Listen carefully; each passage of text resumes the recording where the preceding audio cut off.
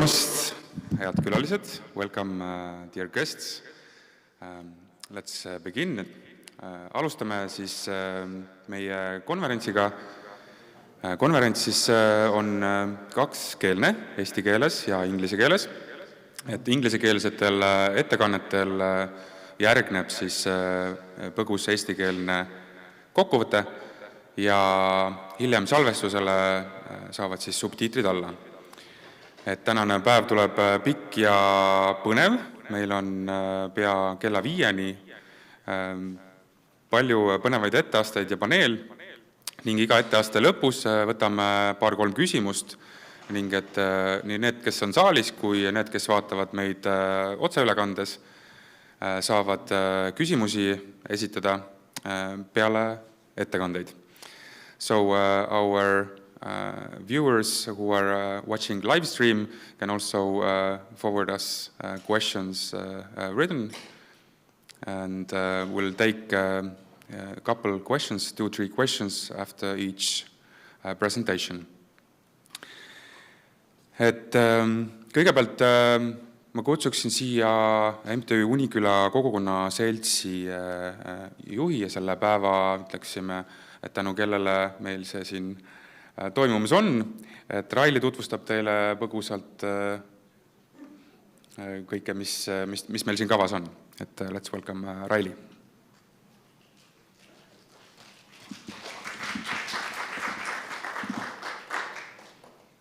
Tere! Mul on väga hea meel teid näha siin ja kindlasti tervitan kõiki inimesi, kes otseülekannet vaatab. Ma tean, et teid on palju ja kindlasti salvestust. Meil on väga hea salvestuse tiim, nii et ootame huviga neid salvestusi koos subtiitridega, et see info, mis me siin kanname, jõuaks võimalikult nendele inimestele, kellel on vaja jõuda ja et keelebarjäär ei oleks takistuseks.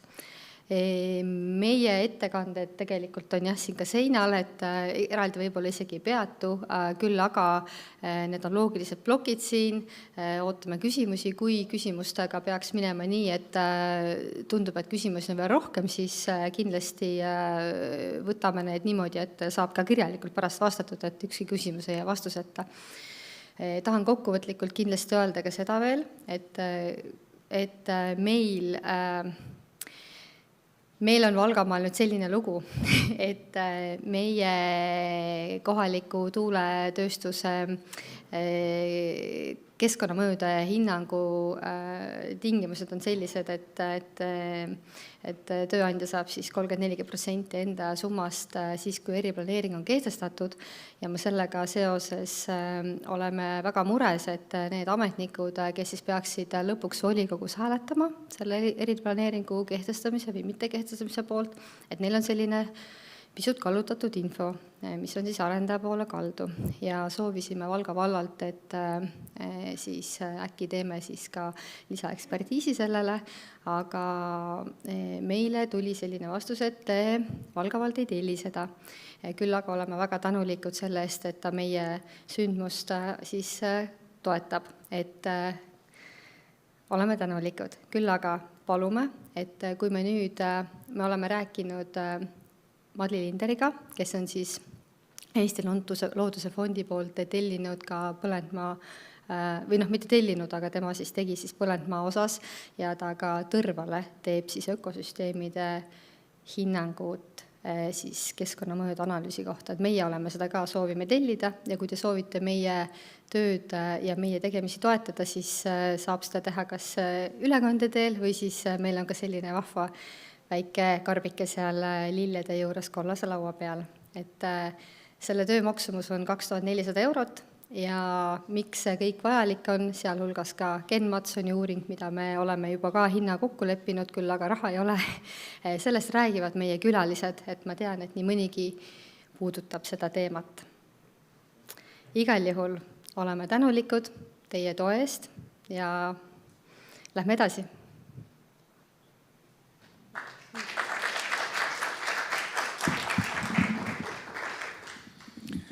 Nii, et nagu kõik kutsest on aru saanud, oleme siin siis selleks, et tuuleenergia planeeringute tervise mõjudest ja kogukondade vastuseisust ja kõigest sellest rääkida. Et enamus, kõik see seltskond, me oleme paljudega siit kohtunud ja nagu Raili mainis, et 2400 €, kõik ettekanded, kuidas me liigume, et meil ei olegi selleks rahastust, meil on sellepärast, et me hoolime oma kodukohast, oma inimestest, meie loodusest ja tervisest ja me oleme tõesti aru saanud millestki, mida me siis tahame teile ka edastada. Et olgu meil selline avatud meel, teaduslik debatt, et teaduses on hea see, et me saame küsimusi esitada, et kui ma olen kuulnud seda, et usalda teadust, siis et ära küsimusi küsi, siis tihti vastuseks ongi see, et teadus just nii käibki, et me küsimusi küsime. Aga esimeseks ettekandjaks on meil siis Sanda Cingule, on meile lõunanaaber Lätist, kes on majandusteaduste doktor ja räägib meile kohalike inimeste põhiväärtuste kaitsest, seadustest, kogukondlikust vastuseisust ja Läti kogemusest seoses tuuletööstuse pealetungiga. Sanda ütles, et loodus tema jaoks ei ole pelgalt ressurss ja vara, vaid ka eeskätt austus esivanemate kultuuri vastu. Et see on miskit, mis meid kõiki ühendab ja üks meie tervise aluseks on. So our first presenter is Sanda Cingule. She is a PhD in economics, and she's going to speak about Latvian experience, about protecting the local communities' rights, about legislation, about all the experiences that they've had there. So let's give a warm welcome for Sanda. Thank you.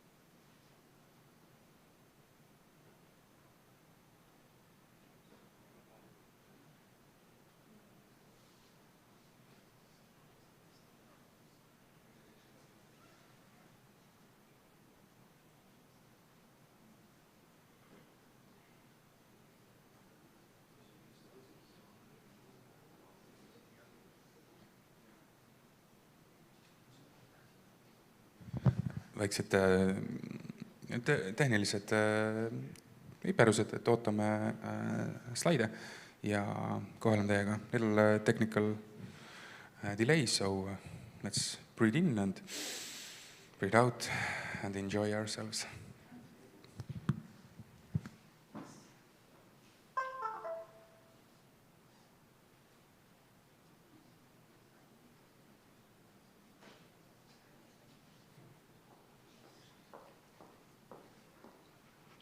Tere, hello. I'm very glad to be in Estonia. More than 20 years ago, I definitely chose to live in countryside, surrounded the nature and silence, because my parents are living in country. My understanding is altogether with nature. But a year and a half ago, my life, like that of many people, changed fundamentally. This place where I live, a place of harmony with nature, peace, and natural surroundings, is now, without my consent, intended to be transformed into an industrial zone, which is reality will become a site of like experimentation place. That's why I start to think about our people, local people rights, what we have and what we can do. So today I will speak about what unreal are happening in Latvia related to wind farms, the experiences of local people, and the parallels that are all together taking across Latvia. because this is no longer just one story about the one parish or one place or one wind farm. It's a story about the relationships between the state, municipalities, wind farm investors, the developers, and the people who live in a specific of these places. The wind energy project's expansion process has given me the opportunity to connect more closely with people across Latvia and now across Estonia too. And I see one common feeling. People feel left alone from country, from government. When there a legislative house in a country, unclear responsibility and disregard for human rights, then the only thing left for people is to start defending themselves, because the Latvian government is currently not doing what they should be, to protect local peoples. Unfortunately, it's happening on many levels in government.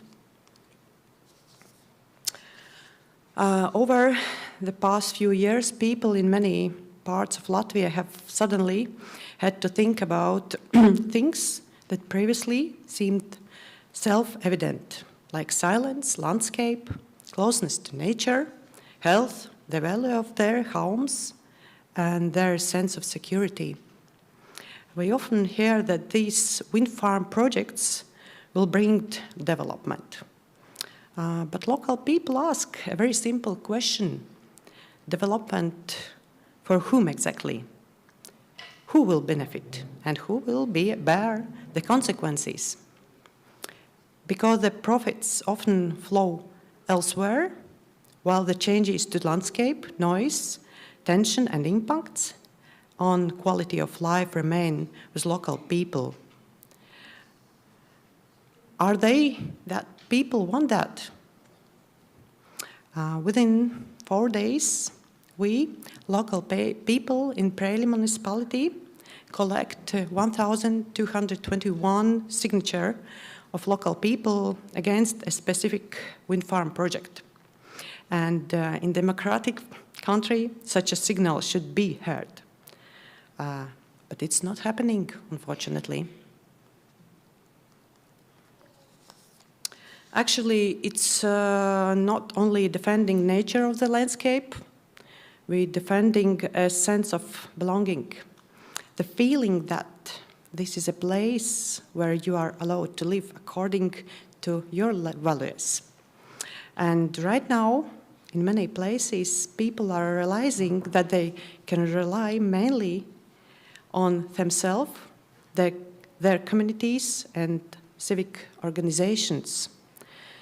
And this is a paradox. Local residents are effectively doing the work that the government should be doing, following legislation, analyzing projects, asking questions, seeking experts, writing submissions, organizing the public, and defending a democratic process.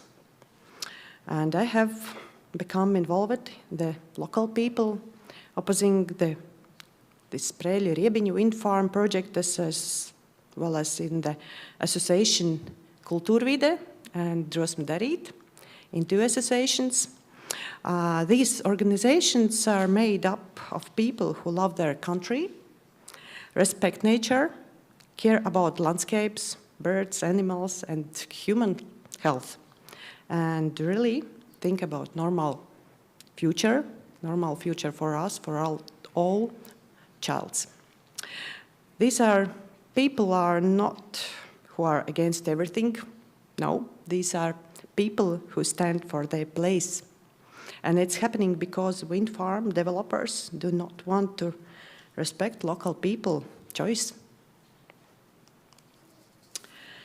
So if people lose the feelings that they are allowed to have a say in their own environment, they also lose trust in the state and local government. That is why local communities need to speak up and all local and Latvian, maybe more, associations need to speak up. And they need to speak publicly, openly.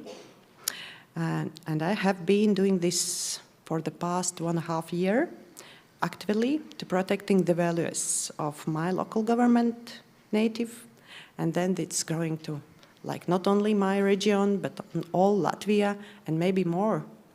And during this time, I have realized that in order to defend one's rights, a person almost has to become a lawyer, a planner, and an environmental expert, and a communication specialist all at once.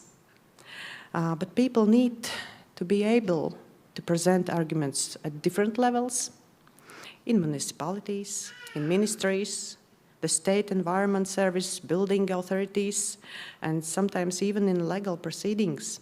And it's happening now, real, in Latvia. Actually, it's terrible that pushing us to do that with all these things, the government are pushing to do this. Often from government, the response are very formal and actually say nothing.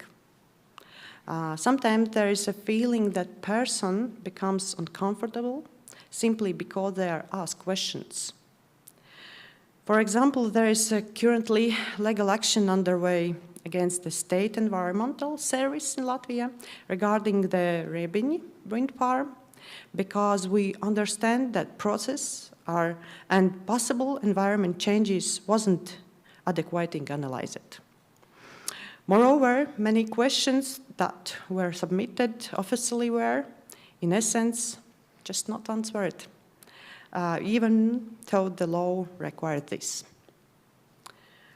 This creates a very dangerous feeling that while the procedure appears about wind farms, but in real, it's like theater and fake,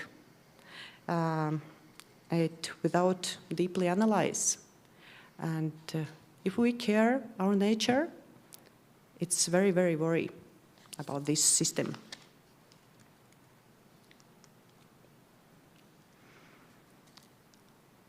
So I think not only in Latvia, in all countries, people do not want to be a part of formality. They want to be a part of the decision-making process. In many parts of Latvia, people about wind farms feel that they are just to put someone in front of completed decision. Local government public consultations formally take a place. So that's why we have questions that the opinion of local people actually have any real influence. Government public consultations often become a formality, but not a real dialogue. Trust cannot emerge where people have the feeling that everything was decision long ago without them. For example, again, in our Preili municipality, legal proceedings are underway against the building authority because mostly people's objections and solutions from this public consultation was ignored. And actually nobody didn't explain why. We just still waiting answers, but nobody didn't answer and explaining us. And at the same time, local people's communities were not invited into genuine dialogues with municipalities, while meetings with wind farm developers took place repeatedly. This really situation not build the trust.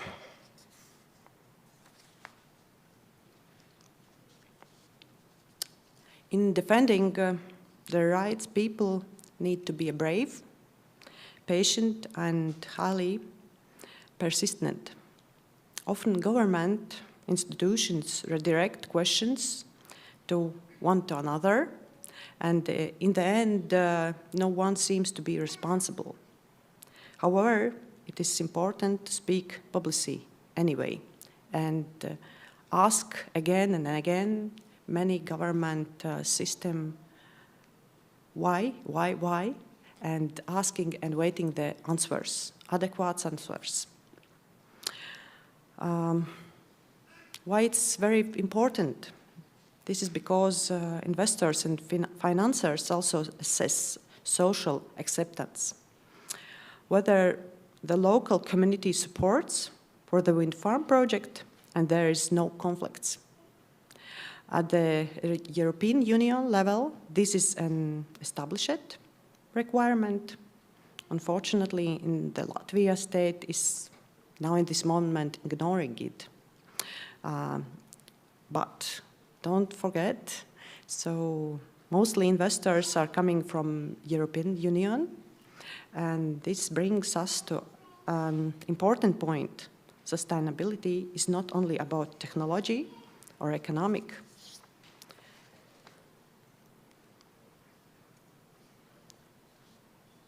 Sustainability is also about people well-being, landscape, biodiversity, and social justice.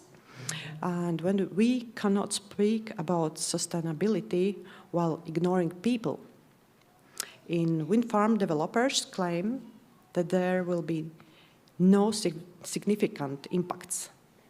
Then it is their responsibility to demonstrate it to us. And if this is not done with quality, with people trust, then it becomes the responsibility of government institutions. People should not have to be experts in every field, but people do have the right to ask questions and receive clear answers. It should be working really. So that's why my main message today is,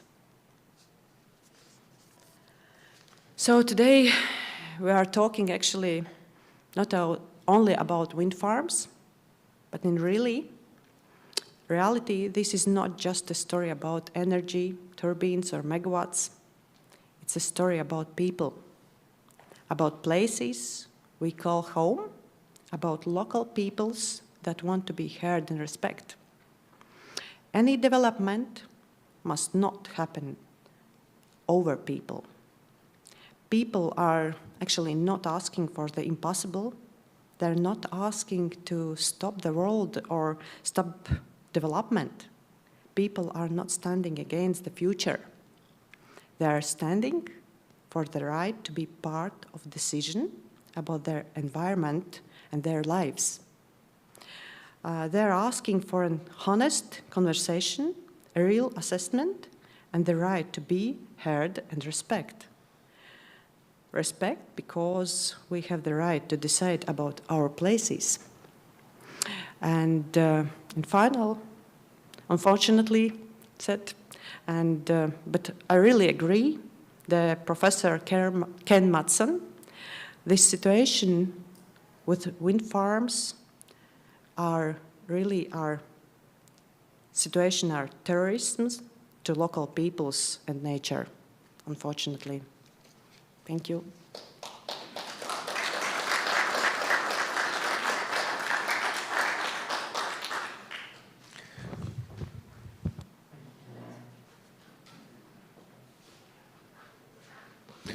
Ma teen väikse kokku.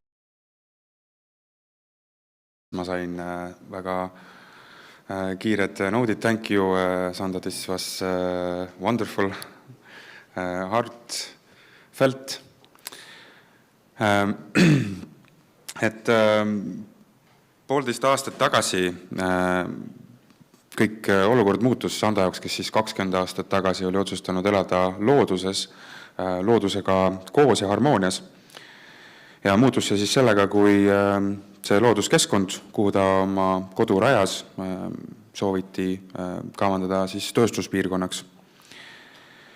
Ja põliste kohalikena on meil õigus siis otsustada oma elukoha ja tuleviku üle. Ja natukene ka sellist tunnet, et inimesed on üksi jäetud, oli tunda tänaseks. ja neist iseenesest mõistetavatest asjadest, millest me oleme sunnitud paraku nüüd mõtlema, et mida me kaitsma peame, mida me varasemalt oleme iseenesest mõistetavatena võtnud, nagu loodus, vaikus, meie maastikud ja rahu. Et selle kaitsele on siis inimesed asunud ja küsivad paraku, et kes siis võidab, et kelle kasu see on, et kui kohalikele jääb elukvaliteedi langus ja kasud lähevad siis Euroopasse, et enamus investorid on Euroopa firmad. Ja mida siis me kaitseme? Me kuulsime, et me kaitseme mitte ainult meie loodust, aga ka kuuluvustunnet. Et kohalikud on paratamatult seotud selle maa ja kohaga ja on need, kes seda kohta peaks kaitsma. Ja praeguses situatsioonis siis on nad võtnud üle selle töö, mida valitsus peaks tegema. Nimelt siis demokraatia kaitse, kõiksugu seadustest tuhnimise, järgimise, küsimuste küsimise, ekspertide kaasamise ja kommunikatsioonitöö. Et seda teevad inimesed oma vabast ajast ja tahtest, veendumusest, et nad seisavad millegi õige eest. Sanda ütles, et me ei ole inimesed, kes on kõige vastu, vaid inimesed, kes seisavad oma kodu eest. Ja paraku inimesed kaotavad usalduse valitsuse ja kohaliku omavalitsuse vastu, kui tunnevad, et ei saa oma keskkonna ja kodu üle otsustada või selle eest seista. Ja rõhutas pani meile südamel, et me peame oma suu lahti tegema, et rohepööre ei saa tulla demokraatia arvelt või selle hinnaga. Et kogukonna kaasamine ei saa olla vaid formaalsus, vaid kohalikud peavad olema otsuste aluseks. Paraku see nii ei läinud. Mina siis võin öelda, et Eestist oleme sarnaseid asju ja paralleele nagu kogenud, et kohalikke ei kutsuta või võeta vastu siis osalema selles dialoogis, kuigi tuuliku arendajatega kohtumised toimuvad siis valdades regulaarselt. Sanda ütles, et me ei küsi võimatut ega seisa tuleviku vastu, et seisame ausate läbirääkimiste ja austuse eest ja austuse eeskätt see, et meil on õigus oma kodukoha üle otsustada. Ja suurimaks punktiks või sõnumiks, mis ta ütles, et me ei saa rääkida jätkusuutlikkusest, kui me ignoreerime oma inimesi, loodust, maastikke, liigirikkust ja meie heaolu. Et tõeline jätkusuutlikkus ja kestlikkus algab austusest kohalike inimeste vastu. Et mind küll väga liigutas, very moving again. Thank you, Sanda, for this presentation. Järgmiseks tuleb ettekannet tegema meie kohalik Eesti mees, Gert Lapimaa, kes on siis MTÜ Kodanike ja teadusalgatuse Eesti juhatuse liige, tegeleb andmete kogumise analüüsiga ja nüüd juba siis mõõtmistega, mis puudutab siis elukeskkonda, keskendudes siis suurarendustele nagu tuuletööstus. Gert katab siis professor Ken Matsoni koostatud infraheli müramodelleeringutest osa Eestis ja Lätis, meie Eesti kehtivate müranormide eksitava olemuse osa ning sellest, miks praegused mõõtmismetoodikad ei taga piisavat kaitset siis hiigeltuugenite tegeliku akustilise mõju eest.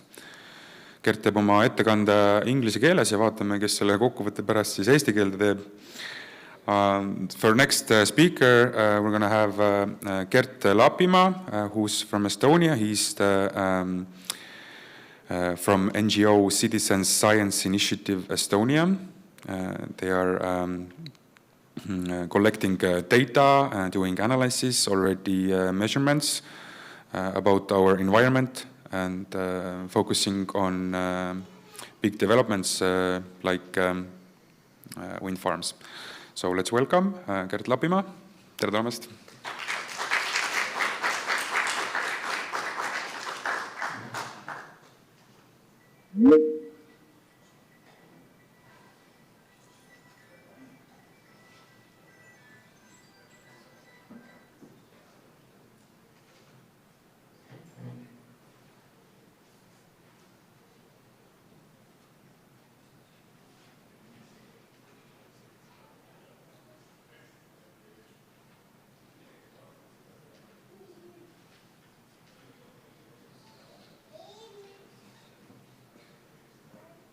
Hello, my name is Gert, as I was.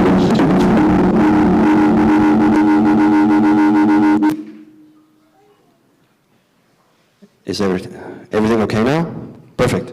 So I'll do my presentation in English because it's international. So I will be covering today, as I mentioned, noise-related issues that we are facing in Estonia.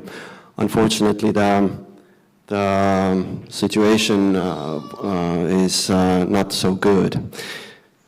Yeah. So a little bit of an introduction. I need to look at I don't have notes myself, so I have it by heart. So introduction. So why did I get into this infrasound, this turbine noise? Well, I have a pretty similar fate as Sandra did. We started building our own home, and it turned out that I will be quite soon in the middle of a wind industry. So I didn't like that. I started investigating, and it turned out that there is far more than just the visual behind it. So I had to, to be able to communicate with governmental bodies and officials, I had to make this kind of a legal entity to be able to do these discussions with them. So Citizen Science Initiative Estonia, it is where I operate under, and how we are doing our investigations in cooperation with different scientists from different countries.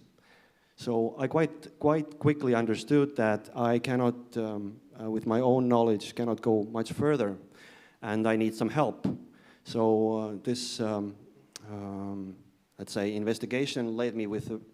I met with many interesting people, and thanks to my good friend mõju, mõju, who introduced me to Professor Pereira, and we started. She started explaining things, answering my questions.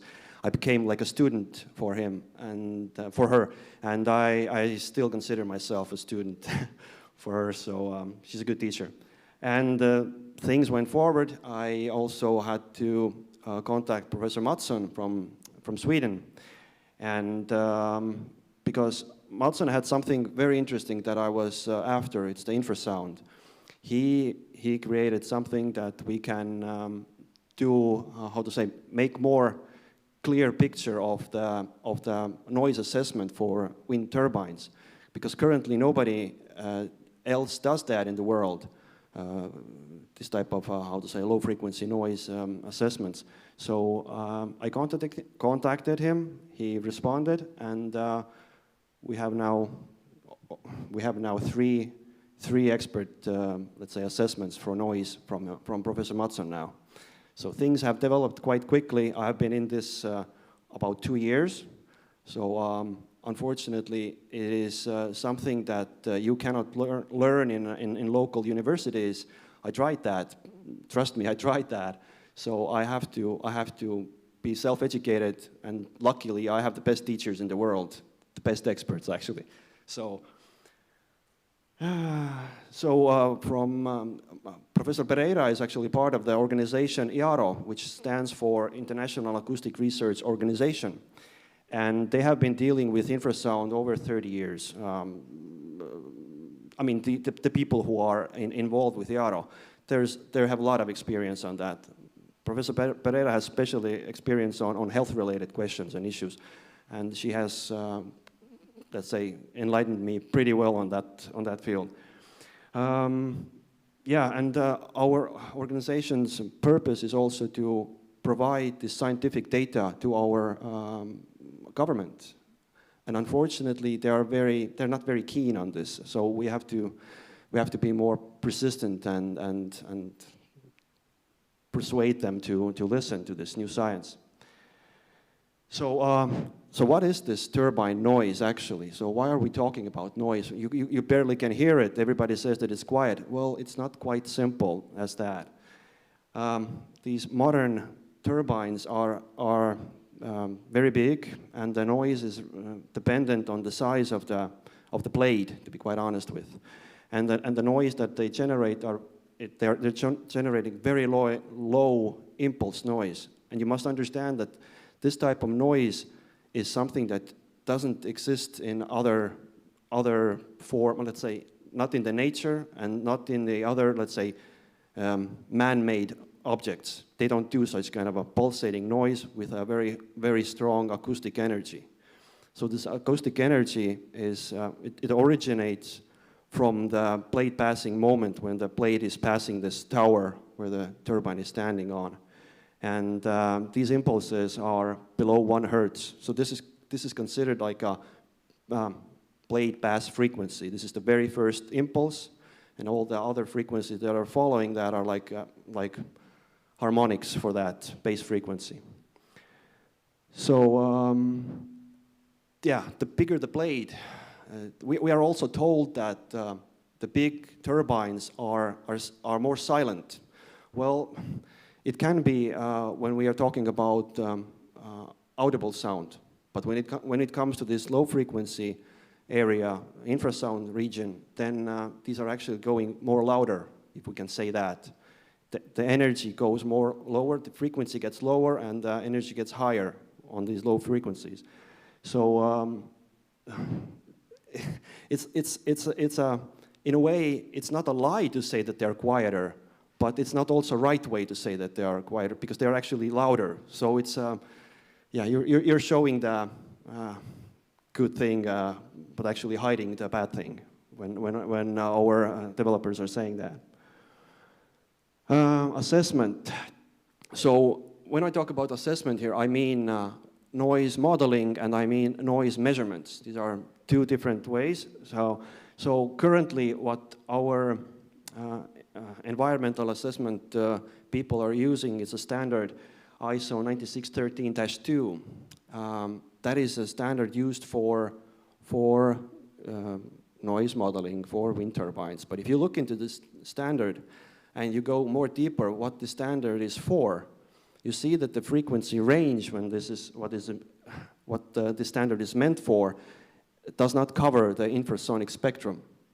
It's a fact. It actually covers 63 hertz to 8 kilohertz, but infrasound region is 20 hertz and below. Professor Pereira, in her presentation, she will explain you this in more detail. She's an expert on that. Yeah, that is a one flaw, that we are using, our noise assessment is done using standard that does not actually cover the infrasound. And that is a problem, because the infrasound is this is the biggest problem if we talk about acoustics on the turbines, that is the biggest problem. And that is not covered in our noise assessments, unfortunately. Yeah, and then when we're talking about measurements at the same time, current equipment that legislation is requiring is again not suited for this type of impulse noise and this type of low frequencies. They are meant for traffic noise, they're meant for audible noise. And one thing I forgot to mention is that when we look at our environmental assessment reports and what every development has, every wind turbine development, there are these noise maps that are provided. And these are done only for audible, hearable sound, audible sound, which is they don't cover again infrasound. So it's quite interesting that the area, the noise, what these turbines are making is completely left out, and are only concentrated on the audible noise. And that is again, this type of, it's like a half-truth. And then about the measurements, then there's another standard in Estonian legislation that is given. This is ISO 7196. It's about how to do measurements for infrasound using specific filtering. It's called G-weighing. And if you again look into this details, what does it mean? What does it mean if you use G-weighing, for example, frequencies below 10 hertz? then you understand again that it's technically impossible to measure infrasound using these standards. So basically today we are in a situation where we are using standards and legislation which cannot detect infrasound. And if you go even a little bit more deeper on the how to say, the methodology that they're using is, for example, if you have time period, let's say 1 hour, and you do the measurement and you take average value from that 1 hour, you completely take off these tips or these impulses that the turbines are producing, and the result is that there are no impulses. So there is no impulse sound. This is what has been concluded in the measurements in Estonia. Yeah, so let's go further. So about SoundSim 360, this is a novelty. This is a new thing. It's a completely different approach compared to today's WinPro, SoundPlan, other these commercial softwares that are meant for noise assessment. Again, originally those existing noise modelings are not meant for a low frequency sound, and this is the main difference when it comes to the SoundSim 360 and, for example, WinPro. SoundSim 360 it excels in a low frequency and infrasound region, which that means that it is designed for that, especially for the low end of this sound propagation and the levels. Yeah, and what is important to understand when talking about SoundSim, and it is scientifically proven method. What I must tell is that I can see already locally here in Estonia that people are trying to ridicule this method, this scientifically proven system to do the noise assessment for turbines, simply saying that this is not used in the European Union and it's not used in worldwide and etc. So I would say get used to it. This is a new way and we have to start using it because this is giving the actual results, what's happening around us. And as you can see, it is also published in a peer-reviewed journal, Applied Acoustics, last year, November. And yeah, it is a scientific, there's no argument, this is the way. And so what must be understood here, it is not intended to replace the measurements. No, measurements still has to be done. And we need equipment on governmental level, proper equipment to do the measurements. So I will read this. I think it's better this way. So understand how atmospheric conditions influence the propagation. It is, again, very important to understand that the sound propagation, how sound goes further from the source, it depends largely on the environmental conditions. Wind, temperature, moisture. These are the things that usually SoundSim goes into very detailed levels. I will not go into the details here, but the details that our current modeling methods that are done are not covering. Simply, they're not designed for that. So estimate spatial exposure patterns. So how noise spreads in different environments. Again, this is how, for example, low frequency noise has a property. It wants to go behind the corners. Again, high frequency noise doesn't do that. So when you do modeling with WinPro, for example, you can't model how the noise goes into that building and how it goes behind the building. It just does not calculate that.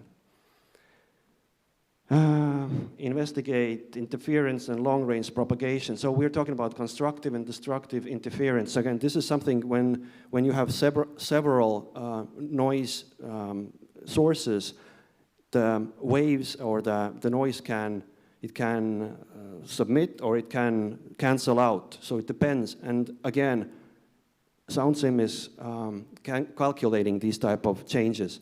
And what Professor Mattsson told me that it was one of the main questions when they did the peer review for his paper was they needed to explain exactly how this constructive and destructive interference is actually working and how this is calculated and considered in the software. So it is well explained and scientifically proven that this system works. Sound sim, I mean.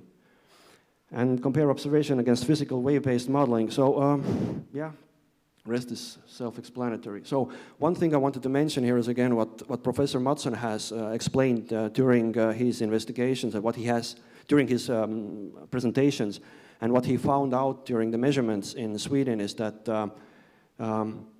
wind industry manufacturers are providing data for the turbines. There's a for the noise, how much noise the turbine makes. It's called sound power level. Usually it is around 104, 107 decibels per turbine. So, but what Professor Mattsson said during the measurements of the sound pressure levels, so you must understand that sound power level and sound pressure level are completely two different things. One can be calculated and the other one can be measured. So basically the measurement results you can calculate back to the sound power level. So he was measuring 500, 2,000 meters from the turbine, and the results are showing that these turbines are actually this given value for sound power level from the manufacturer. It's not a constant. It is actually changing depending on on the atmospheric conditions. It can change 20, 30 decibels from the actual, let's say, in one day. So what does it mean is that this is a moment where the mistake already comes into the planning process when when the environmental assessment person is taking these values and thinking that this is absolute and it won't change. And that is how we are seeing the problems when people are saying even the audible noise becomes unbearable at some points, because these are the mistakes that are already programmed. And it's like a web of a mistake that it goes. Yeah, let's go further. So from Professor Mattsson, we have ordered now 3 assessments for noise.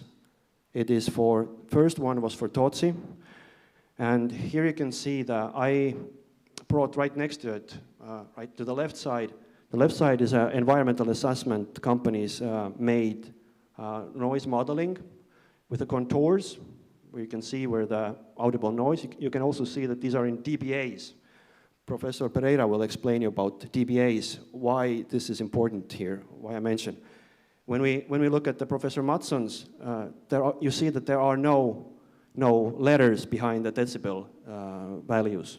So this means that these are actually linearly measured. There are no filters in between. So this A actually stands for a filter. So audible and non-audible sound. So the propagation in Tootsi area, I did a little bit of I was, let's say, checking how many people are approximately affected because of Tootsi.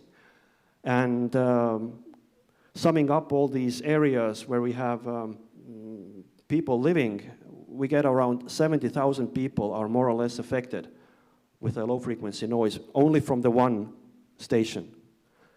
I think it's a quite high number. What I must explain here, that this type of circular picture is not always there. It is considered downwind on every direction when the modeling is done. Same method is used in audible noise on the left-hand table. So when the wind is, for example, from the north, then it creates this type of a shape down, but never at the same time. So keep that in mind, so don't get afraid.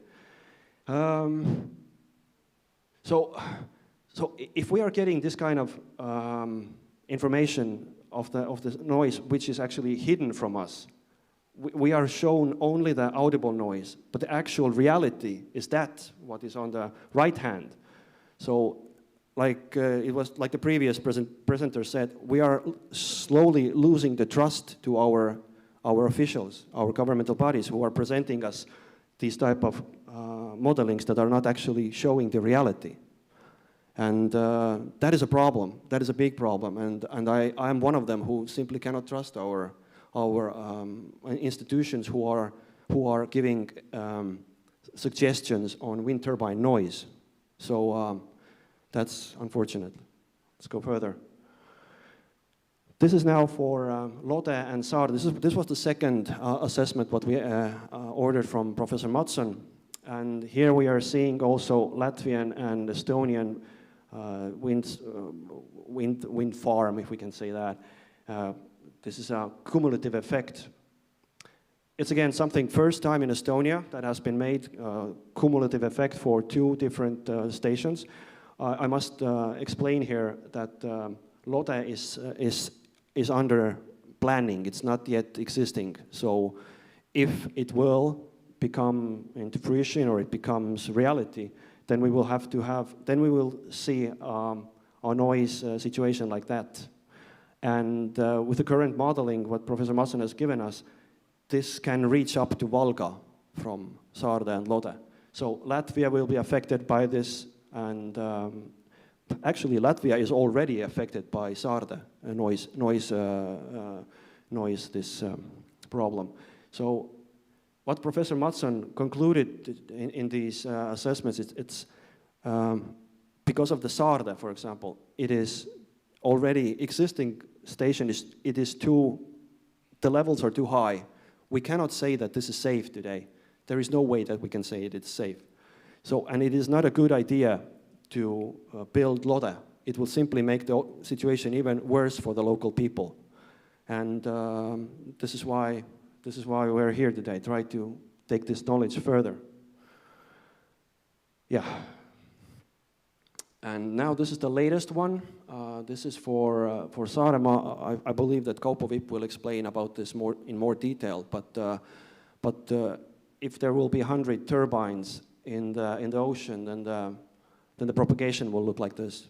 So you must also understand that the noise does not stop there where the red line is. It goes actually further. Simply, this is the area where it is the most strongest. So based on the Professor Mattsson's assessments previously, the whole Saaremaa will be covered by this noise from this farm only.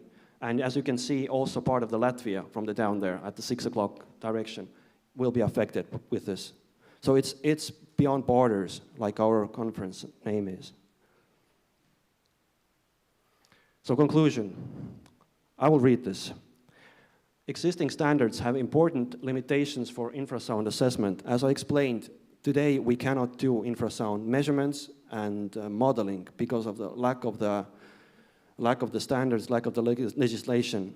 We have new method thanks to Sweden scientists, and we have to use that. We have to learn to use that. Current methodologies are associated with significant uncertainty at very low frequencies. Now, it's basically saying the same thing here. We cannot use these type of methodologies to assess low-frequency noise. And therefore, additional independent studies are scientifically justified.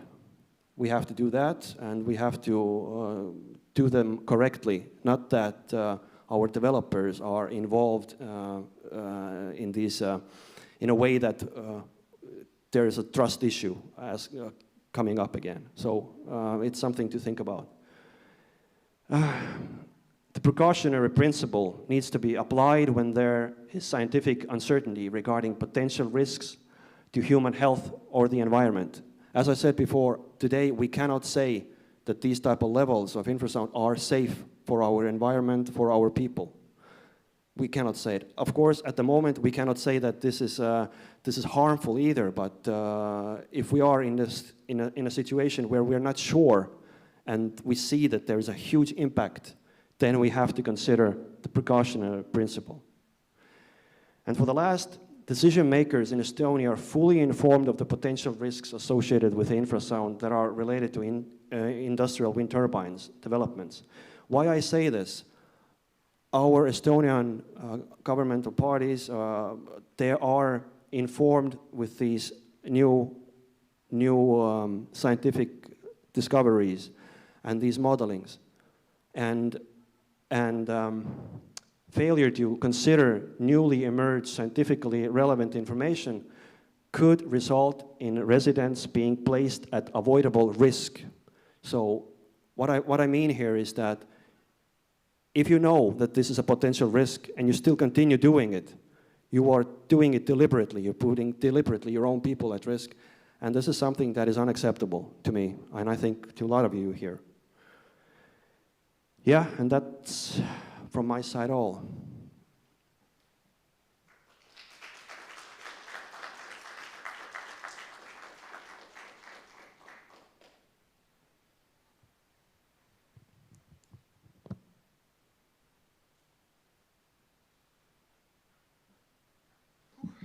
Did you all follow? Very nice. Et saite kõik ka kirja ja ma arvan ajalooline ettekanne, et kui see subtiitritega ilmub, siis see on palju parem, kui ma nüüd siin oma märkmeid hakkan ütlema, et mis ma tähele panin. Aga ma mõned asjad siiski toon välja. Gert rääkis siis meile sellest, kuidas nende organisatsioon, nende MTÜ, kuidas ta jõudis selleni, et ta siin on ja sellega tegeleb, just kui sellega, millega valitsus peaks tegelema ja Terviseamet, samamoodi nagu Sanda, et ta maale elama kolides avastas ennast järsku selles tuuleplaneeringu alas, planeeritava tuuleplaneeringu tuulepargi alas. Ja rääkis meile siis mürast, et see tuugeni müra ei ole võrreldav loodusliku müraga, nagu meile eksitavalt väidatakse, et need on ja pulseerivast mürast me saame täna veel hilisemates ettekannetes ka rohkem kuulda, aga kaks eri asja, meil on müramõõtmine ja müramodelleerimine, et Ken Matson, kes on siis Uppsala ülikooli professor, on välja töötanud uue teadusliku meetodi, mis arvestab lisaks ka atmosfääri tingimusi ja erinevaid takistusi, kuidas müra levib näiteks majade taha, et see on selline juba teadusväljaannetes avaldatud nagu siuke tugev teadus, mida ei saa ja ei tohiks eirata. Ometi on Gert seda märganud, et juba tahetakse ka seda diskrediteerida. Ja ma natukene võib-olla sellest siis tuligi nagu küsimus, ma nägin, kui Kaupo postitas selle Saaremaa modelleerimise, siis seal all oli kommentaariks kohe meile paljudele tuttav Triin Weber, kes ütles, et ei tea, et ikkagi kuidas seal on natukene üle paisutatud ja niimoodi, et varasemalt, et kes ei tea, siis Triin Weber on siis saanud hakkama sellise uurimustööga, metauurimusega, kus nad võtsid 30 uurimust valikuliselt ja leidsid, et siis tervise mõjusid infrahelil ei ole.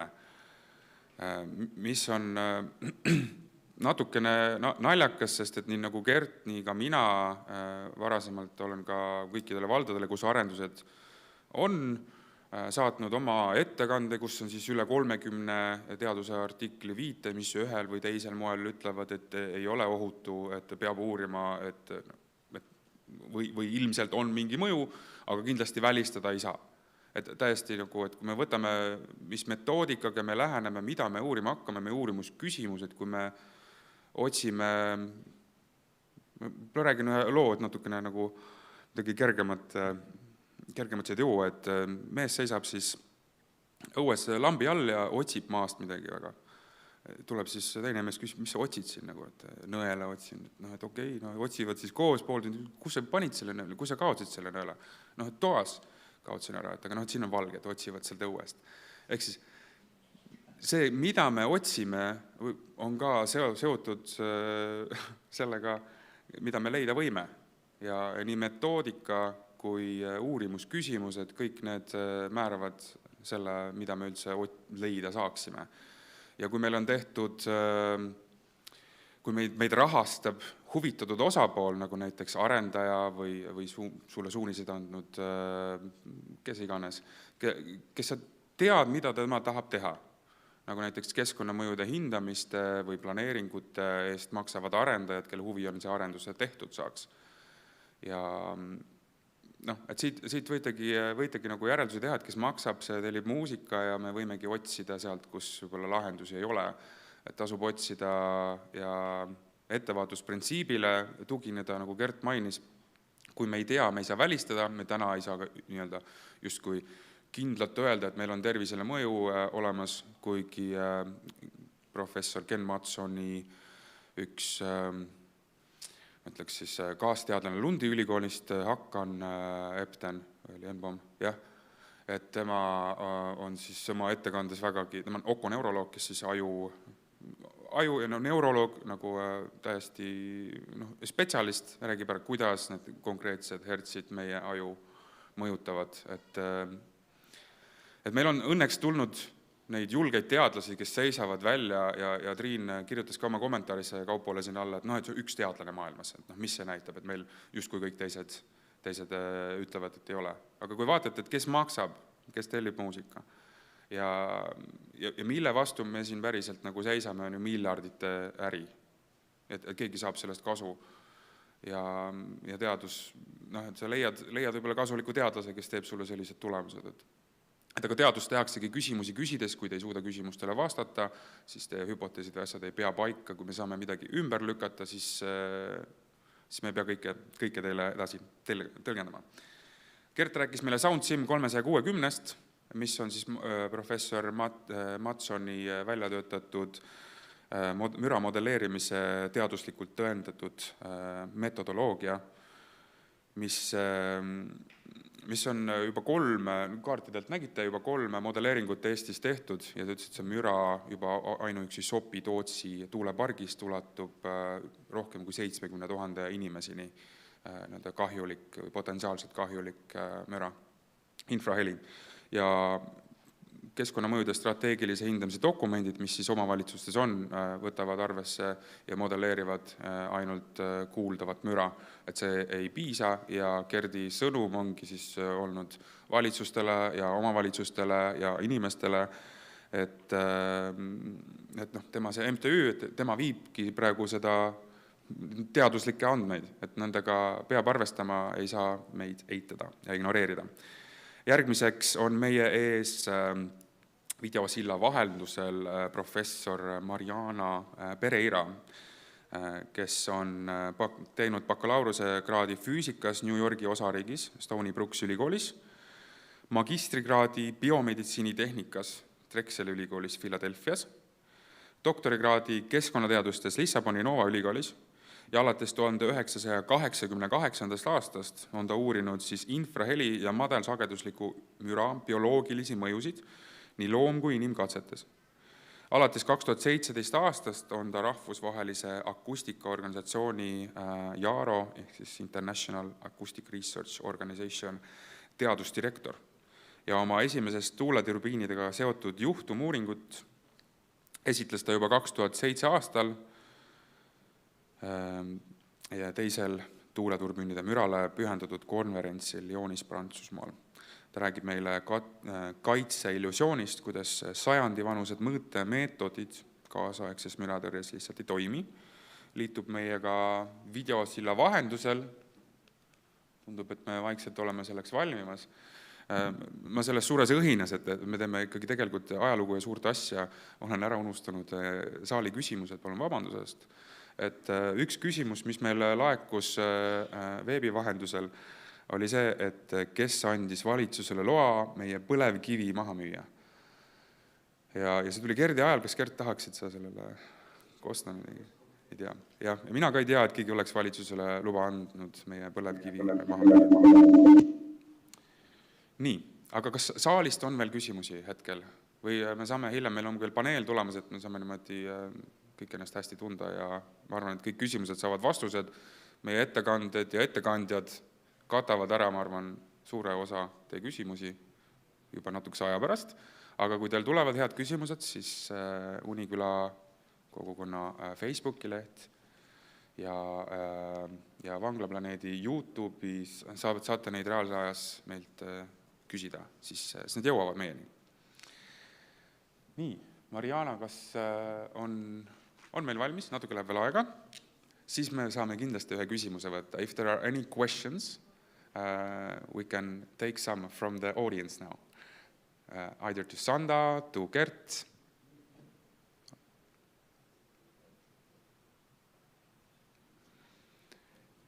Okei.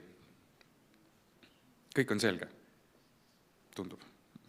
Või siis, kui küsimus ei ole, öeldakse, kas kõik on selge, või siis ei saanud aru. Aga minu arust on juba päris hästi paari aastaga, kus me oleme neid koosolekuid pidanud, käinud igaüks oma omavalitsuses, mõned ka naaber omavalitsuses, mõned loonud oma MTÜ, et seista meie inimeste ja looduse eest.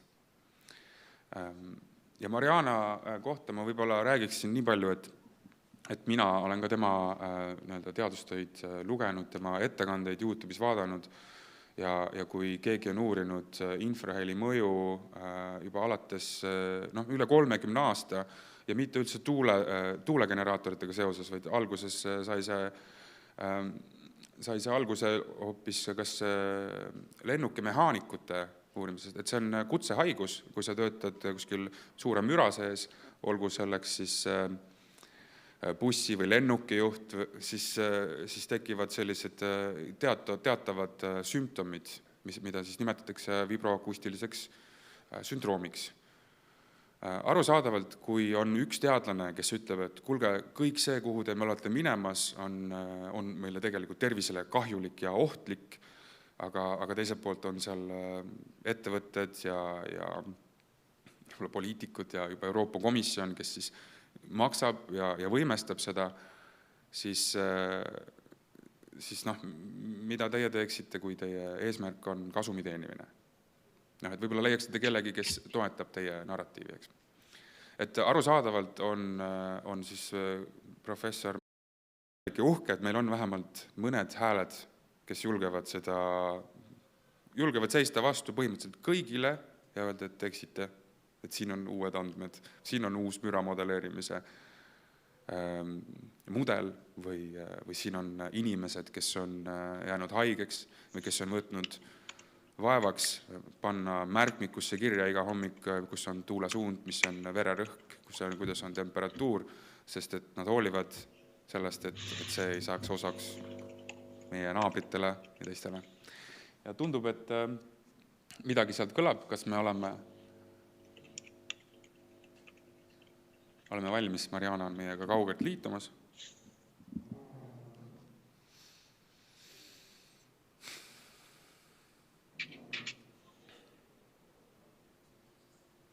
Hello, Mariana, can you hear us?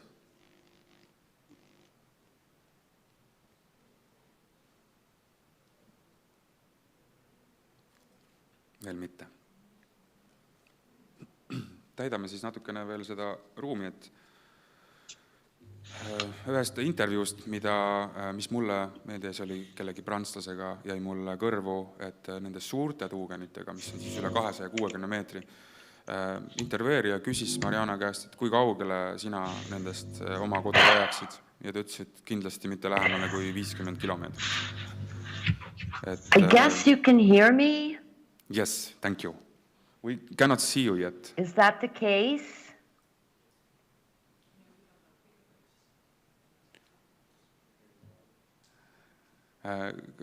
Yes, can you hear us? Okay, you can hear me. I cannot share my PowerPoint, which is terrible.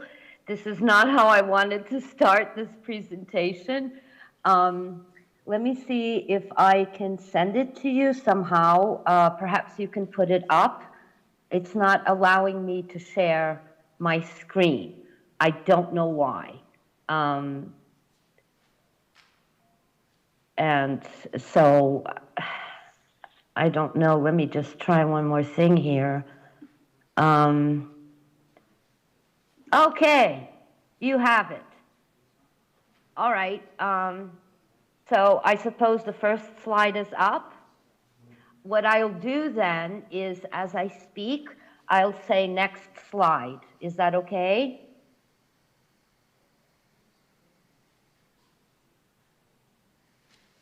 Okay, so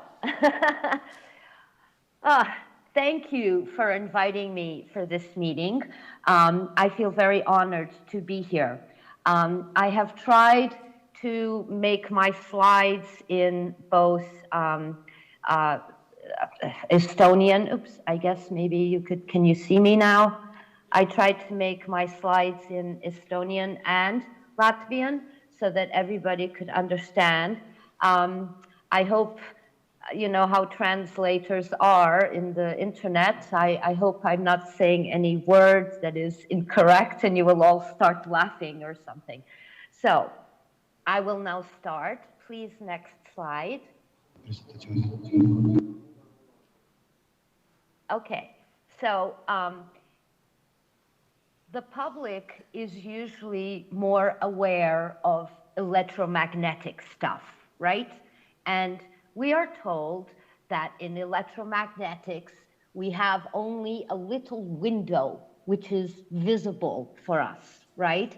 And everything outside of that window, we cut up into segments, right? So we have gamma rays, X-rays, ultraviolet, radar, all the way we cut up, we segment. That doesn't happen with the acoustics spectrum, unfortunately. With acoustics, we have 3 blocks: infrasound, audible, and ultrasound. That's it. So if we want to study the effects of sound or noise or acoustics on the body, it's much more difficult. It's not as segmented as the electromagnetic spectrum is. So, next slide, please. So when we are studying noise or sound, there are 2 things we must focus on. One is the amplitude of the wave, right? So noise or sound or infrasound, they are pressure waves that travel through the air, and they function, when they hit a body, they function as a force per an area. That's how we hear, right? The sound comes and it pressures the little hair cells inside our ear, and that's how we can hear. But there's other forms of pressure that don't affect the ear and that do affect the body. At any rate, to study sound, we have to understand that this amplitude is varying in time, all the time. It's never constant. Very rarely is an amplitude, acoustic amplitude, constant. So, next slide, please. So, here we have the second thing we have to take into consideration when we are studying noise, which is the frequency. Now, as you can see on the top left part of the screen, I show you 2 waves. The higher frequency and the lower frequency, the difference is the distance between the peaks. In high frequency, the distance between the peaks is small. It's in the centimeter range. That is where we hear. But when you go to low frequency, the distance between the peaks is very big. It's at 20 hertz, which is the limit of where humans can hear classically. At 20 hertz, the distance between the peaks is 17 meters. At 1 hertz, it is 343 meters, the distance between 2 peaks. So you see, this is why when you have high frequency, it cannot penetrate buildings, structures, the ground. But when you have low frequency, because of the very large called wavelength, which is the distance between the peaks, with low frequency, it's very large. And so the low frequency can penetrate buildings, the ground, many things. So, next slide, please. So this is a historical background a little bit. We started measuring noise in 1903, And here we are.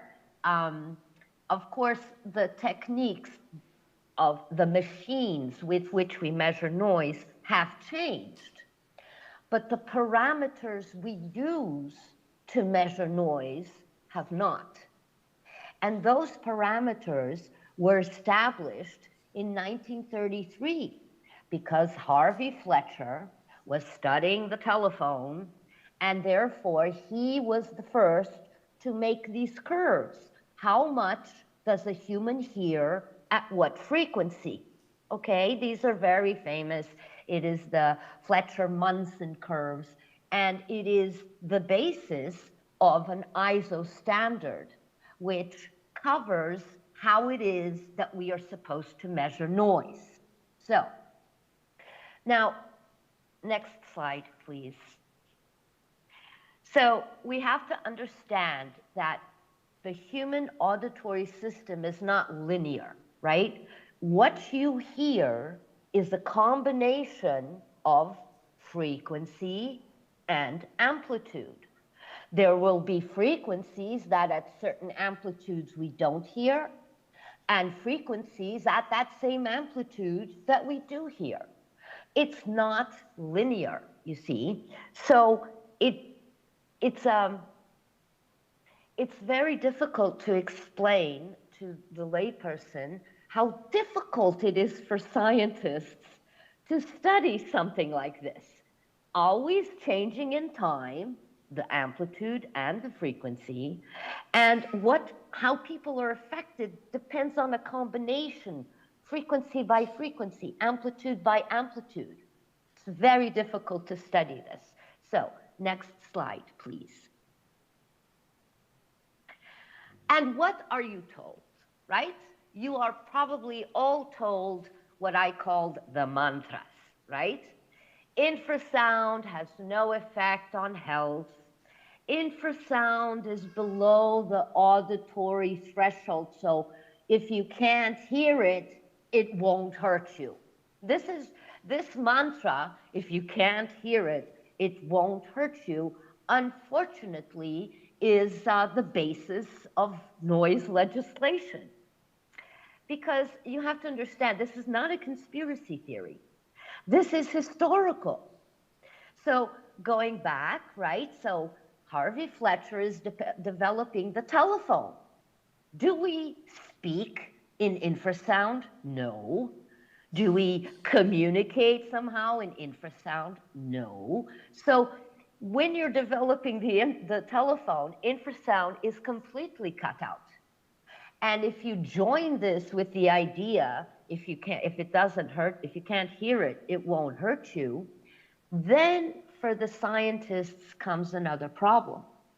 How do you go into an environment and only measure what the person hears? Next slide, please. And here comes the famous, perhaps by now, dBA. This blue curve represents the dBA. And the dBA, you can think of the A on the dB, the dBA, you can think of it as a filter. So you have the microphone, and with the dBA, you're putting a filter on it so that the only thing you're measuring is what the human would hear in that environment. So let's look at this blue curve. Next slide, please. What does this blue curve tell you? It tells you that if you go to the x-axis, you see that between 800 hertz and 7,000 hertz, in that frequency range, if you now go up, it corresponds to 0. What does this mean? It means when you measure with dBA within 800 to 7,000 hertz range, the difference between what you're measuring on your machine and what is actually there in the environment is 0. This is good. This is good. You are with the dBA in this frequency range from 800 to 7,000. What you are actually measuring is what is there in the environment. Why is, next slide please. Why is this important? Because you see, you want to protect human hearing. This is back from the 1930s when you had factories beginning and public transportation in the middle of the street. You had trains going by people's houses. You had to protect the hearing. So you only focus on where humans hear the best. Remember, the baby cried at 3,500 hertz, and professional deafness is established at 4,000 hertz. 800 to 7,000 is where humans hear very well. That's where we want to protect the hearing. And so when we put the dBA in that frequency range, what we measure is what is there. Great. Next slide, please. Now let's see what happens with infrasound. When you measure with dBA at 10 hertz, the difference between what you're measuring on the machine and what is actually there in the environment, the difference is 70 dB, okay? I call it an error in measurement, but it's also more diplomatically called a reduction, okay? The essence is, the bottom line is, you're not measuring anything. If you have an error of 70, can you imagine driving your car and your speedometer is 70 kilometers per hour off? Or imagine having a scale where you're measuring your weight and it's 7 kilograms off. This is why the dBA is impossible to use if you want to measure infrasound. And in terms of low frequency noise and infrasound, the dBA does nothing. Don't get me wrong, the dBA is good if you want to protect the hearing. Please, let's continue using the dBA for protecting the hearing of workers, of people, but not for infrasound. Next slide, please. So, what do we have here? The pink stuff is what the dBA does not measure. The red stuff, the red bars, is what the dBA measures, okay? So, in the big acoustic environment, the dBA only measures a little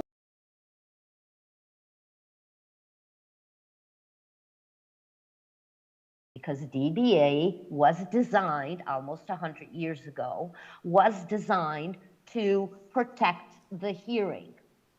But now let's look at all this pink stuff that's there. As you can see, most of this pink stuff is below 20 hertz. So it is considered inaudible to humans, and therefore what you can't hear won't hurt you, right? This is what you are told. So all this pink stuff doesn't matter. You can't hear it, so it won't hurt you. I want to just point out one more thing in this picture, which is the bars. These bars, it's a representation of 1/3 octave. What does this mean? It means that when you are measuring with 1/3 octave, it means that for every octave of acoustic spectrum, every octave, you get 3 data points. 3. Every octave, you get 3 data points. So, next slide, please. Here we see, now this is a house where IARO has gone there to measure the noise. It is a house that is very close to wind power plants. And so, this was in 2020, we found, and while the equipment was measuring in the house, we asked the people, please write down your symptoms. Keep, please, a diary. Tell us when you sleep, when you don't, how you feel, what's going on. I want to say one more thing. The equipment, when it is in the house recording, it has a computer, and if you look at the computer screen, you have no information about what's going on in the acoustics environment, okay? So what I'm saying is the residents of this house, it would be impossible for them to sit in front of the computer with their diary to see when something was happening and therefore report a symptom. You can't do that with this equipment. So we had the equipment measuring, and on 22 July at 4 o'clock in the morning, they were sleeping fine. But then on 29 July at 3:20 in the morning, they couldn't sleep. One of them even had to take medication. It was horrible, the noise, it was horrible. Really? So when they could sleep, it was 27 dBA, which is within all norms of the world that I have seen, residential nighttime values, recommended permissible values. So, and on the night they can't sleep, it's 28 dBAs. Even if you take that dBA filter off and you just look at the pink stuff, 68 to 70 dBs, this isn't enough to explain what's going on. Now, remember, this is the representation of 3 data points per octave. Next slide, please. Look at this. This now is the representation of the same data, but per octave, we have 36 data points. 36. We increased the resolution by 12 times. And look what is there on the night they can't sleep. You see those peaks? They couldn't sleep because of these peaks. Really? But those peaks are below 20 hertz. What you can't hear won't hurt you. What do you mean they can't sleep on this night? That's impossible. Well, this is the science. What we did is we just increased resolution. So it's like instead of a magnifying glass like Sherlock Holmes, we are using a microscope. And now we see what is bothering the people. So I don't know if you can see on the bottom picture those peaks, the red circles. If you can, just notice that the red circles correspond to 0.76 hertz. What you are looking at, these peaks, they are a sequence, pulses of impulses of pressure waves. They are coming from wind turbines, and I will show you more evidence of this.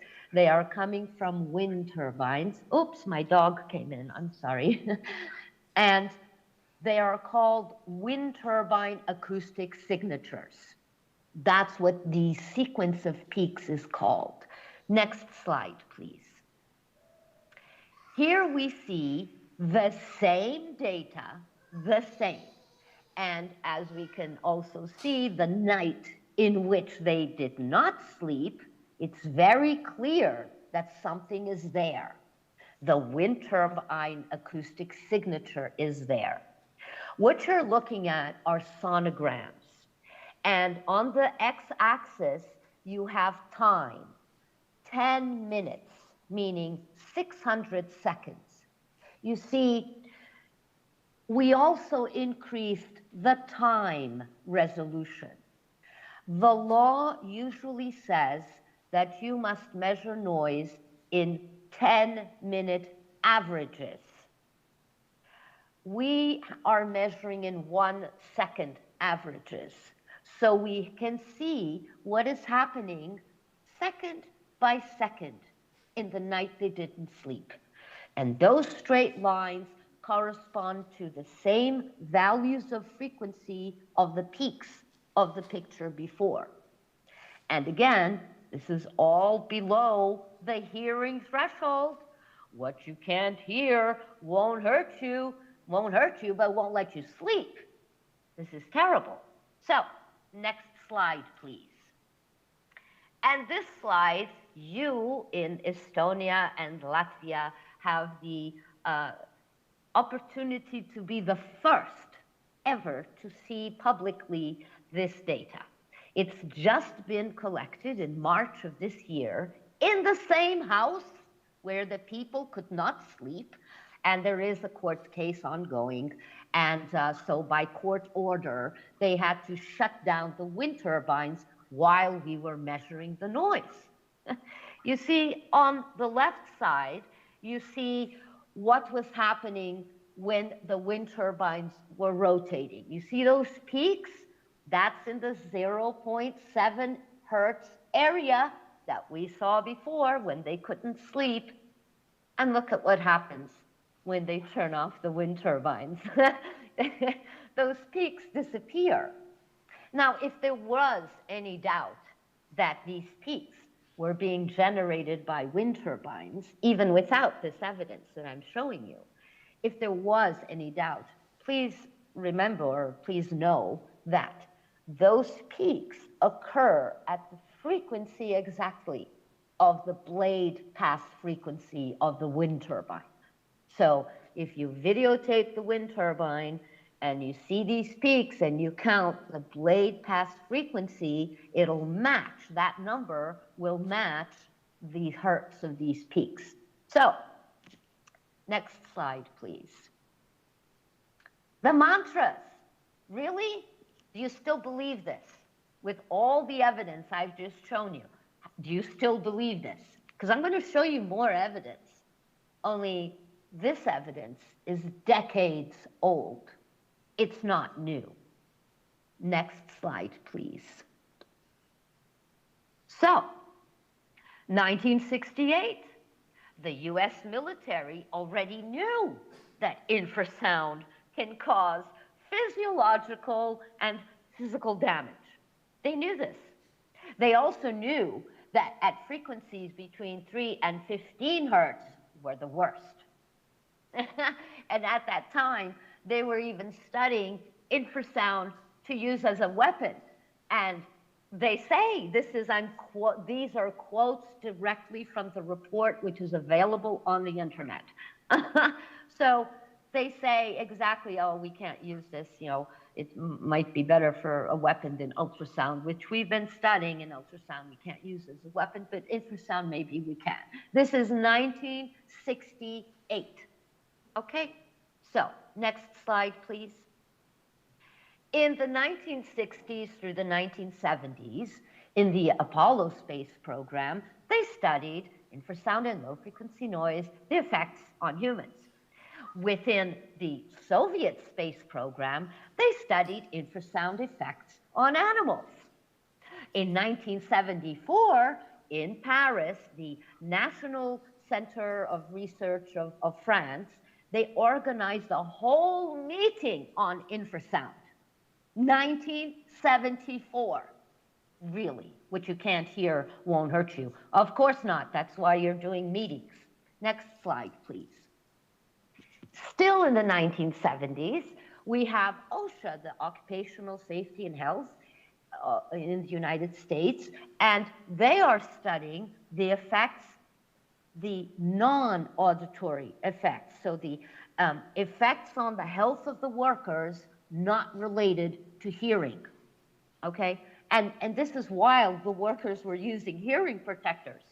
They found that there was no difference in the body complaints of the men who were exposed to noise.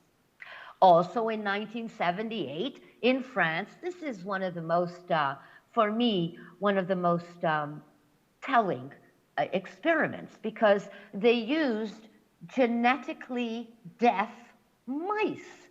So animals that cannot hear from birth, they are genetically deaf. And you put them in infrasound, and their performance decreases.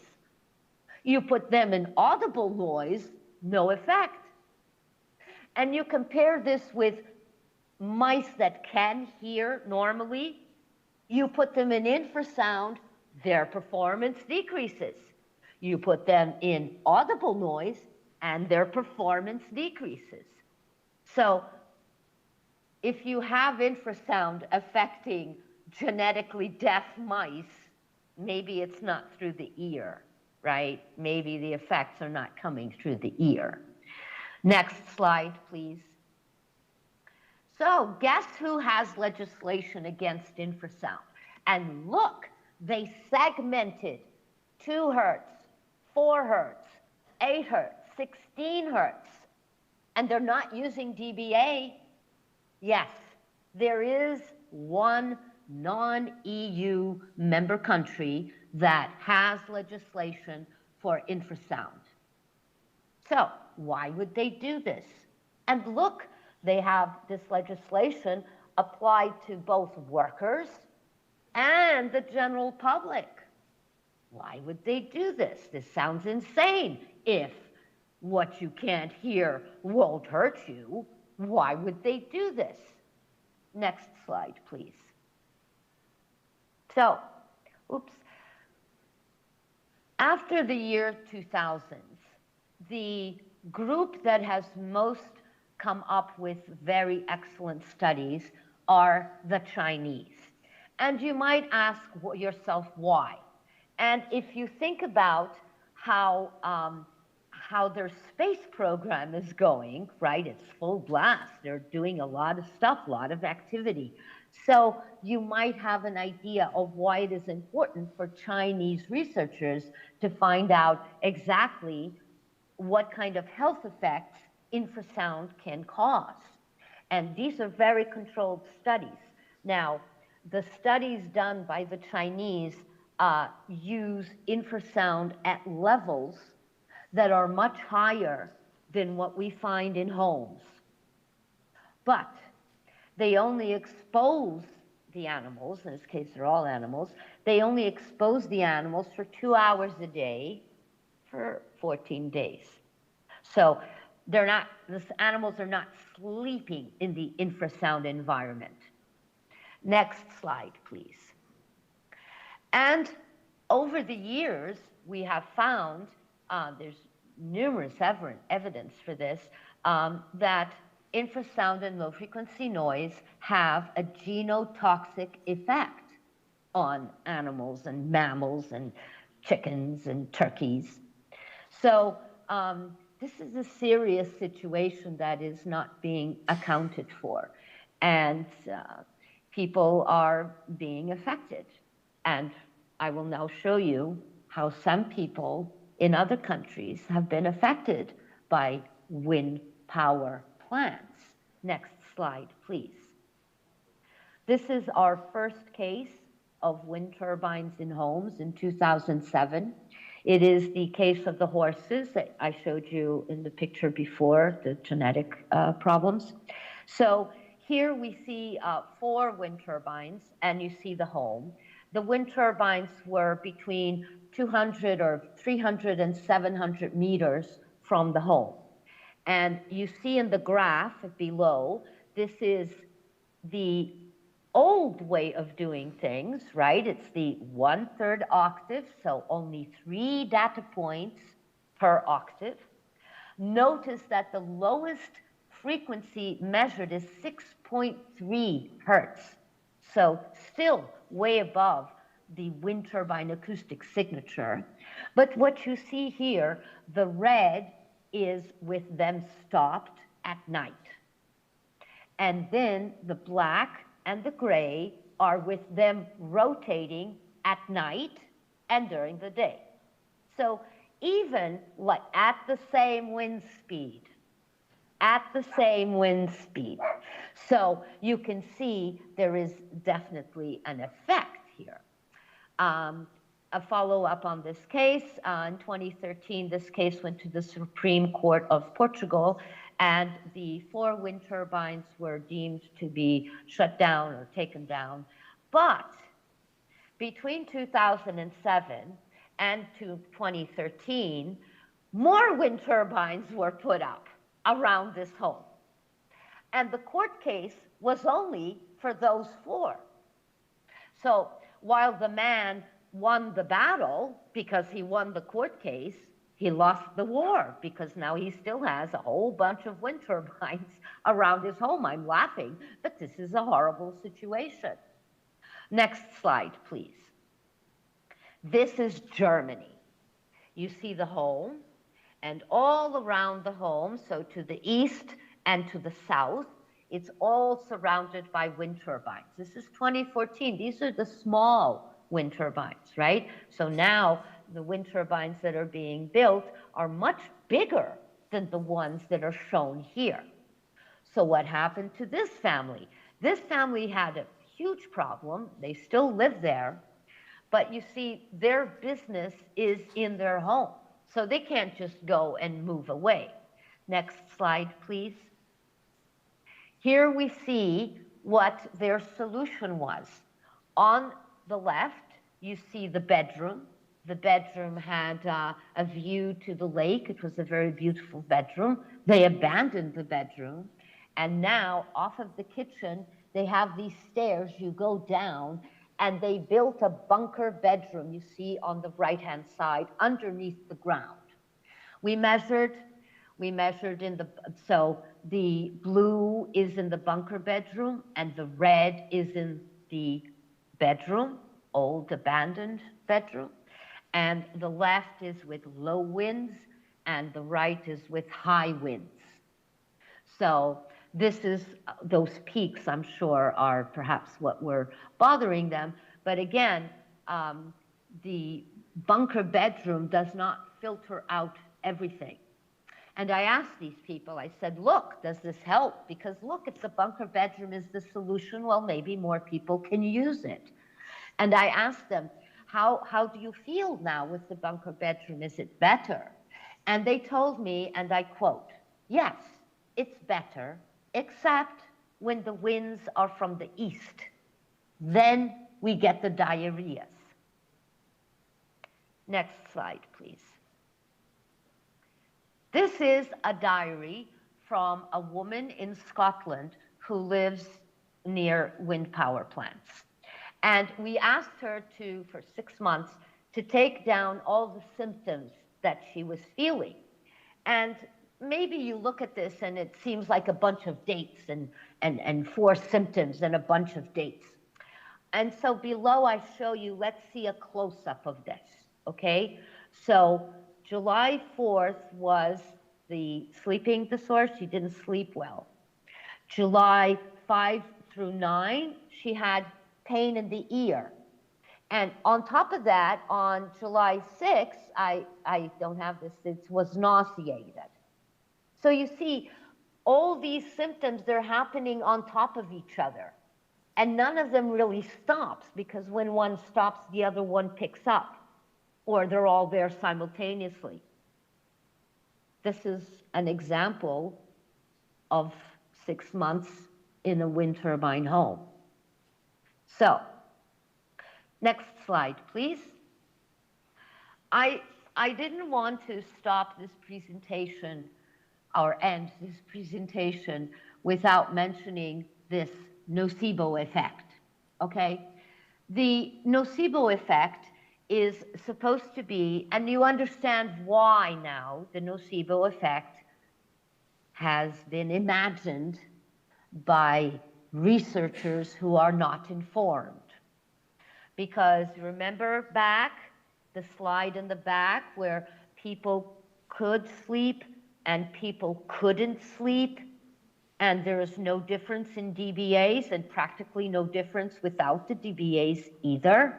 So these researchers only focus on that. They don't know to understand acoustics a bit more. And so they say these people are having a nocebo effect, meaning there's nothing there, it's all in their heads, they're all inventing it, it's nothing there. Okay, well, we've already shown that there is something there, okay? But even if we had not shown yet that there was something there, how do you explain the animals? What they're also suffering from a nocebo effect. It's also inside their heads, right? The bats, the birds, the geese, the pigs, the horses, next slide please, the frogs in Japan, it's all in their heads. The rabbits in Spain, all in their heads, right? They're all getting sick, they're all getting aggressive, they're dying, it's all in their heads. So I just wanted to let you know that if somebody comes up to you with this nocebo effect, all you have to say is, what about the animals? Next slide, please. So thank you for your attention. I'm so sorry I cannot see you, I cannot hear you. I don't know if you're receiving my message. I know it's a depressing message, but I hope you enjoyed this communication, and I think if ever you have questions, you can ask them later on, or you can always send me an email. Thank you for your attention.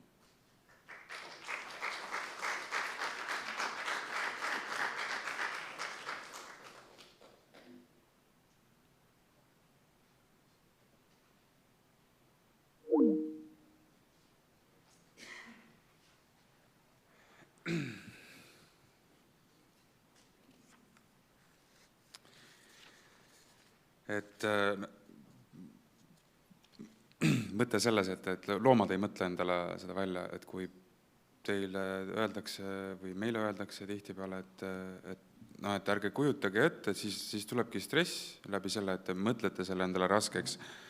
Siis Mariana sõnum meile oli arvukate näidetega sellest, kuidas lehmade piimatoodang langes, hanede ja mäkrade stressitasemete mõõtmed, jänesed, et kui palju oli erinevaid loomkatseid, kus tuuletööstusest tulenev siis, või infraheli katse põhjal põhjustas siis stressihormoonide tõusu või jäsemete deformeerumist, loodete deformeerimist. Et need on tõsised leiud ja sellest võib-olla lähtuvalt saame aru, miks suur osa teadlasi ei taha seda kuulda ega näha ja pigem proovivad küsimusest või empiirilisest andmest kõrvale hüpata, öelda, et sõnumitooja on vale. Aga mõtleme siis korra, et mida on võita kellegi, kes seisab selle eest, et kas ta seisab siis gaasi või põlevkivi või nafta firmade lobi eest või? Ei. Vast mitte, meie ka ei ole kuskilt siin saanud, eks. Meid ei toeta mingisugused lobigrupid, meil ei ole sellist raha taga nagu Norra ja Prantsuse ja kõiksugu Euroopa suurkorporatsioonidel, kes soovivad neid tuule neid generaatoreid siia panna ja suuresti siis subsiidiumi ja maksuraha peal seda teha.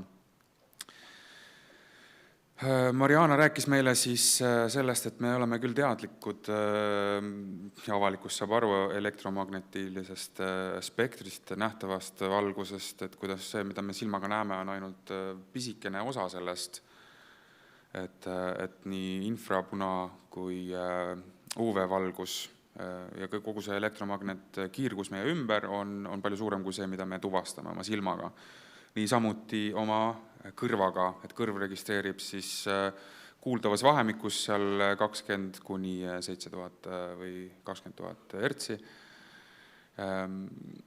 Aga mõju on ka alla selle, et alla 20 hertsi on siis tegu infraheliga, et ta selgitas selle meile lahti ning kõrvakile kuuleb siis läbi õhu-rõhu muutuse, registreerib seda, rääkisime laine pikkustest, et hästi tehniline ja ma ütleks selline, et tuleb jälle nagu füüsikat õppima hakata ja aru saada ja natukene kontsentreeruda võib-olla.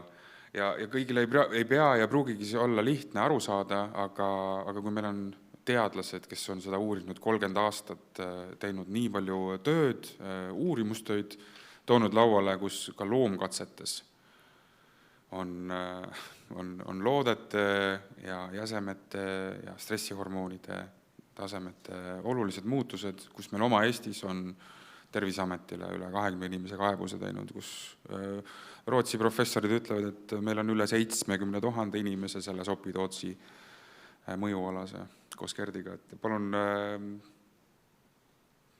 on aeg, ma arvan, julgelt võttagi, sest võtta ja küsida küsimusi, esitada väiteid ja kui sõitsime siia Kristoga, siis ma jagasin seda, mis ma olen tihti palju kuulnud, et isegi kui me räägime tervisemõõdust, et meil on oluline terviserisk, potentsiaalne kahju, millest me ei saa mööda minna ja me ei pea kaugemale vaatama. Me ei pea isegi rääkima sellest, et see on majanduslikult ebatasuv, me ei pea rääkima sellest, et loomad ja loodus ja põhjavesi on ohus, et üks aspekt, see on see tervis. Et kui sellest me aru saame, ja ettevõtlusprintsiibist ja seadusest lähtuksime, siis me ei tohi lubada neid hiidtuugeneid oma rohealadele, metsadesse, kodudele. Sest et see mõju ei ole 3 kilomeetrit, vaid ulatub, infraheli ulatub reaalselt ka 100 kilomeetri kaugusele. Milline mõju tal meil on? Tõin teile välja enne selle, et oleme kuulnud 30 kilomeetrit ja oleme kuulnud ka 50 kilomeetrit Marianalt öeldud, et alla selle tema ei koliks lähemale tuulepargile kui 50 kilomeetrit. Ja kui siis kohalikud omavalitsused võtavadki väikse grupi inimesi tuule siis ettevõtete palgatud antropoloogid ja küsitlejad käivad siis uurivad, mida te rahvas tahate, mis teile vaja, et te need tuulikud lubaksid, kui palju raha või kui palju, kas uusi ideid või midagi, siis sellest nad ei saa ümber vaadata. Et kui me selle suudame ära tõendada, anda häält ja platvormi neile teadlastele ja neile andmetele, mis ütlevad, et see reaalselt ohustab und. Mariana tõi näite sellest, kuidas Saksamaal inimesed, kes tuulepargi kõrval elasid, ei saanud magada ja tegid endale punkri, läksid keldrisse magama, said paremini magada, välja arvatud juhul, kui oli idatuul, siis tekkis neil kõhulahtisus. Mitu slaidid olid eesti keeles, õnneks sealt me saime näha ja lugeda, aga tervise mõjud on dokumenteeritud, kui arstid ei oska neid diagnoosida ja seoseid luua, siis see ei tähenda, et neid ei eksisteeriks ja arvukad hääled nii Eestist kui üle maailma selle vastu, siis võtame kokku. Natukene veel tõlgin, mis ma kirja sain, kuna mul endal ka lapsed, siis hea kõrvalmärkus, et lapsed nutavad sagedusel 3500 hertsi. Ja siis ta tõi näiteid sellest, et kuidas lainepikkused ja helirõhu muutused ja sellest, mis sagedus on, sõltub sellest, kui palju suudab see heli läbistada siis erinevat pinnast või maja seina. Et kui kõrgsagedus ei suuda sul seinast läbi tulla, siis madalsagedus, infraheli tuleb sul, me oleme neid näiteid mujal ka toonud, et ühehertsise laine infraheli peatamiseks oleks vaja rajada 343 meetrit paks muldvall. Et maa alla elama ei taha minna, tahaks, et me oleksime terav, ärgas, õnnelik rahvas, mitte ärevus ja kõhulahtisus ja tinnitus ja kõik see, mis siin dokumenteeritud on erinevatest riikidest. Mis meile öeldakse, see vale on see, et see, mida sa ei kuule, see ei saa sulle kahju teha. Eks? Ja siis tõi ta välja mõõtmisvead, kuidas seda justkui formaalset müra modelleerimist ja hindamist, mõjude hindamist tehakse valede metoodikatega, tõi välja TBA ehk detsibil A, mis mõõdab kuuldava heli spektrit hästi 800 kuni 7000 hertsiga, kuid ala hindab infraheli 10 hertsi juures lausa 70 detsibilli. Teine punkt, mis ta välja tõi, oli erinevate oktaavide kasutamine mõõtmises. Kui 1/3 oktaavi mõõdetakse, see tähendab, et sekundis on 3 mõõtmispunkti, kus õhurõhku mõõdetakse ja kui minna nüüd täpsemaks ja paremaks, meil olid paar sellist graafikut seal, kui tehti täpsema mõõdistusega 1/36 oktaavi, siis tulid esile need impulsilise müra tuugenist tekitatud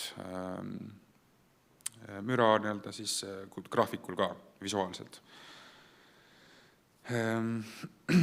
Nii, küsimusi me kahjuks vist ei saanud praegu saata ja küsida, kuna kuigi oleks võib-olla soovinud, aga näide siis veel, mille ma kirja sain, et Portugali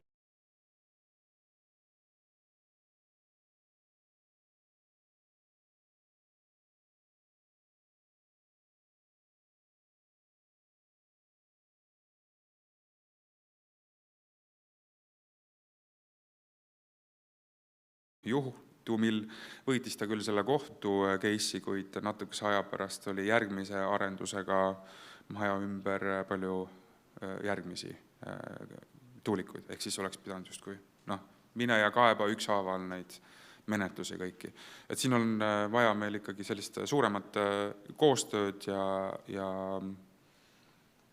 ülevalt poolt loodame, et siis meie valitud esindajad valitsusest ja mujalt kuulevad meie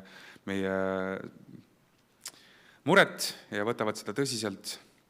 Meie siit läheme pausile, tuleme tagasi 15 minuti pärast ja lõunapaus pikem tuleb, natuke tunniajane tuleb siis 1:30. Et aga naudime pausi ja näeme 15 minuti pärast.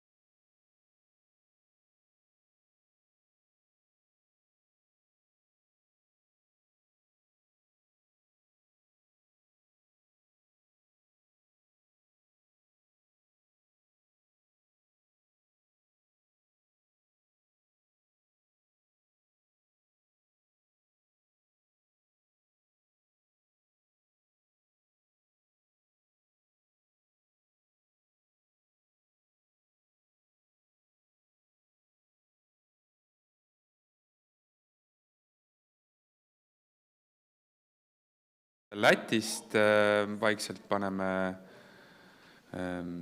ühenduse juba Jaanissega, kes on loodusteaduse magister, keskkonnateaduste ja juhtimise erialal, teadur, ekspert ja doktori kandidaat füüsikas.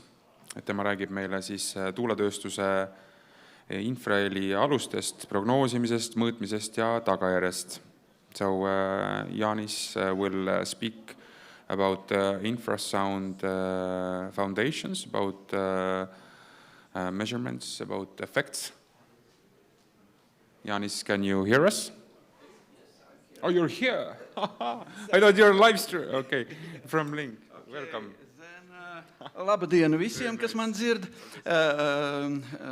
Good day for everyone. Tervise for public. Здравствуйте все, которые слышат меня. So, my first slide is already on. Here, as my speech thematics will be infraacoustics. It is impossible to explain anything in infraacoustics physics, not touching the acoustics. So it will be mixed between both these things, and I shall show with what they are fundamentally differentiated. The most important things in my story will be those marked with the yellow, which is button these, yeah. But then a few days ago I realized that most of people have heard the term of decibel, but can't explain me what decibel means and how to use it. So I added a little bit elementary questions, those upper, which are explaining exactly what is what. And then most important thing, because just 2 days ago, vice-dean of our faculty in the university invited me to the carpet and said that I have heard that you are trying to make a speech in a gathering of anti-governmental revolutionaries which are doing bad things. After that speech, first, you shall have an examination in an ethics commission, and second, if you shall not say the next few sentences, the consequences will be very severe. So I'm telling, all I shall tell you today, it is things what I know, the opinions I believe, and it have not reflecting any university position, university police, and so on. But now from me, I am believing that no political standpoint can change any mathematical formulas outcome in a physics and not changing the formulas core. So we can go now on here. The theory, how we measure noise. Firstly, by loudness. That's the most annoying factor. But the big problem about human hearing is that most silent sound and most strong sound differentiates with about 11 or 12 zeros. So million of millions multiplied to 10. Anyway, in this way, it's very handy to use some linear units. And then the first solution was, okay, then we use logarithmic units. Why not? But logarithmic unit, it's bell.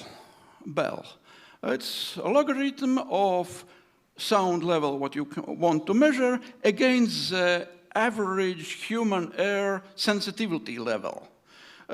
Few slides further, I shall show you how it was made, but that's not the question now.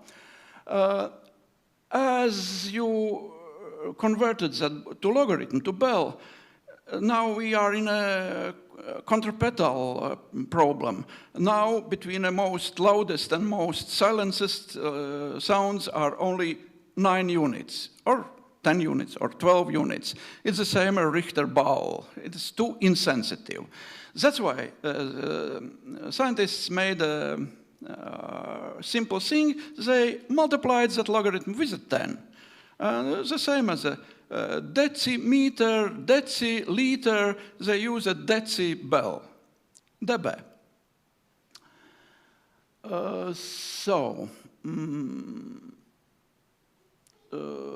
Thus, 0 decibels will be sound which half of people can't hear, half of people cannot.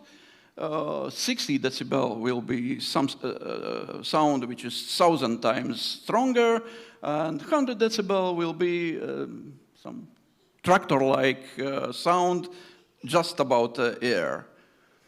That's a very handy system. But that is decibel without of any letter after that.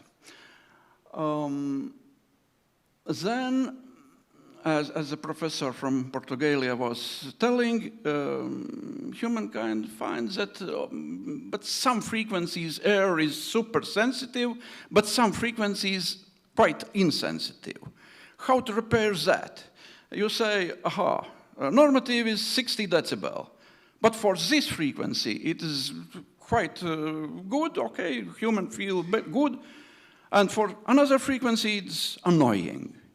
Then they choose to doctor that decibels by adding or subtracting some value. Let the sensitivity curve will be flat about the sensing. Say some frequencies insensitive here, it means we can give it more. Or some frequency, the air is less sensitive, that we more sensitive, then we should diminish that frequency, make no annoyance. Okay, then they measured the exact table. This is a table of decibel A.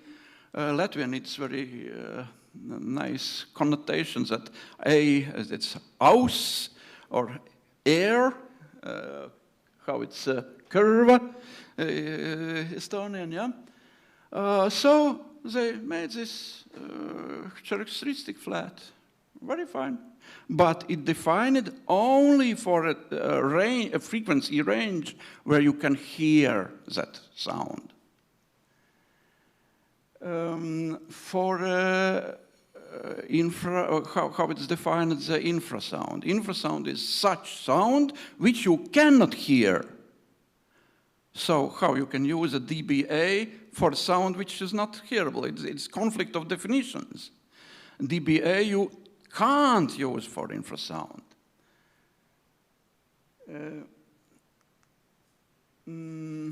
Other units are dBB and dBc. That weighting scale was elaborated for just very loud sounds and extra loud sounds, because in very big loudness, the frequency curve of human air is a little bit shifting. But those are very rarely used, and that's only in special cases. Much more interesting for us is dBg. dBg is unit elaborated specially for infrasound, but somehow happens that definition of infrasound there is sounds between 20 Hertz and 1 Hertz.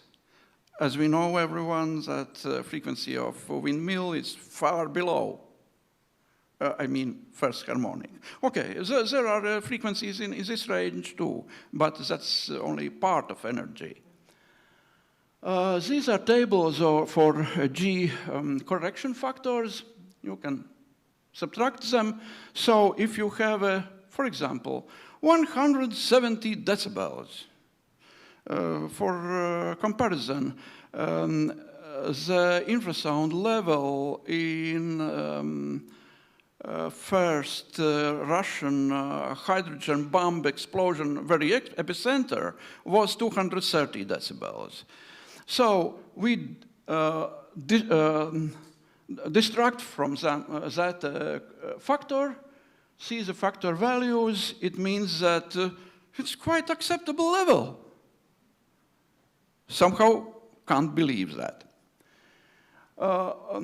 Moreover, what is this flatness criterion? Flatness criterion is that you start to hear infrasound, which is somehow inhearable, but you hear it. And then the biggest problem environmentally is that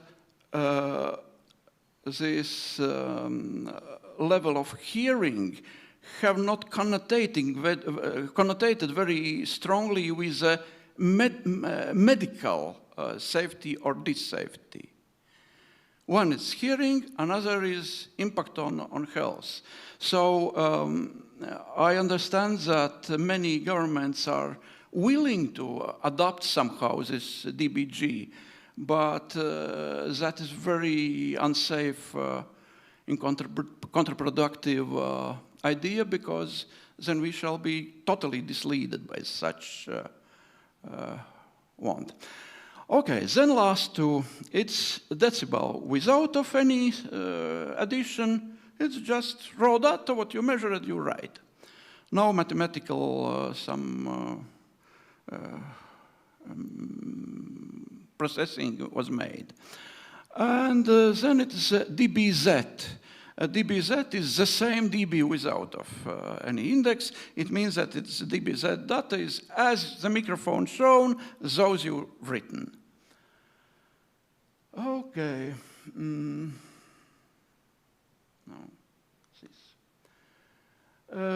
What makes the infrasound character more dangerous than ordinary sound? Because sound very rarely have any resonant effects. However, infrasound, at least in a range between 1 and 10 hertz, often has resonances in a human body. What is resonance? Resonance is something like this curve, where you see that, for example, it's fictional features, you have a frequency of 6.9 hertz, it's innocent. 7 per 0, everyone dies. 7.1, again, everyone is healthy and everything is good. So there are specific frequencies, and you can see here what is known by militaries, which frequencies have which resonances in a human organs.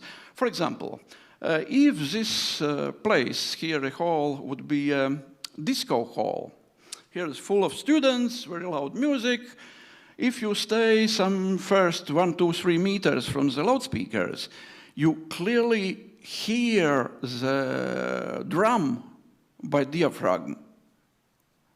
Not by ears are dulled, but you hear by diaphragm. It's resonance. Okay, I shall not read every organ. You can read yourself. But I must bold that medicine is not my specialty. I'm a physicist. So you can read these references. Everything doctors said, that's peer-reviewed publications. DOI numbers are seen, so it's easily findable. And one of them is a very high-level governmental institution research, where they said which frequency is what mechanism you acts. Okay, now it's two kind of the decibel ideologies. One is a measured decibel by power, another measured decibel by pressure, and results are capitally different. For example, one slight mathematical example. Let's take the loudspeaker 144 watt. All loudspeakers have some efficiency factor, for example, 80%. It means that acoustical power will be 125 watt. Then what will be loudness in the distance of 20 meters? Very simple.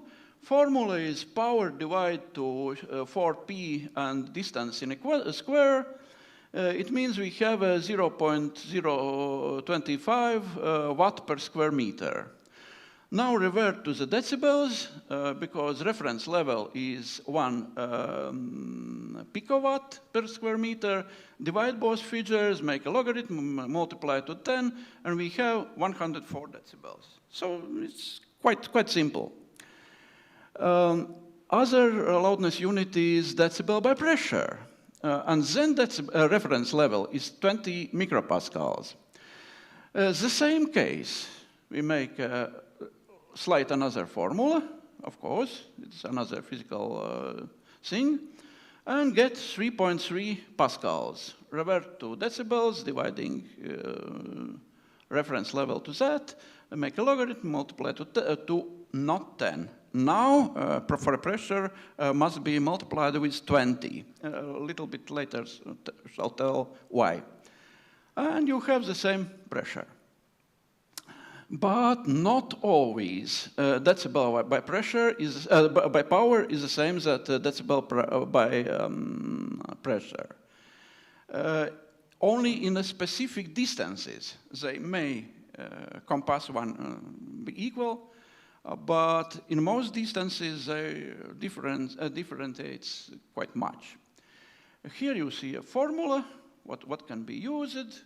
This formula there are used, this formula is there used, this formula can be used here, so everything is calculable. But it is one very interesting measure unit, which I nothing told before this. It's namely hedonic tone. A hedonic tone was invented when humankind wanted to measure the smells. And then they found that in one factory smells by, say, cognac, and that's not so ugly smell. Other smells by poultry dung, and that's terrible smell. So with what they, and both have an equal maybe concentration. The difference between hedonic tone, hedonic, that hedonist, that's how they are, how you like them or dislike. That thing is rather unresearched in sound, in the infrasound. However, how much I understand, say hedonic tone of wind, of disturbance of birds, that's just singing a song, that's hedonically nice tone. But sound from windmills is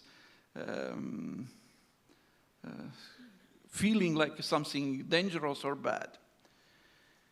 But okay. Some many tens of years ago, Breuel and Kjær, the firm which was producing first sound meters, made some brilliant picture. This where they comparison a thermometer scale with a sound scale. So you see what the cases in a nature corresponds to what. So 0, it's impossible, not exist such in a free nature. 20 decibels, that's okay, that's very, very silent paysage somewhere far from the cities. 40 decibels, that is the sound level in a very silent library. 60 decibels, it's human speech. I think now my voice is hearable about 70, 75 decibels here. We can measure. Many telephones have such function to measure that. 90, 95, that is a permittable limit on the highway and or just 10 centimeters off the light car engine. 103 decibels, that is maximorum for a working high-powered tractor engine. 120 human start coming blood from the ears, and about 140 may happen the death. But that's for audible sound.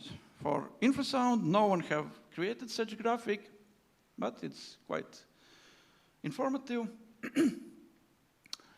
And then we have two propagation laws. If we have a 0 decibels, it's 20 micropascal or 1 picowatt. Then one, it is SIL and SPL. This by power, this is by pressure. And first are diminished with the distance by 3 decibel on each duplicating of distance. 3 decibels contract if your distance have duplicated.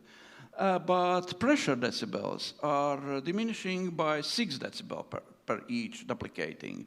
So it's very simple law how you see the basic, the dominant part of propagation. That's not only part, but all other parts are much less severe as these. Then it's a little bit a factor which should be considered always. It is with the Andarbib's factors, how you can translate it. The factor of narrow irradiation angle. Some sources irradiates in 360 degrees, some only on a front, some are in a narrow angle, and then here are formulas what coefficients you should apply to the decibel correction. That's very nice science, it's well known, well accepted. And here in the second column you see as well the distance in which in which SIL corresponds to SPL.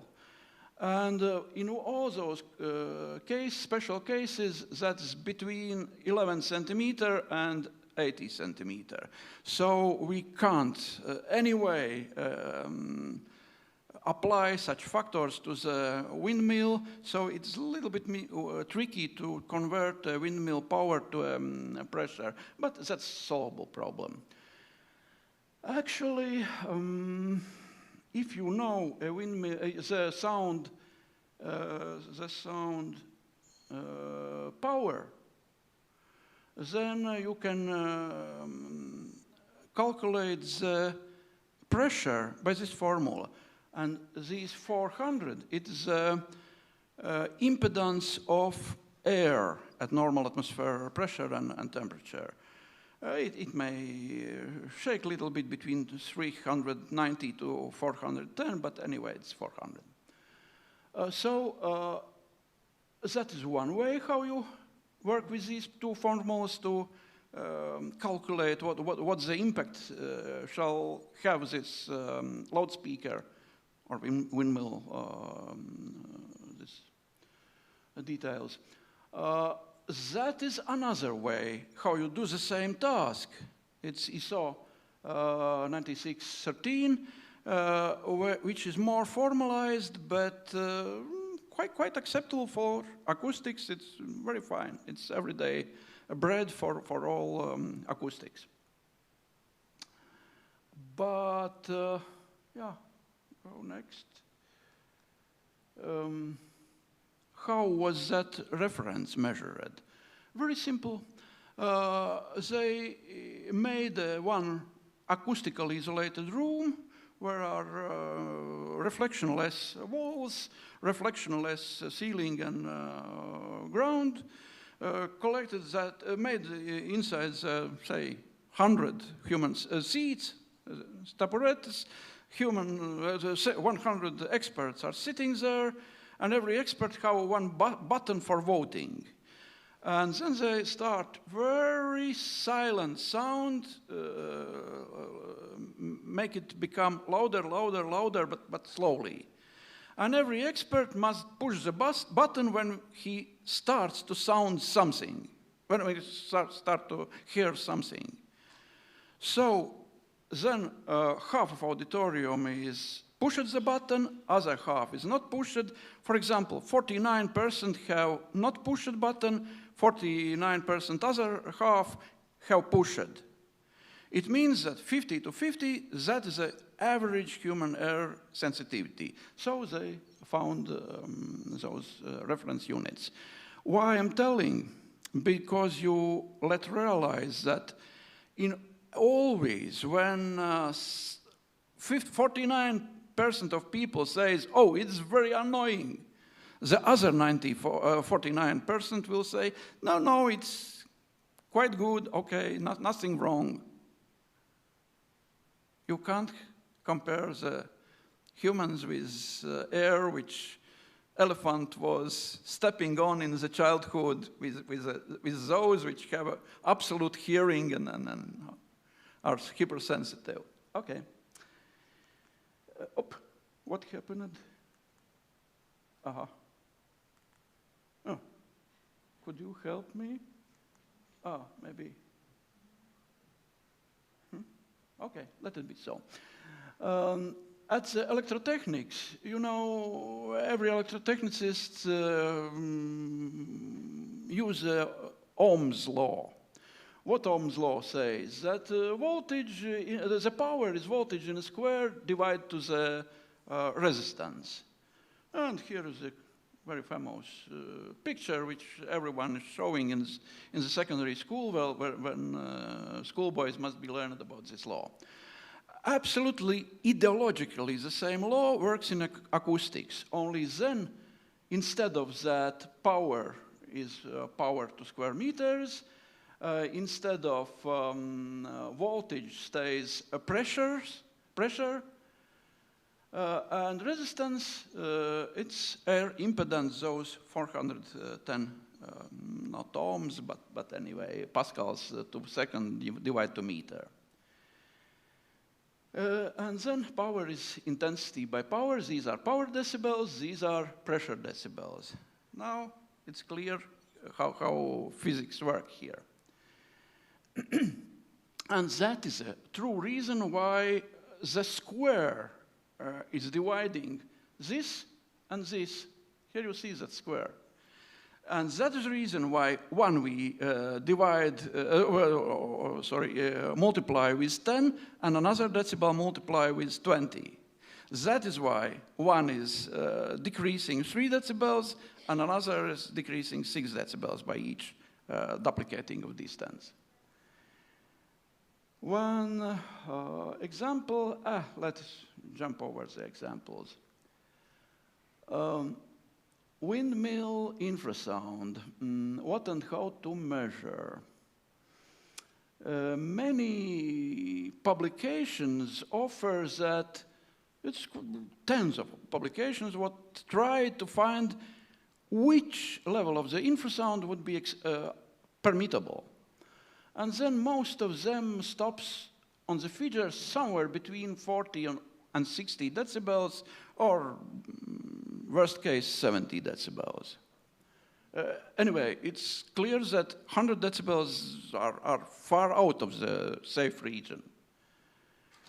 But, okay, that's not my specialty, the medicine. So, what have been measured about the windmills? Again, it's not hundreds of publications, but at least several tens of them exist on the world. Internet will show. The figures was between 60 decibels and 170 decibels in the worst case. I would say the last one is a little bit, seems very much, and this smallest one, it's just on the border, on the limit. It's depending on geography, on the distance, on the wind, on the temperature, and so on and so on.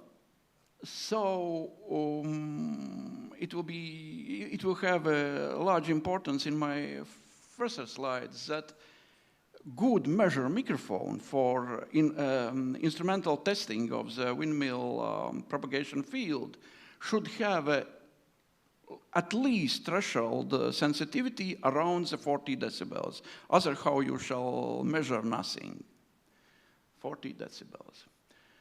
Okay, then what we have expecting from the windmill, it's famous formal frequency of first harmonic. Windmill have a plethora of harmonics, but first harmonic is wind speed.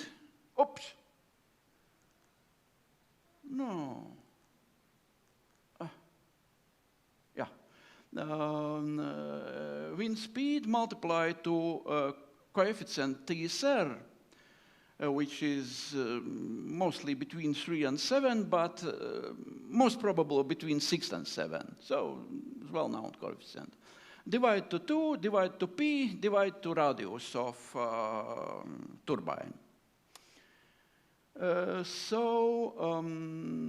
the 175-meter windmill on the mast have characteristic first harmonic frequency at about, if wind speed is 10 meters per second, what is quite average wind speed at the windmill IRS, 0.07 hertz, and 375 meter, what Latvia are targeted on, are about 0.03 hertz. So we are not speaking about 20 hertz, we are not speaking about 200 hertz, we are speaking about 0.03.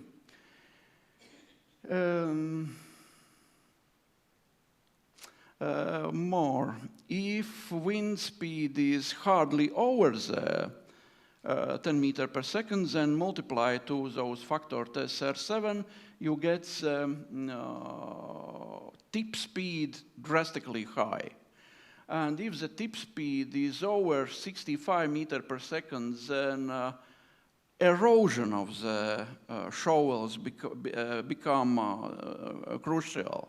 But if that speed is over 90 meters per second, what is just normal speed for average windmill if it's a strong wind, then typical erosion value is between 300 and 105,000 cubic centimeters a year from each blade.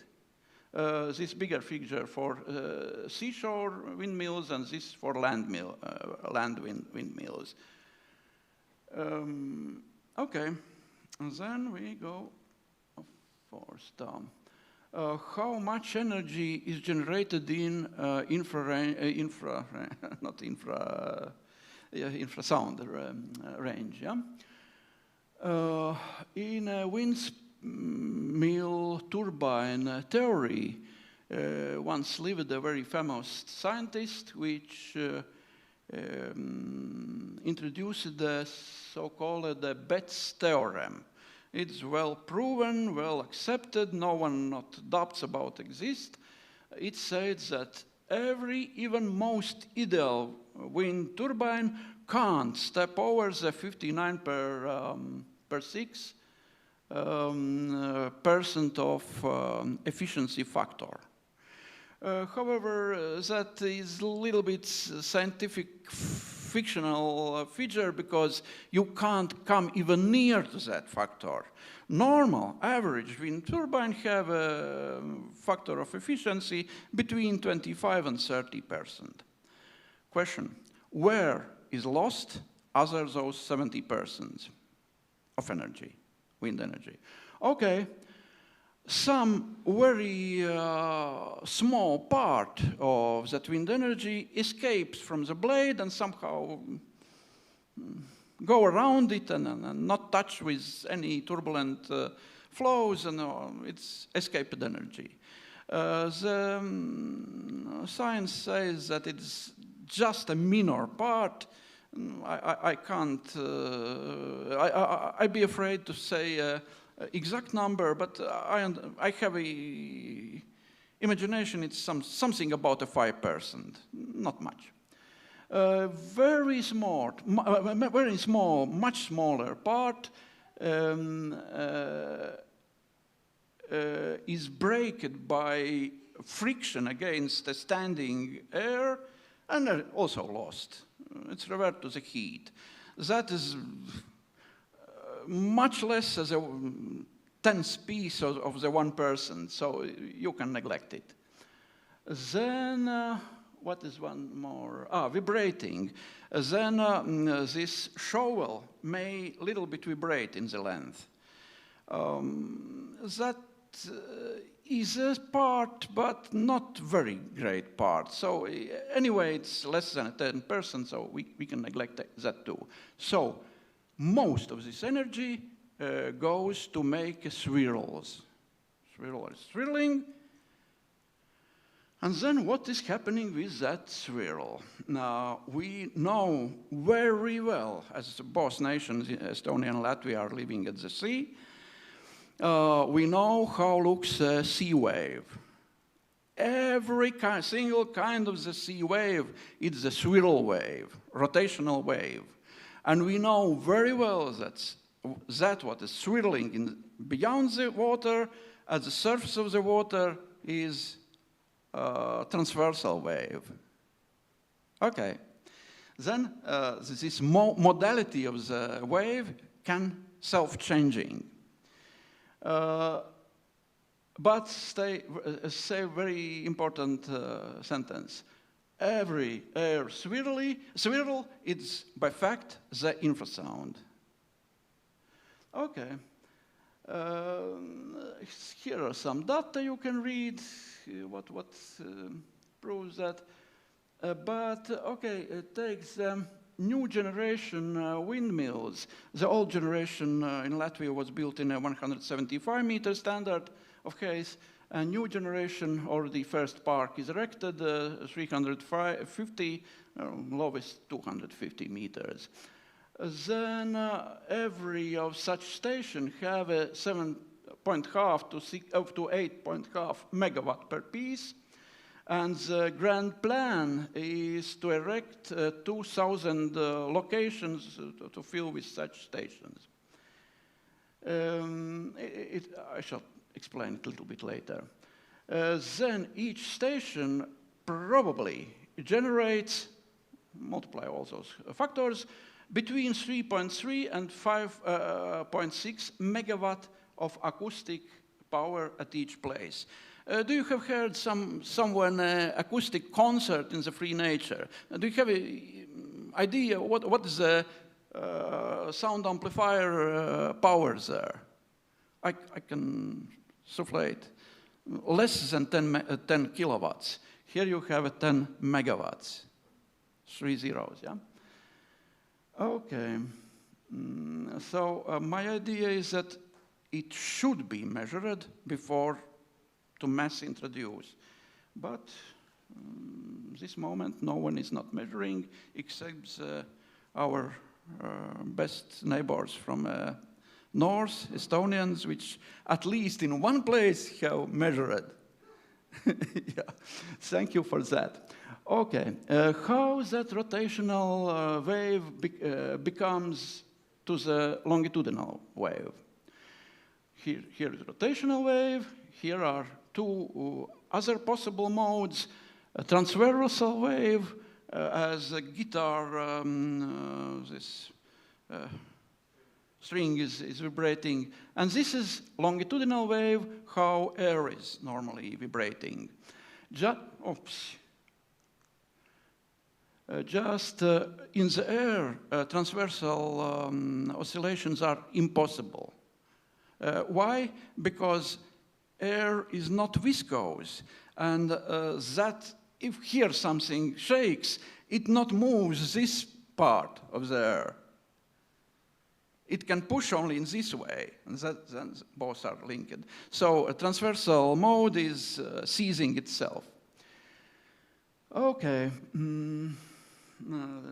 I can't say you a figure in which how many seconds it becomes from the rotational to the longitudinal. But anyway, it's in a near zone around the windmill. You can see only that longitudinal.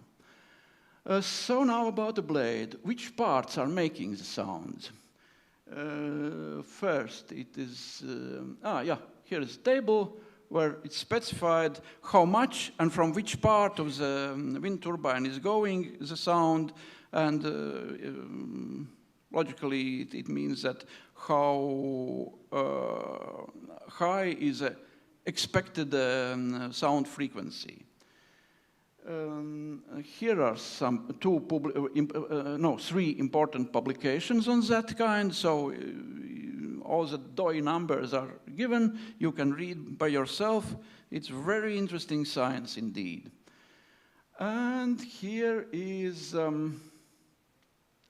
picture of typical range of sound pressure levels around some kind of average wind turbine. I think the authors was expecting those lowest one, not the youngest 350 meter high. So if it's a very calm wind, okay, that's 50 decibel, everything nice. If the average wind, it's about 95 decibels, that's a little bit seems high. And if a strong wind, you see 120 and so on. But that is in the nearest 10 meters. Yeah? Oh, no, sorry, the frequency, yeah, that's frequency. In the 10 hertz, it's less, the 100 hertz more or less, and here is a graph how falls the loudness. So high frequencies actually makes not much disturbance. Classics, how to convert megawatts to the decibels. So put in the formula you see the figures, and we get that bit about 6 megawatts, and that's half watt per square meter. Make a decibel out of that, that's 170 decibel. Now takes Ken Matson presentation, and we see it's exactly that what he measured with his measurement machines. So I believe that mathematical apparatus, what I demonstrated you, is quite blameless. Probably someday one we stick with a finger, no, you don't do that, not for a good way. But I believe that's quite exact method. Okay, for normal speeds, the most important factor which takes propagation, that is geometric dissipation law. You just take those watts and on the sphere outer surface measures how many square meters there are. Of course, in a kilometer distance, it's very, very, very much square meters. So correspondingly, the sound have dissipated. But for infrasound, happens some very bad things. Actually, the geometric dissipation law is not applicable to infrasound. What is the wavelength of the infrasound? Take 0.01 hertz. Sound speed is 330 meters per second, divide one with each another, and gets wavelength is 33 kilometers. Okay, it's extreme, take a little bit higher frequency, okay, 10 kilometers, 15 kilometers, not a meters, kilometers wavelengths. And now meditate about how big in the size are some relief, houses, trees, obstructions. There are many orders of the magnitude smaller. That is the reason why sound can be buried in that wood or grass. But infrasound sees in wood or grass or houses the ideal mirror. It's reflected. where, if the ground stays Z, it's reflected upward. But in upward exists the atmospheric inversion layer. That layer where temperature of the atmosphere is changing the sign. Latvia Hydrometeorological Agency every hour, 50 years by day, are measuring the case of this layer. About 50% of measurements show this layer is in about half kilometer high. Other half, it's about 2 kilometer high. So it's relatively here at us. And now the sound starts to jump between both mirrors, as you see in the picture. If it would be a light wave, we would say it's light guide. It's full internal reflection and light guide. The internet cable from America, New York to the Paris, 600, 700 kilometers, have very teeny energy loss because it's using this method. For acoustics, it's carry a little bit another name, but which is less known, but anyway, it's plethora of publications on that. It have a name of whispering gallery mode, čukstošās galerijas mode. So, but the physical mechanism is the same. And now, somewhat what I have said until now. Infrasound not follows the three-dimensional geometric dispersion law, proportional to radius in square. It follows rather two-dimensional rule, or at least 2.5-dimensional rule, means diminishes significantly slower than acoustical wave. Infrasound have significantly lower attenuation in atmospheric chemistry, like air gases, and significantly higher sound reflection effect. Infrasound have orders less attenuation on sound barriers, like hedges, woods, bushes, buildings, and so on. Infrasound loves to self-create the sound tunnel, those, between sky and earth. And such sound tunnel, when those first Novaya Zemlya nuclear bomb was experimented with, then was measured that sound blast infra sound wave was running around the planet 3 times before it ceased. 3 times around the planet is 150,000 kilometers. It's 0.15 million kilometers. Normal sound fully is lost after 1 kilometer, 2 kilometers, okay, 30 kilometers. You know, railway. Railway is this beeping sound in the cold winter night. Okay, I believe it can go 30 kilometers away, not in a summer, not in a rain and so on. But here we speak about quite another distance value. Okay, infrasound spread fundamentally more far as a normal sound. Okay, but that's not the end. References. Oh, that are very good references. But I think I'm going to overstep my time, so read by yourself. That's all our scientific publications on how far infrasound are going and how it's happening. But infrasound have another one very interesting effect. When you have a number of loudspeakers, then how you make a summing of the total effect of those loudspeaker number? The formula for that is, oh no, it will be in the next slide. Okay, by this moment, that, yeah. Okay, if those sounds comes over 500 kilometers and are not seized yet, then we say that those loudspeakers are closely acoustically bounded, or they are they can be brutally summed. How to do that? Next slides I shall show.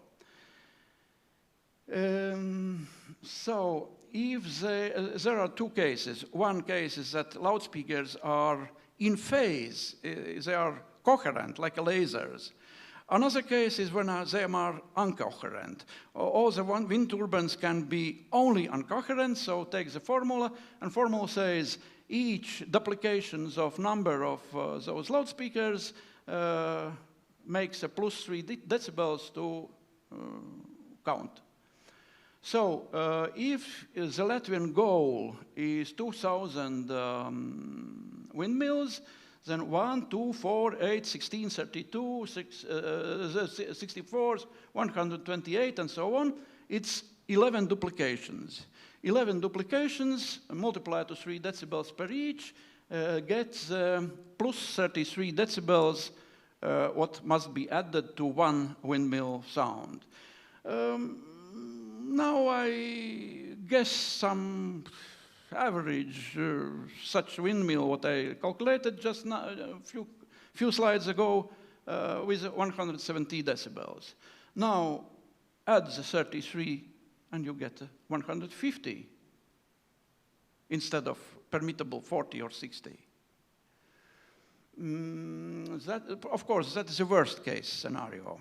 If at least a little bit those infrasound is dispersing, then situation is much better. But how much we shall see in the next slide. Here is by pictures. Now it's some absolutely fictional loudspeaker system. Features are just taken from the finger. One is sound at left. All the sources are 100 decibel strong, 100, 900 of 9 pieces of 100 decibels, and the central is 100 as well. But because of the dispersion, those 100 decibels was decreased, so when they came to the green loudspeaker, it's rest only the 20 decibel from each. Then apply the formula, which is this down.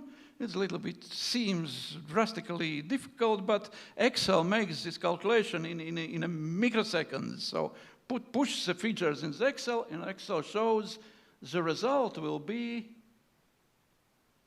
oh, something is bad with the color. I can't see myself. Here.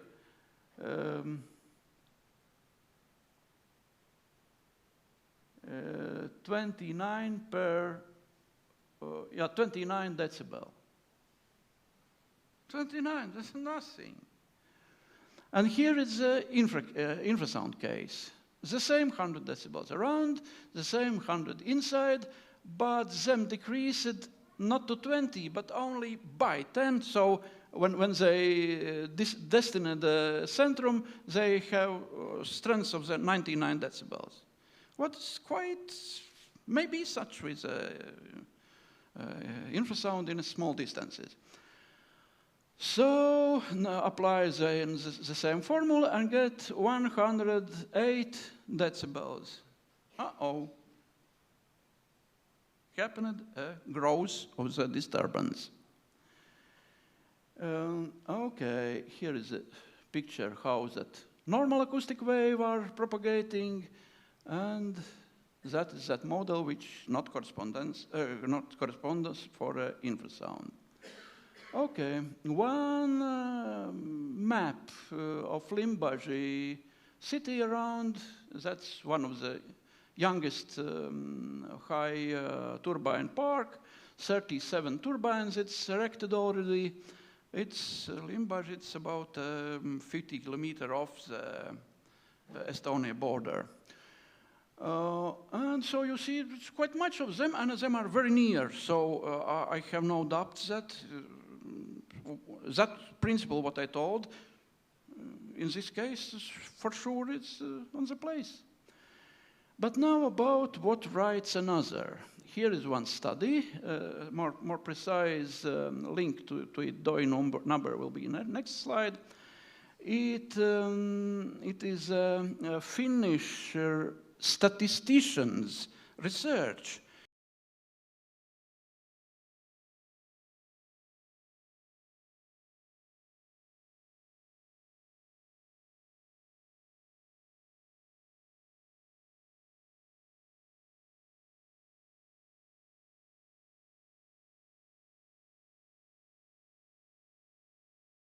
About what is hertz, what is so on.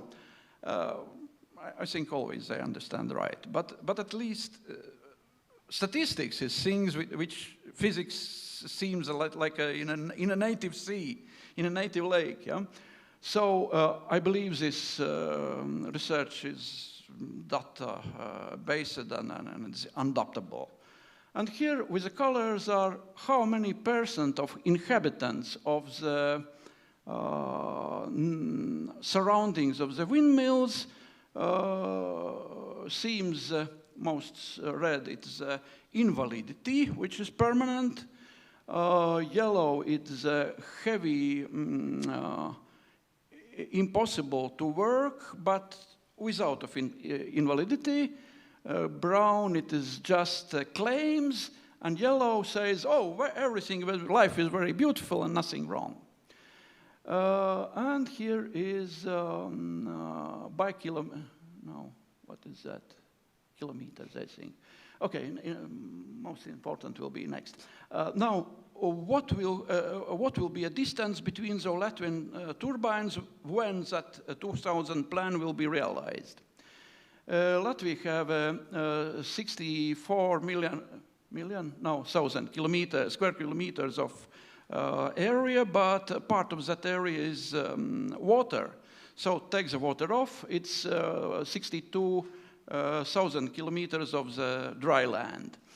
Divide to 2,000 pieces, it means that 31 square kilometer per piece. Make a square root, let's see what is the distance between, average distance between two windmills, that's 5.5 kilometer afar one from each another. So now, that's the right slide. That's the slide for 5 kilometer distance. Exact, what here is 5.5, that's the slide for 5. Oop! How it reacts wrongly on the buttons. Okay, then we see that 12% of inhabitants will be permanently ill, other 70% of humans will be heavily affected, and only some 30% will be saying life is beautiful. I think it is clear evidence that we should say that there is high risk that after realized project, whole state probably may become uninhabitable. And my opinion is that it should be examined with a measurement instrument, but no one is not going to do that. Okay, then it's another slide. From the same authors, here is here is a reference to that data source with a DOI number and so on. And that experiment was made in two lands, as in Deutschland, as in Finland. So you have a very strong and clever Norse neighbors. Makes friendship with them, and probably they will help to solve our problems, yours and ours. Measure, Okay. Measure microphone grand problem, its wavelengths. Why no one is making, I'm coming to end. Why no one is making much measurements about the infrasound strength levels? Normal microphone well senses sounds down to the 100 hertz. If it's a very good microphone, it senses 20 hertz, but if it senses beyond the 10 hertz, it's just a wonder microphone. I haven't not only never kept that in the hands, I'm not even heard about someone kept in the hands such microphone. But Matson said he have. Okay, probably somewhere militarists have. But here is another effect. It's a fresh publication saying that below the 100 hertz, each meter of tower height of the windmill makes sound more and more with low frequency. So the sounds are becoming louder and shifts to the 0.0 hertz side. So for me, it seems undoubtedly that 350 meter windmills are much more dangerous as 175. You can't compare them. That's absolutely other thing, one from each another. Okay. Then a little bit example of how it happened with microphone, why it can't hear. Say for a normally membrane is have a thickness of maybe 0.1 millimeter or even less. But to rise up the sensitivity, make some tubulus in which, say, 1 centimeter long. Now microphone will become a little bit more sensitive. Then apply the sound wave formula, took the points where we calculate, and see that such microphone will catch only 0.15% of the full sound pressure. Just sound pressure is 30 kilometers long, and we see only 1 centimeter of it. So, accordingly, microphone in the infrasound becomes extremely unsensitive. Now, take the goal, what we need. If we want to sense the 40 decibel of infrasound, then a little bit calculation, and we see that we have to have a microphone with minus 16 decibel sensitivity. Such microphone never existed, nowhere is viable. It's fictional, it's impossible. But somehow we should solve the problem. So what are the solutions? One solution is a very nice toy from the Chinese shop systems. They are selling for small coins as 3 euros, 2 or 4 strong neodymium magnets, and a piece of the graphite. And graphite is strong, not a dielectric, diamagnetic, and this diamagnetic can levitate on those magnets. Correspondingly, it is draconically sensitive about any shaking, about seismic, about infrasound, about everything. So we can add the many zeros to the sensitivity of the microphone. And probably, even with those minus 16 decibels, could stand measurable. But okay, that's some toy. What do serious people in the factories? They sell for small money, €1 million. Such machinery, I have now that third of million, sorry. Or for 50,000 euros. Such machinery, it's indicated that membrane movement by laser and optical methods. Here is also some little bit cheaper system, yet on the border of that, what should say, it's too insensitive, but at least it costs only $3,000. But anyway, it's expensive and not enough good. Then somehow, here is one reference about how they do the measurements.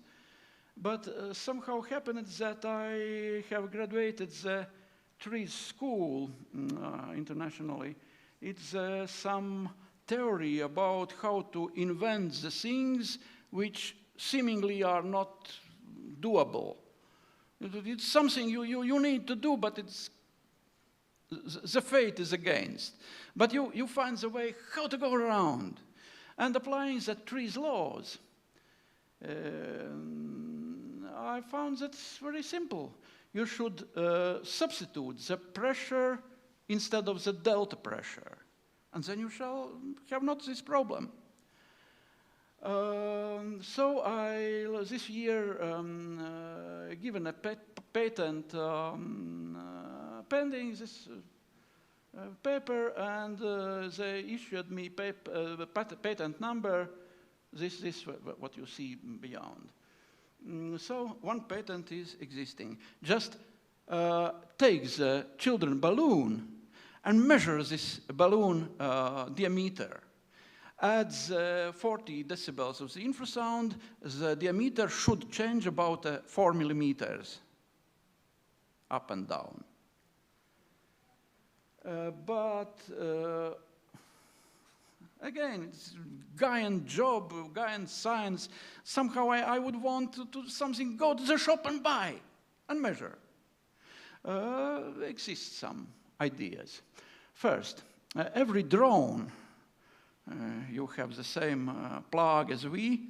A couple of drones have already felt in Estonia, in Latvia as well, in Lithuania as well. And every drone have an altimetric sensor, which is very sensitive pressure measuring device with acceptable speed, so why not to use? And then, yet picture, it's one, this upside, it shows how it looks. But the model number is a little bit oldish. The best is this moment, this model number 390. The maximum sensitivity is 3 pascals.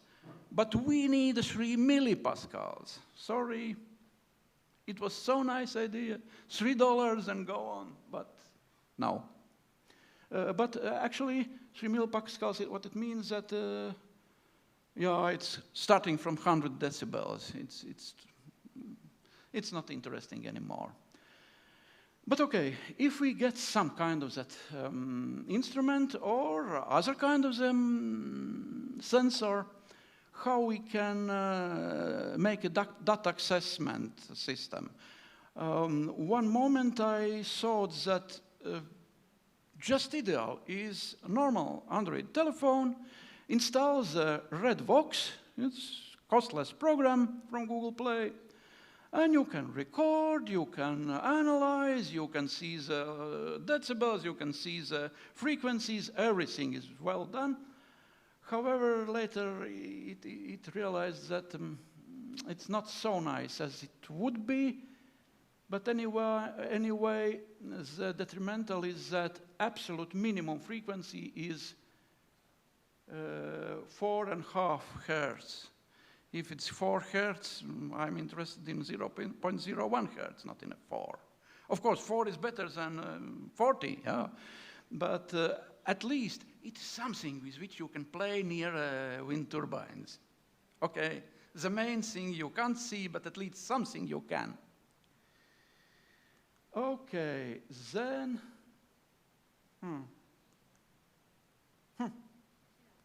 I think this is the older version. In your version, I have shown more instruments. This is the newest thing from this year.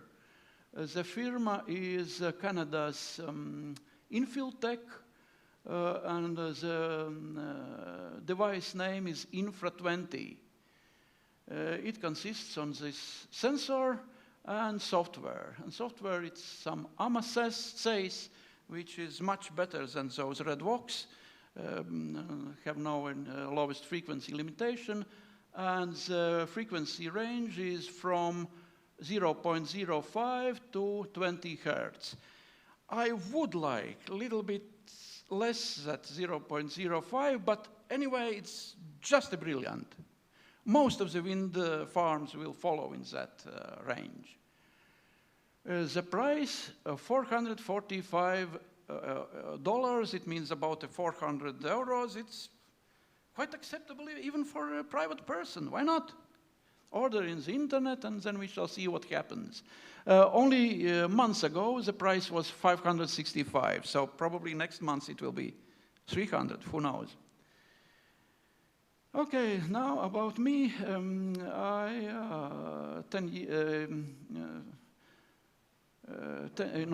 years worked 10 years worked in an environmental protection laboratory, 11 years worked in a state inspectorate of environmental protection for a leading inspector of air pollution, the chemical pollution, and sound pollution as well. Then about 20 years I was regularly invited to the Environmental Impact Assessment Bureau to make a resume about projects like windmills in that case. Here are my contact data. You can write my personal mailbox. Public mailbox is janis.blachins@LU.LV, Latvian University, but it means that I can't use that for avoid the dean anger. And you can find me in the Facebook. Janis Blachins is only one in the world, so you shall find immediately me, and there is a free platform. And you was being a very patient listener, so I can add one single slide. If I would be a government leader, and now someone, presidents tell me, make up the normatives which would be applied, should be applied in the country, then I would use this picture, which says that exists a radiative near field, which is in about 5 kilometers of the farm. Then it's a transition zone, about 30 kilometers afar, and far field, which is 60 kilometers afar. In the far field, at least, the effects are well known and predictable. I would say that is sure safe zone for windmills. That 20-30 kilometers, it is, should be modeled, should be measured, should be examined. Okay, maybe that is safe, maybe. But this zone of 5 kilometers, I would be very skeptical, should be allowed to be people permanently in that so near to the turbine. But I think medicine workers have better knowledge about that. For example, those Finns. So read, please, science, and never say that science not answers the questions. It's needed the will to hear that answers. Okay, thank for attention.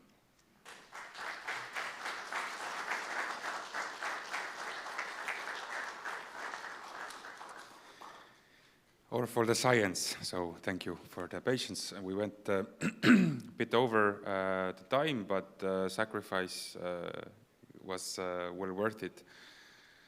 Et kuna Jaanisel läks poole kauem, siis mul see tõlkimine läheb ka ilmselt 3-4 korda kauem.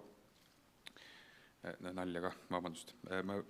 Laseme varsti meid lõunale, me teeme Anti ettekande veel ära, ma võtan küll kokku, et see oli hästi tehniline aga kui te alguses aru saite ja kuulsite, siis peale seda, kui ülikoolist teada saadi, et ta siia tuleb, siis küsiti, et me kuulsime, et see kuskil valitsuse vastasel revolutsioonilisel nagu konverentsil oled esinemas, et hiljem eetikakomisjonis näeme ja vaatame, mis just siis saab ja kuidas töökoha ja kõigega jääb, et selles suhtes infraheli ja kõige selle kohta, mis Jaanis meile rääkis, oli õnneks on meil kõik purgis, te saate seda mitu korda üle vaadata, on tehniline, et me pidime ka siin Gerdiga, kes me oleme juba seda nagu tudeerinud silma nagu pingutama, aga mina soovitaks selle saata kohe meie TTÜ akustikaprofessor Lavrentjevile, kes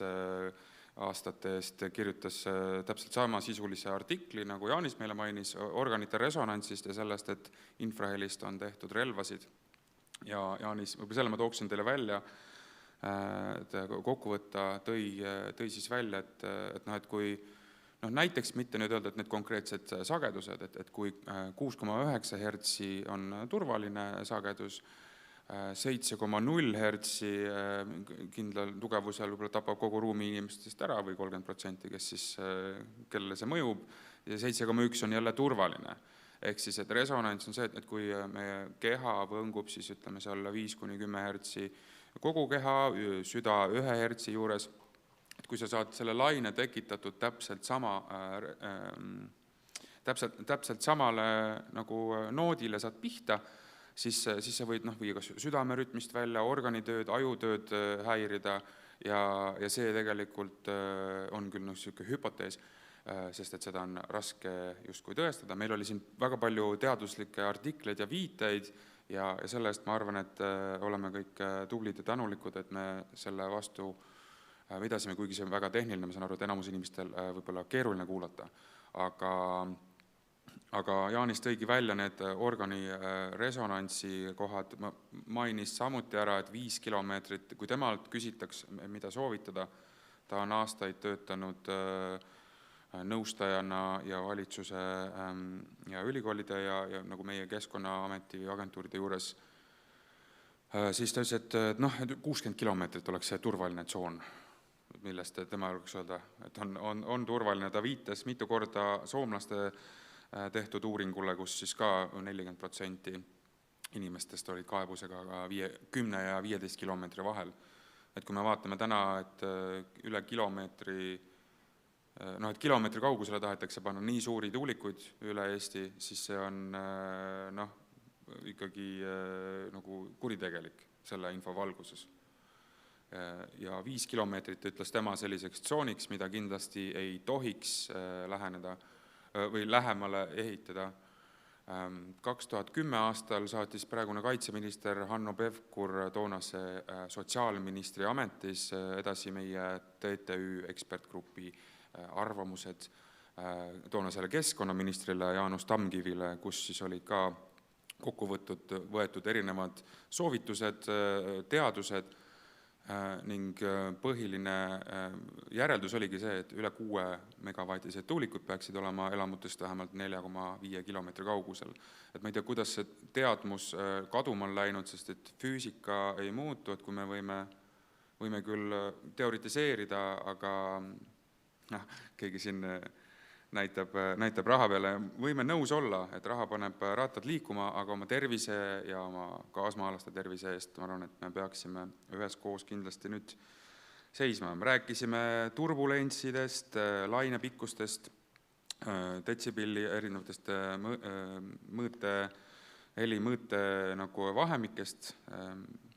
Ma ei hakka seda pikalt üle võtma, ma ütlen, see resonantsi oma mul resoneerus see teema, kuna meil täpselt meie akustikaprofessor tegi kunagi artikli, et infrahelist saab relvi teha just tänu sellele, et see võid saada konkreetse organi resonantsi ja sellega viia siis ta häirida ta tööd ja mõndade aastate eest kirjutas siis artikli, et mingit resonantsi infraheli ei tekita, et nahk on see, kuhumaani see jõuab. Ja siis mul oli hea meel näha meie lõunanaabrite professorid, kes siis justkui ikkagi riskis sellega, kui teda ähvardati, et eetikakomisjonis näeme, Ja minul käis peales et oleksime ajalooõpikust loed selle nõukogude aja kohta, et nüüd meil on samamoodi siuke mõttepolitsei, eks, et teadlasi ka. Me saame aru, miks võib-olla nii vähesed teadlased julgevad sõna võtta, sest et kui neile kohe kõik su elutöö ja palkasjad võib ära kaduda, siis versus kui sa tahad rohkem teenida, siis kirjuta positiivsed artiklid. Et me saame aru, me kõik oleme inimesed, aga mingites asjades me ei saa teha siis järeleandmisi. Enne lõunat me teeme siis 2 lõuna, ma ütlen, et me teeme siin ajalugu, me oleme väga tublid, info ei kao kuskile, ma ütlen, see ettekanne, mis Jaanis tegi, on tegelikult maailma mastaabis oluline, ajalooline ja loodan, et füüsikud võtavad, akustikud võtavad selle üles, loevad need viited läbi ja tulevad uuesti omade poole üle. Aga järgmiseks esinejaks on meil Saaremaa vallavolikogu liige, arst Anti Kukkela, kes räägib meile infraheli tervise mõjudest. Ja jääme siis paarikümne minuti piiresse proovime ja peale seda saame lõunale. Thank you, Jaanis, very much. So this is great.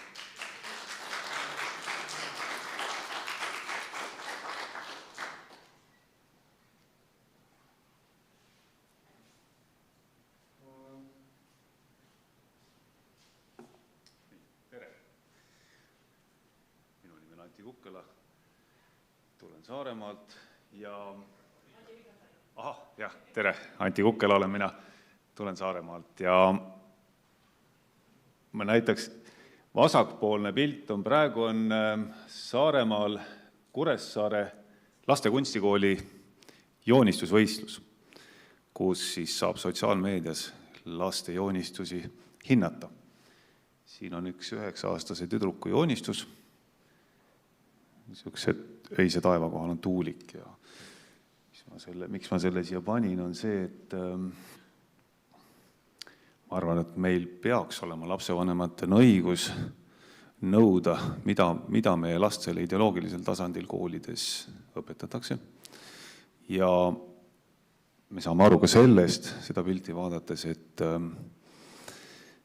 kui see jutt, mida me praegu siin räägime, me ei räägi seda kodus ka oma lastele ja ei anna lastele siis tõlgendust maailmast ja arusaama maailmast, et siis teeb seda meie asemel meie haridussüsteem. Ja tuulegeneraatorid on pulseeriva infraheli ja madalsagedusliku akustilise energiaallikad.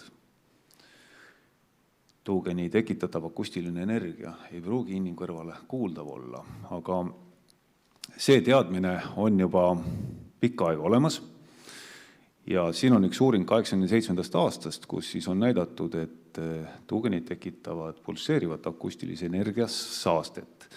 Ülemine graafik siin on siis ühe tuugeni perioodiline, ütleme siis sellise akustilise energialööklainete jada. Keskmisel graafikul on näha, et kui neid tuugeneid on rohkem, siis osad nendest impulsidest summeeruvad ja pulsatsioone on rohkem, et summeerunud pulsatsioonid võivad ka võimenduda. Ja siin oli just juttu sellest keskkonna ja sotsiaalministri vahelisest kirjavahetusest ja ma tõin siit välja mõned kollasega ära märgitud kohad, kus on siis räägitud, teada on olnud ka juba 2010 aastal, et tuugenite tekitatav infra- ja madalsageduslik heli võivad põhjustada tervisehäireid, siin on mainitud unehäireid, peavalu, migreeni, peapööritust, väsimust, ärevushäireid, keskendushäireid ja muud. Ja järgmises lõigus on öeldud, et tuulikud on uuritud, kuid seni ei ole peetud vajalikuks Euroopa Liidu tasemel kehtestada eraldi nõudeid tuulikute poolt tekitatud mürale sest seda on muutuva tuulekiiruse tõttu raske mõõta. Ja all on veel rõhutatult, pidades silmas tervise aspekti, peame tuuleparkide rajamisel oluliseks elanike huvidega arvestamist, müra kaardistamist ja keskkonna strateegilise mõju hindamist.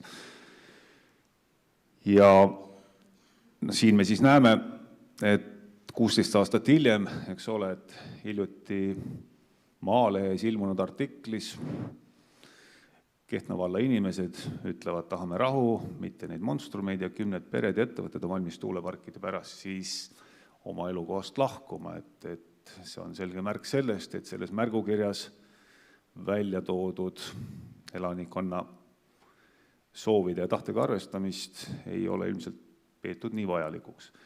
Ja siin on sellises raami sees on, kui me võtame aluseks lähtekohaks selle, et tuugen tekitab siis umbes 1 sekundilise intervalliga selliseid akustilisi energialööklaineid, siis minutis on neid 60, ööpäevas 86 000 aastas 31 miljonit.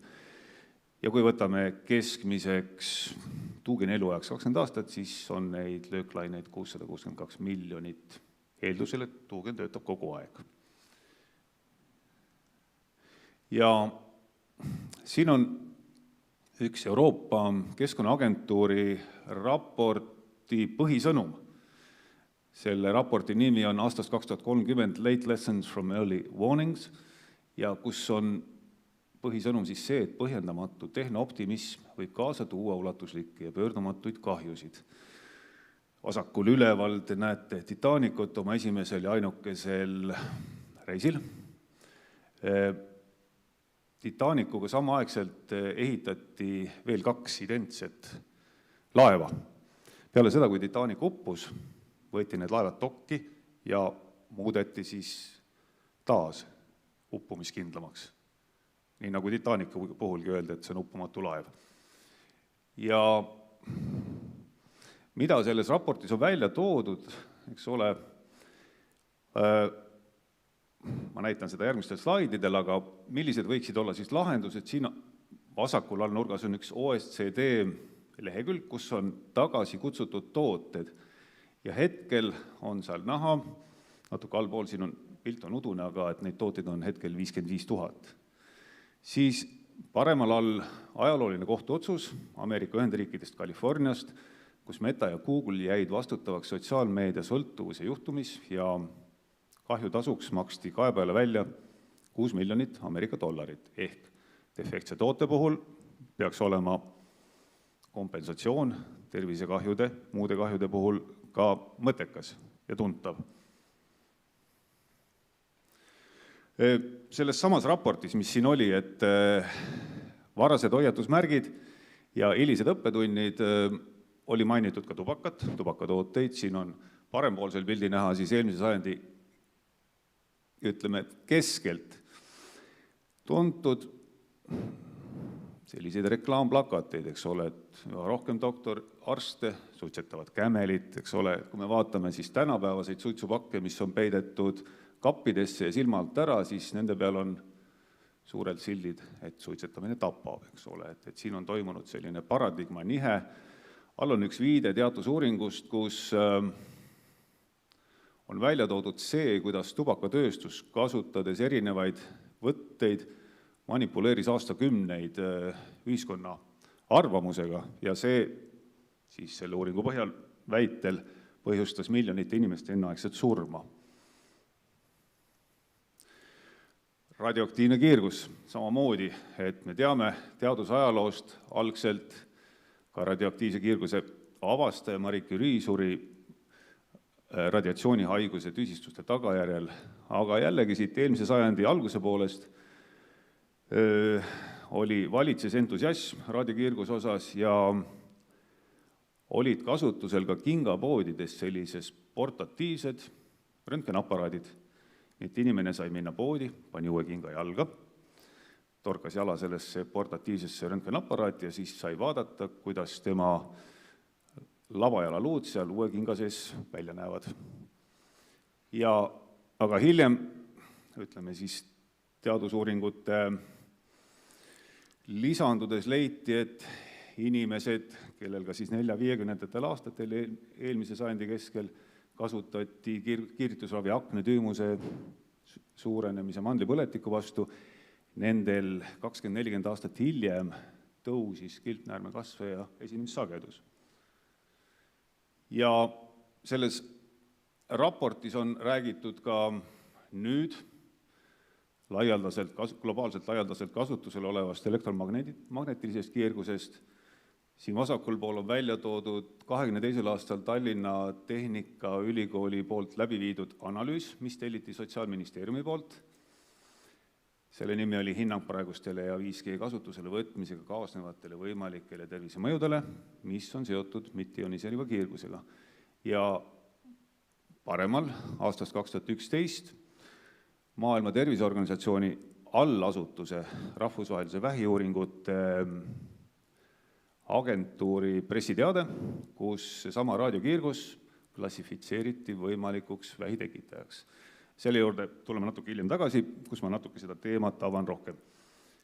Ja kui me tuleme nüüd infraheli mõjude juurde, siis raku tasandil on siin viimase aja uuringud näitavad, et infraheli põhjustab üle rõhutundlike retseptorite selliste mehaanosensitiivsete ehk nende rõhutundlike retseptorite, siin on sulgudes ära toodud need talitluse häirumise ja sellega kaasneb rakkude funktsiooni häire.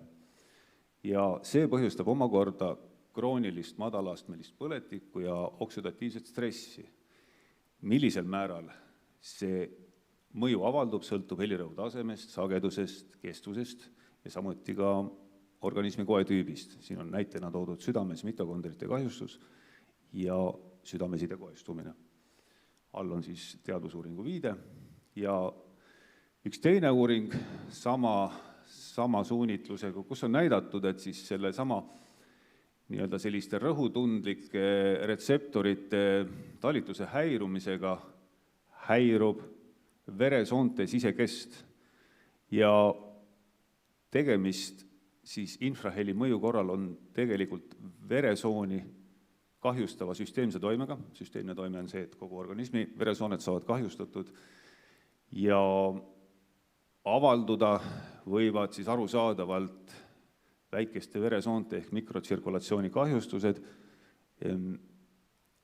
iga organsüsteemi puhul väga erineva pildiga. Ja tähendab see seda, et infraheli kahjustuse puhul ei ole spetsiifilisi kaebuseid.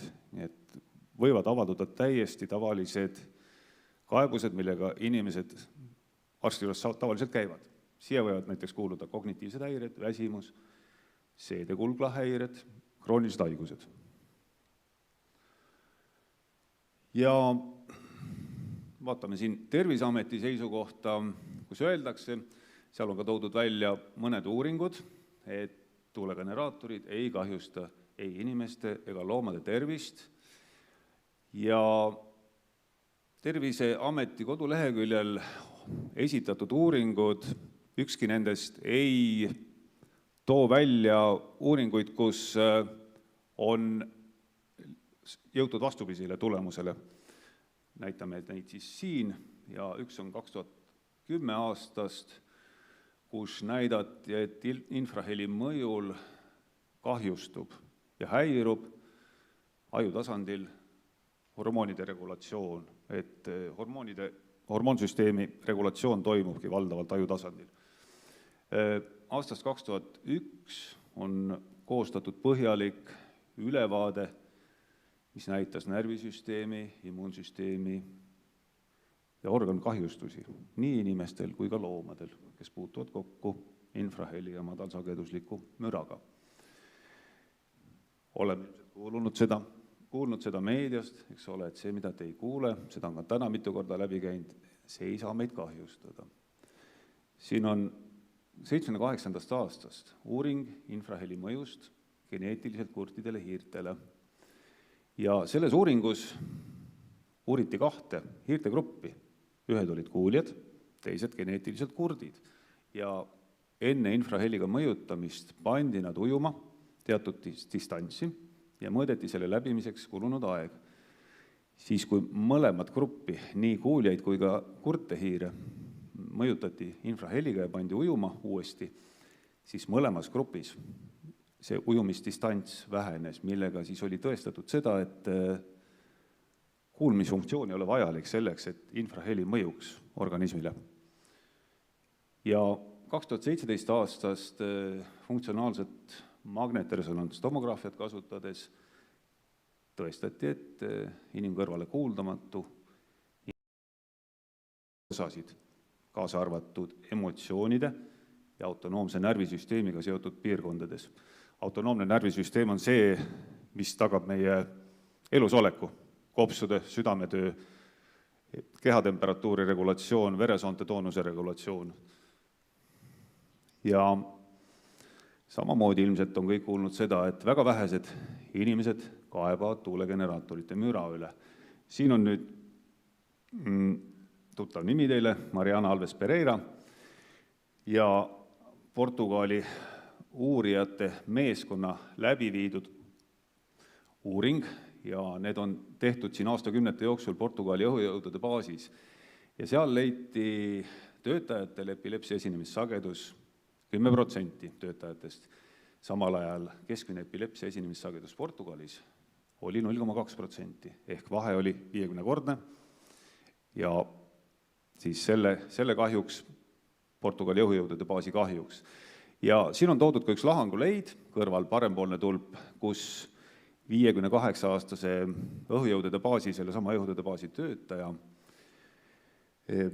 lahangul leiti 2 kasvajat ajusneerudes, mis ei andnud kaebusi, siis 11 kaebusteta läbi võetud südameinfarkti, siis südamepauna, see on see perikard, haiguslik paksenemine, veresoonte seinte haiguslik paksenemine, kopsusidekoestumine ja surmapõhjuseks sai siis 12. südameinfarkt. Pööran uuesti tähelepanu, tegemist oli 58-aastase mehega, nii et ei olnud väga vana inimene. Ja see on väga märgiline uuring. Kui te vaatate sellest tabelist kõige parempoolset rida, te näete, et jälgimisaeg on 20–30 aastat ja haigusnähtude kohene mitteavaldumine ei ole tõend haiguse puudumisest, vaid tegemist on peiteajaga. Ja selles uuringus tuli välja, tegemist oli rasketööstus ettevõttega, tsemenditehasega. Pikaajalisel toimel olid haiguslikest muutustest haaratud kõik selle mõjus oleva grupi uuritavatest. Ja siin on näha siis just, et uuriti silmamuna ja silmalau veresoonte haiguslikke muutuseid madalsagedusliku helitoimel. Ja 20-30 aasta juures on näha 100% kõikidel uuritavatel olid kujunenud välja haiguslikud muutused silma, muna ja silmalau soontes. Miks valiti silm? Seda saab ilma kirurgiliste protseduurideta lihtsalt uurida. Arusaadavalt, kui me vaatasime eespool neid mikrotsirkulatsiooni häireid, eks ole, infraheli mõju, siis see toime on süsteemne, et ehk haaratud olid tõenäoliselt ka muud veresooned kehas, mitte ainult silmaveresooned. Ja mõned uuringud veel, madalsageduslik akustiline energia halvendab kognitiivseid võimeid, siin on siis, ütleme, mõtlemis, eks ole, arvutusvõimet, loogilist mõtlemist. Ja tulnud eelkõige just sellest Portugali teaduskonnast on püstitatud hüpotees, et pulseeriv infra- ja madalsageduslik akustiline energia kiirendab haiguslike muutuste teket ja progresseerumist. Tuulegeneraatorite puhul on siis põhiliseks selleks akustiliseks energiaks pulseeruv energia. Varasemalt suurtööstus on olnud siis sellise infra- ja madalsagedusliku energia allikaks. Seal on valdavalt olnud tegemist sellise tonaalse akustilise energia emissiooniga, mis on enamasti ühtlane. Ja tuulegeneratoritele siis on impulsilaadne, et väga iseloomulik. et seal tuleb vahe ja siin on üks perekond, see nüüd on paar korda nüüd esitlustest läbi joostud, mina näitan seda teise nurga alt, perekond, kellel olid, kes pidasid ka hobuseid, et novembris 2006, kollasega rõhutatud, pandi siis tööle nende kodu lähedal 4 tuulegeneraatorit, kaebused tekkisid detsembris 2006 ja pere 12-aastane poeg, kes oli hea õpiedukusega, hakkas koolis nii-öelda siis hakkasid õpitulemustelt halvenema ja lõpuks saadi siis asja jälile, eks ole, et mis on põhjuseks ja naine lastega lahkus sealt kodust ära, mees, kuna ta pidi hobuseid hooldama ja pidama, jäi sinna, nii et selle mehe, kes sinna majapidamisse jäi, tema tervis halvenes progresseeruvalt, aga selle poisi õppeedukus taastus peale seda, kui ta lahkus sealt tuugenite akustilise energiasaaste mõju alast. Ja tuulegeneraatorite mõjualas elavatel inimestel on kirjeldatud, et inimesed ise on kirjeldanud sellist haiguslikku kehaletemperatuuri langust, väga sage on meeleoluhäired ja viitan siin eespool juba mainitud uuringut, kus on leitud, et infraheli mõjutab selgelt emotsioonide ja autonoomse närvisüsteemiga seotud piirkondi ajus. Nii, seda nüüd uuringut on ka kommenteeritud ja et siin Soomes on see tehtud ja tuleb välja selgelt seos tervisekaebuste ja tõsiduse osas ja seos on see, et mida suurem on ekspositsiooni aeg ehk mida kauem töötavad tuulegeneraatorid, seda tõsisemad on tervisekaebused ja mida lähemal elavad inimesed töötavatele tuulegeneraatoritele, siis seda tõsisemad, eks ole, siin on näha, et tõsised, siis ütleme, invaliidistavad ja erinev raskusastmes välja toodud need tervisekaebused ehk mida rohkem ekspositsiooni aega ja mida lähemal tuulegeneraatoritele, seda tõsisemad tervisekaebused. Ja nüüd liigume selle infraheli pealt teisele teemale, mis on samuti seotud tuulegeneraatoritega. Tuulegeneraatorite puhul esineb ka tuugenilabade erosioon ja plasti mikro- ning nanoosakeste sattumine keskkonna. Ja on see tingitud sellest, et need tuugenilabad suure kiirusega pööreldes siis tuul, vihm, rahe, lörts, lumi töötavad liivapaberi efektil ehk hõõruvad, tugev hõõrdumisjõud tekib ja see kulutab siis tuugenilabasid ja sealt satub siis keskkonda erinevaid kemikaale.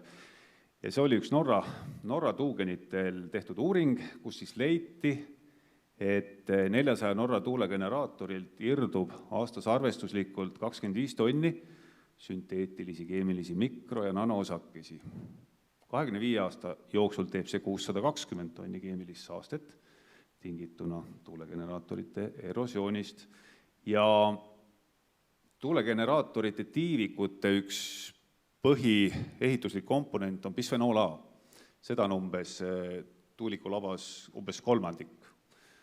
Ja siin on Euroopa Toiduohutusameti 23. aasta pressiteade ja teaduslik arvamus bisfenooli kohta ja see on avaldatud siis Regionaal- ja Põllumajandusministeeriumi koduleheküljel ja Euroopa Toiduohutusamet, selle teadlased jõudsid järeldusele, et bisfenool A-ga kokkupuudet toidu kaudu kujutab terviseohtu inimestele kõigis vanuserühmades ning peamine terviseoht on mõju immuunsüsteemile. Teadlaste hinnangu aluseks on enam kui 800 teadusuuringut, siis avaldati aastatel 2013 kuni 2018. Ja uuele teaduslikele tõenditele tuginedes määrasid siis teadlased uueks päevaseks maksimum kokkupuute normiks bisfenool A-ga 0,2 nanogrammi ehk miljardik osa grammist. Varasem oli 4 mikrogrammi ehk ühe siis otsusega vähendati lubatavat bisfenool A kontsentratsiooni 20 000 korda. Et te näete, et see on väga tõsiselt, väga suures kogu ulatuses on seda bisfenooli hulka vähendatud, lubatavat normi ja milles asi siis, eks ole, seal oli juba mainitud, et eelkõige immuunsüsteemi negatiivsete mõjude pärast hetkel teadaolevalt põhjustab bisfenool A umbes 80 haigust. Siia kaasa arvatud endokriinsüsteemi talitluse häire ja bisfenool A meenutab oma struktuurilt naissuguhormooni ja omab ka organismis sarnast toimet naissuguhormoonile. Ja bisfenool A ei tee vahet, kas ta satub mehe või naise sisse arusaadavalt, eks ole. Ja vähiareng on seotud bisfenool A-ga, kaasasündinud väärarengud, kroonilised haigused, maksakahjustused ja üldsuremuse oluline kasv, et on uuring, kus on leitud, et kui uriinis on bisfenool A hulk suurenenud, põhjustab see üldsuremuse suurenemist inimesel. See tähendab suremist igasugustesse tervisehädadesse. Ja 2017 aastal on liikmesriikide komitee ehk Euroopa Liidu juures üks amet ohtlike ainete nimekirja lisanud sellesama bisfenool A kui väga muret tekitav aine. Nii, ja bisfenool A ei ole ainuke siis keemiline komponent, mis võib põhjustada oluliseid keskkonna saasteprobleeme ja ka tervisekahjustusi. Siin on üks Rheinland-Pfalzi liidumaa, see oli Keskkonnaameti pressiteade aastast 2024, kus siis rutiinse kontrolli käigus leiti, et metssigade maksad on tugevalt saastunud perfluoreeritud ja polüfluoreeritud alküülsete ainetega, kuna nad on keskkonnamõjudele need fluoritud ained väga vastupidavad, siis neid nimetatakse, nagu siin on all ka näha, selline toores tõlge, et igavesed kemikaalid, mis on väga püsivad keskkonnas. Ja siin on üks uuring, mis on küll käsitleb meretuuleparke ja siin on välja toodud see, et tuulegeneraatori ehitamisel kasutatakse enam kui 200 keemilist ühendit sünteetilist. Kõige enam kulumisele on siis kulumisest mõjutatud on eelkõige pinnakatted ja see, millises ulatuses see kulumine toimub ja ka selge ülevaade nendest sünteetiliste ainete olemasolust, kui palju neid üldse on ja kui palju neid võib keskkonda erituda, selles osas puudub ebaselgus või puudub selgus ja rõhutatakse seda, et sellised asjad on vaja välja selgitada ja siis reguleerida inimeste tervise kaitseks, eks ole, ehk valitseb teaduslik ebakindlus tuuleenergeetika erinevate mõjude osas, eelkõige tervise osas. Ja ma toon siia välja ühe sellise minu arust üsna hea mõtte, mis on välja öeldud 2002. aastal tolleaegse Ameerika Ühendriikide kaitseministri Donald Rumsfeldi poolt, mis räägib teadmistest ja teadmatustest. On teadaolevaid teadmisi. Need on asjad, mida me teame, et me teame. On ka teadaolevaid teadmatusi. See tähendab, et me teame, et on asju, mida me ei tea, aga siis on ka veel teadmata teadmatusi. Asju, mida me ei tea, et me ei tea. Ja ega meil nendest teadmata teadmatustest, mis ütleme, tuugenite tervisemõjude ja muude mõjude suhtes, meil valitseb ka selles osas teadmata teadmatus. Et sellel mehel tegevuse puhul seal allnurgas võiks arvata, et see on nüüd teadaolev teadmine, aga tundub, et see ei ole alati nii selge ja lihtne. Ja siis ma puudutaks veel koostoimeid ehk koostoimete pikaajalist mõju. Siin on toodud mõned faktorid, mida võiks siis arvestada, eks ole, uute tehnoloogiate ütleme siis laialdaselt kasutusele võtmisele eelnevalt. Ja kui me räägime nüüd tuuleenergeetikast ja tuulegeneraatorite toomisest inimeste elukeskkonda, siis peaks seal olema selged uuringud, mis annavad meile vastuse sellest, millised on sellise akustilise energia ja keemilise kas saaste või siis meil ka olmekeemia, ravimite kokkupuutel. Samuti ka, kui me lisame siia juurde elektromagnetväljad, nii võrgu sagedusliku kui ka raadiosagedusliku, millised mõjud on inimestele, kellel on kroonilised haigused. Lapsed ei ole väiksed täiskasvanud, lastel on palju anatoomilisi ja ka füsioloogilisi iseärasusi, et kuidas mõjub lastele eraldi infra- ja madalsageduslik energia, eakad inimesed. Ja nüüd ma tulen tagasi selle juurde, miks ma ennem näitasin seda raadiosageduslikku kiirgust, nüüd me räägime sellest, mis kõigil on taskus, nutid telefonid, eks ole, et olen leidnud ühe uuringu 2023 aastast, kus on siis uuritud madalsagedusliku akustilise energia, ma panin sinna sulgudesse tuugenid, see ei ole küll tuugenite, kuid tuugenid emiteerivad samamoodi madalsageduslikku akustilist energiat ja raadiosagedusliku kiirguse, nutitelefonid, koos mõju. Ja tegemist oli noorte tervete meestega, kes siis allutati sellele eksperimendile, toimeaeg oli pool tundi ja seal on nüüd vahel näha kognitiivsete võimete langus nende kahe faktori koostoimel poole tunni jooksul. Kui võeti eraldi see madalsageduslik akustiline energia ja raadiokiirgus eraldi, siis sellist võimendunud toimet ei avaldunud, ehk see uuring annab meile mõista seda, et teatud füüsikalised tegurid potenseerivad üksteise mõju. Ja see oli lühiajaline uuring. Ja et sellel võib olla juba ka, ja see on üsna levinud kombinatsioon, kui te vaatate, siis võtame globaalselt ka Eestis, kui palju on tuulikuid ja kui palju on siis, kõikidel on isiklikud telefonid, aga paneme mobiilimastid juurde, mida välja lülitada ei saa, siis selline kombinatsioon katab tuhandeid kilomeetreid meie elukeskkonda, eks ole. Ja paremal seal üleval suure pealkirja all on üks uuring aastast 2025, kus Ameerika Ühendriikides on tõusnud väga teravalt rahva tervise valdkonnas päevakorda täiskasvanud inimeste kognitiivsete võimete langus. Palju sellistel kombineeritud mõjudel seal osakaalu on raske öelda. Ja siin on eelmisel aastal mõõdeti Kuressaare külje all, Sikassaares, kus on 3 tuugenit, sellise akustilise energia helirõhu tasemeks 88,7, sellepärast on seal selline arv. Ja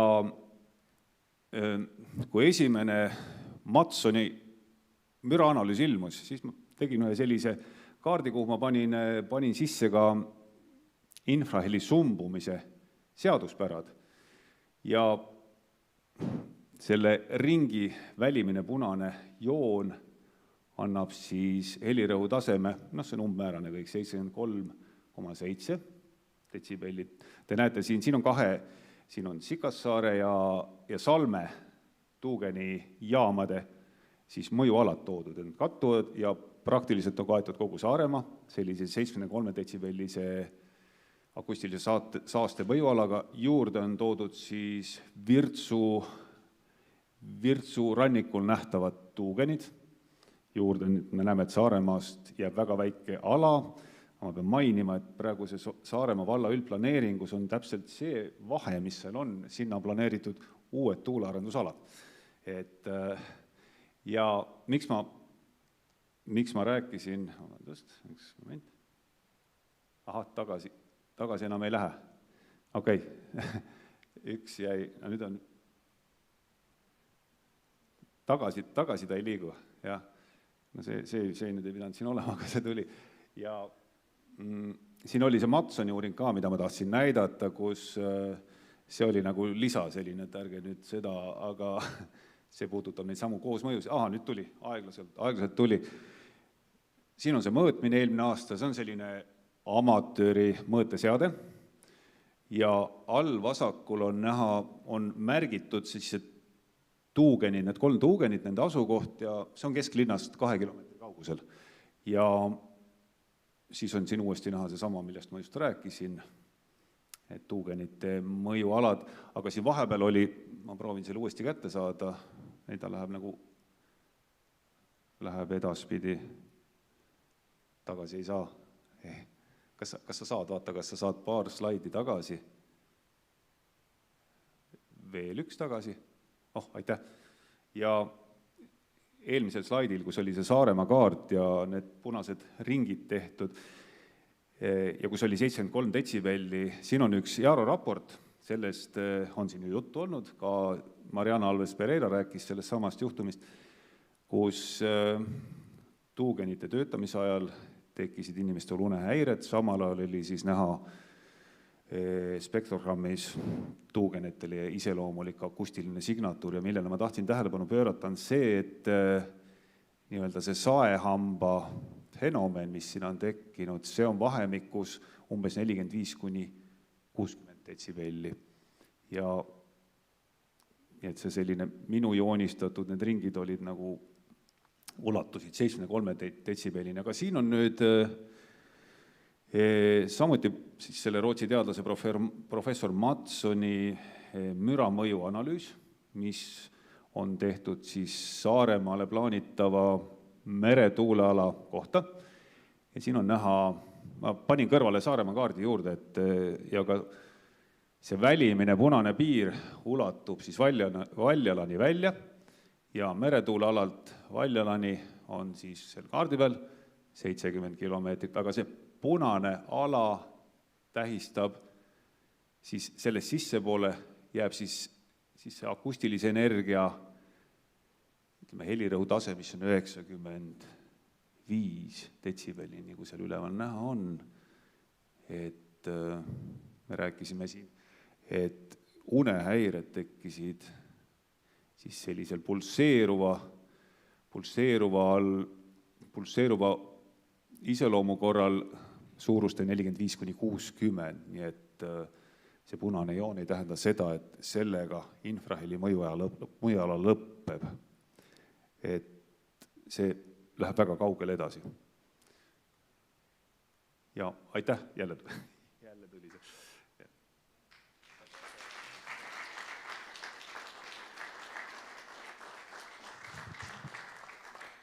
Nii, nüüd on meil siis paus, teeme kella 3:45 minutit, et hankige midagi hamballa. We're having a break now until 3 o'clock.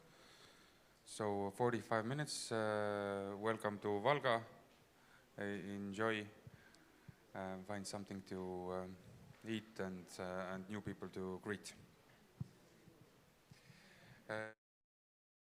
Opereeruda kohalikega, siin olid mingi 4-5 toredat optioni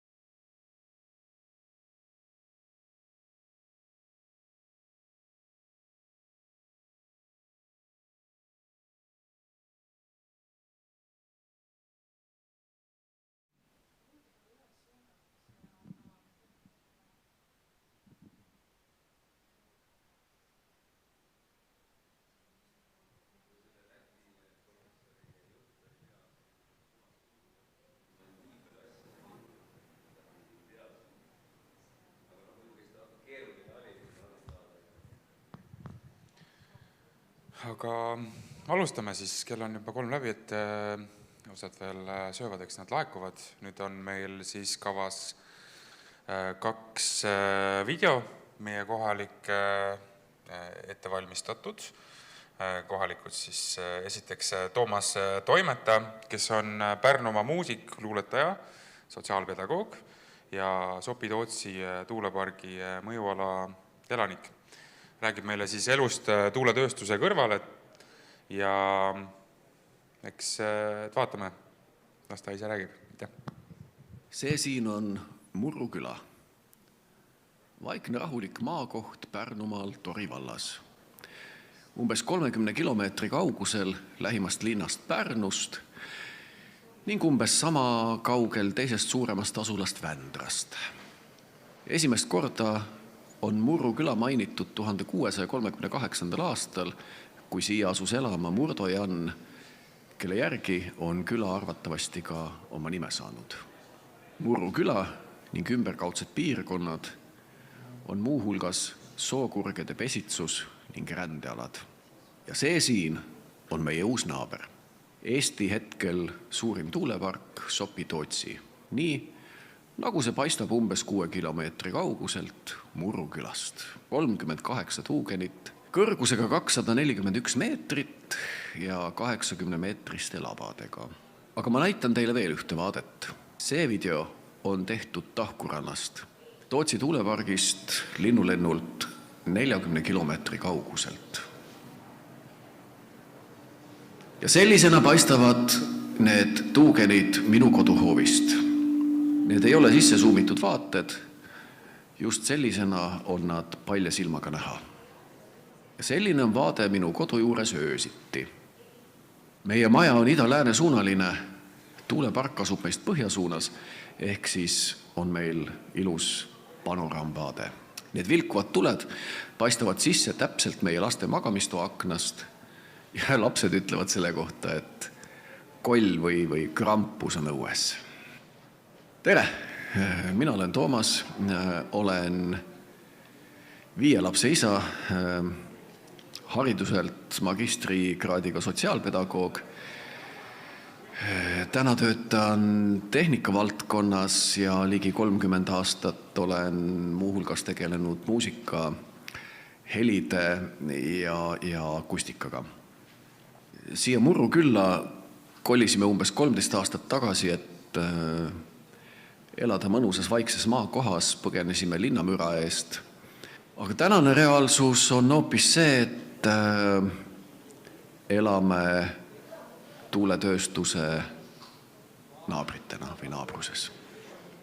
Alustame algusest.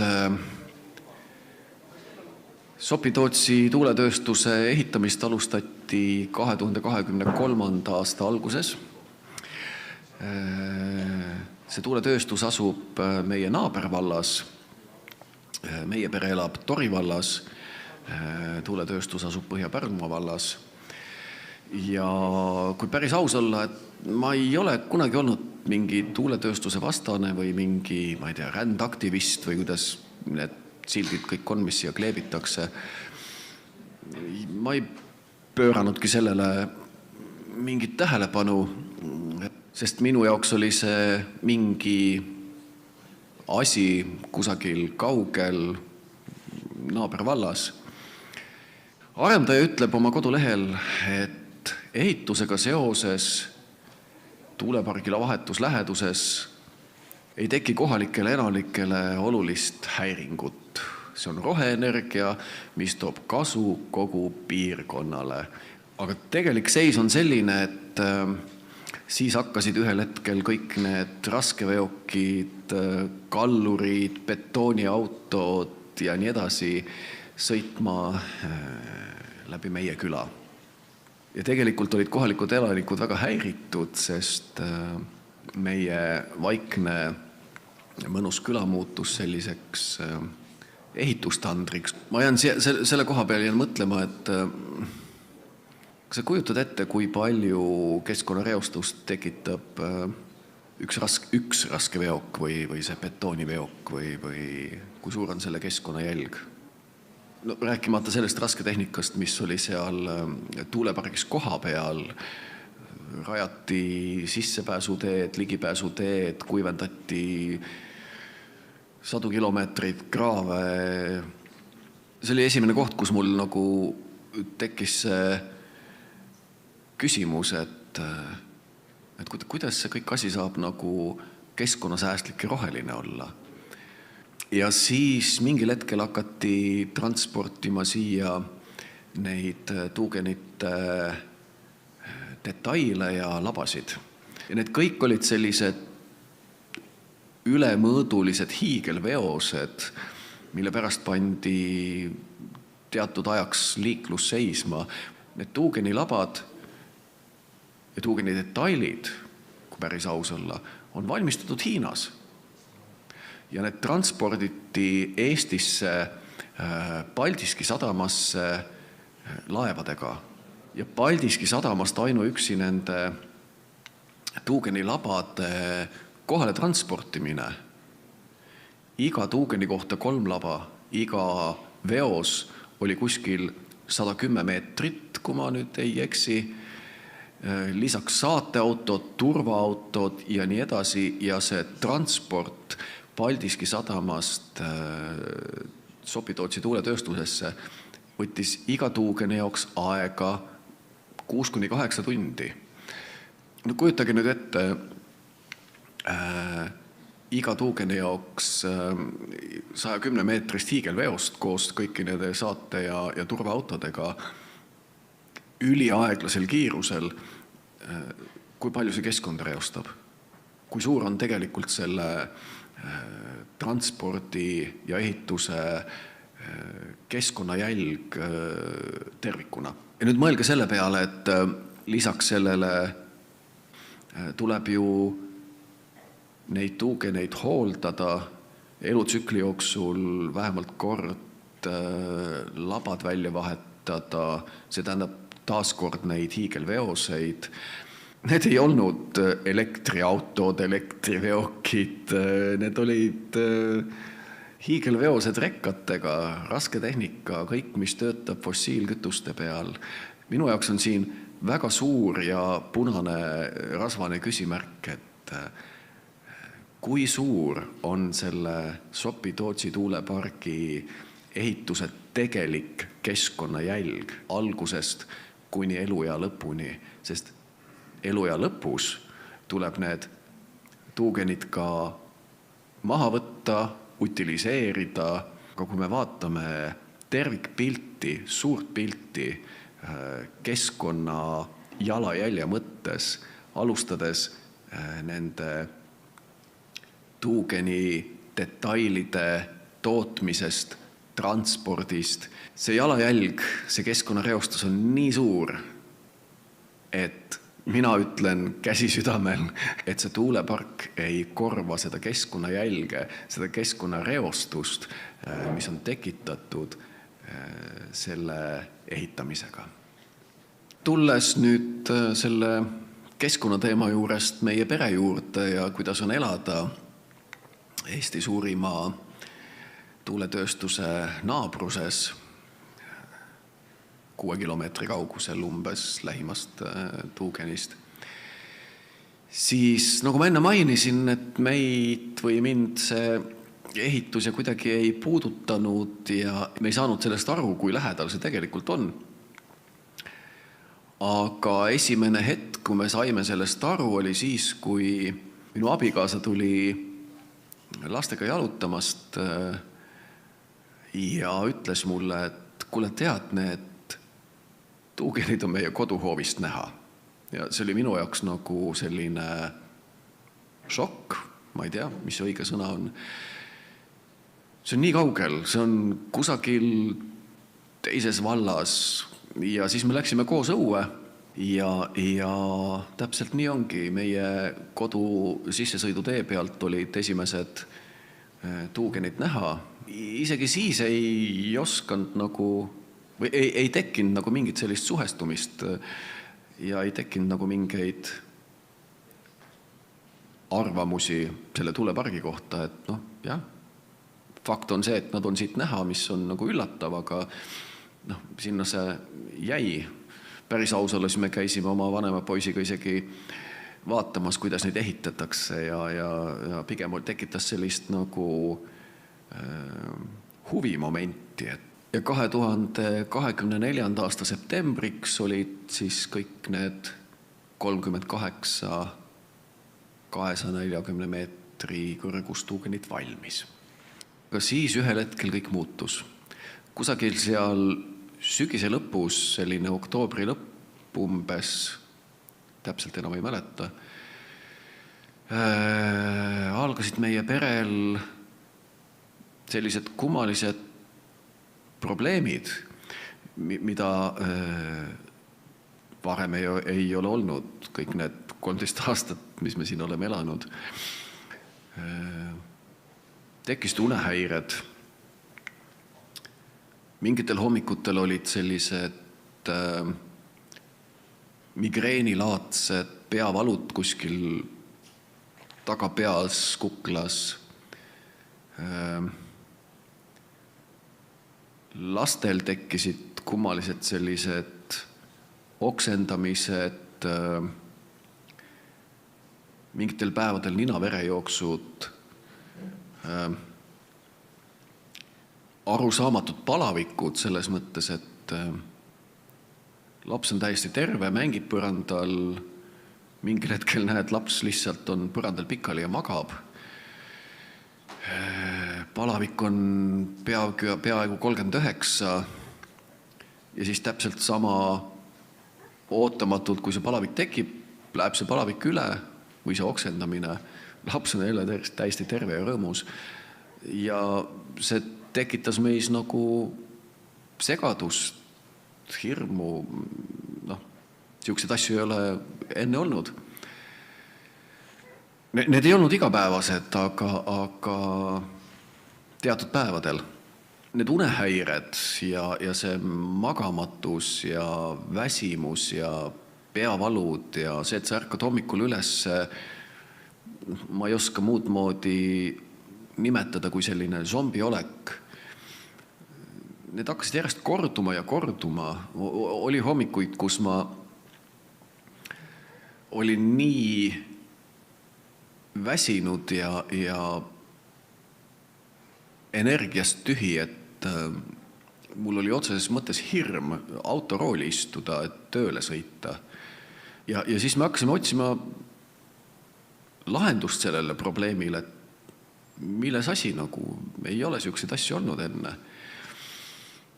Ja mingil hetkel jõudsin ma arsti juurde lihtsalt selleks, et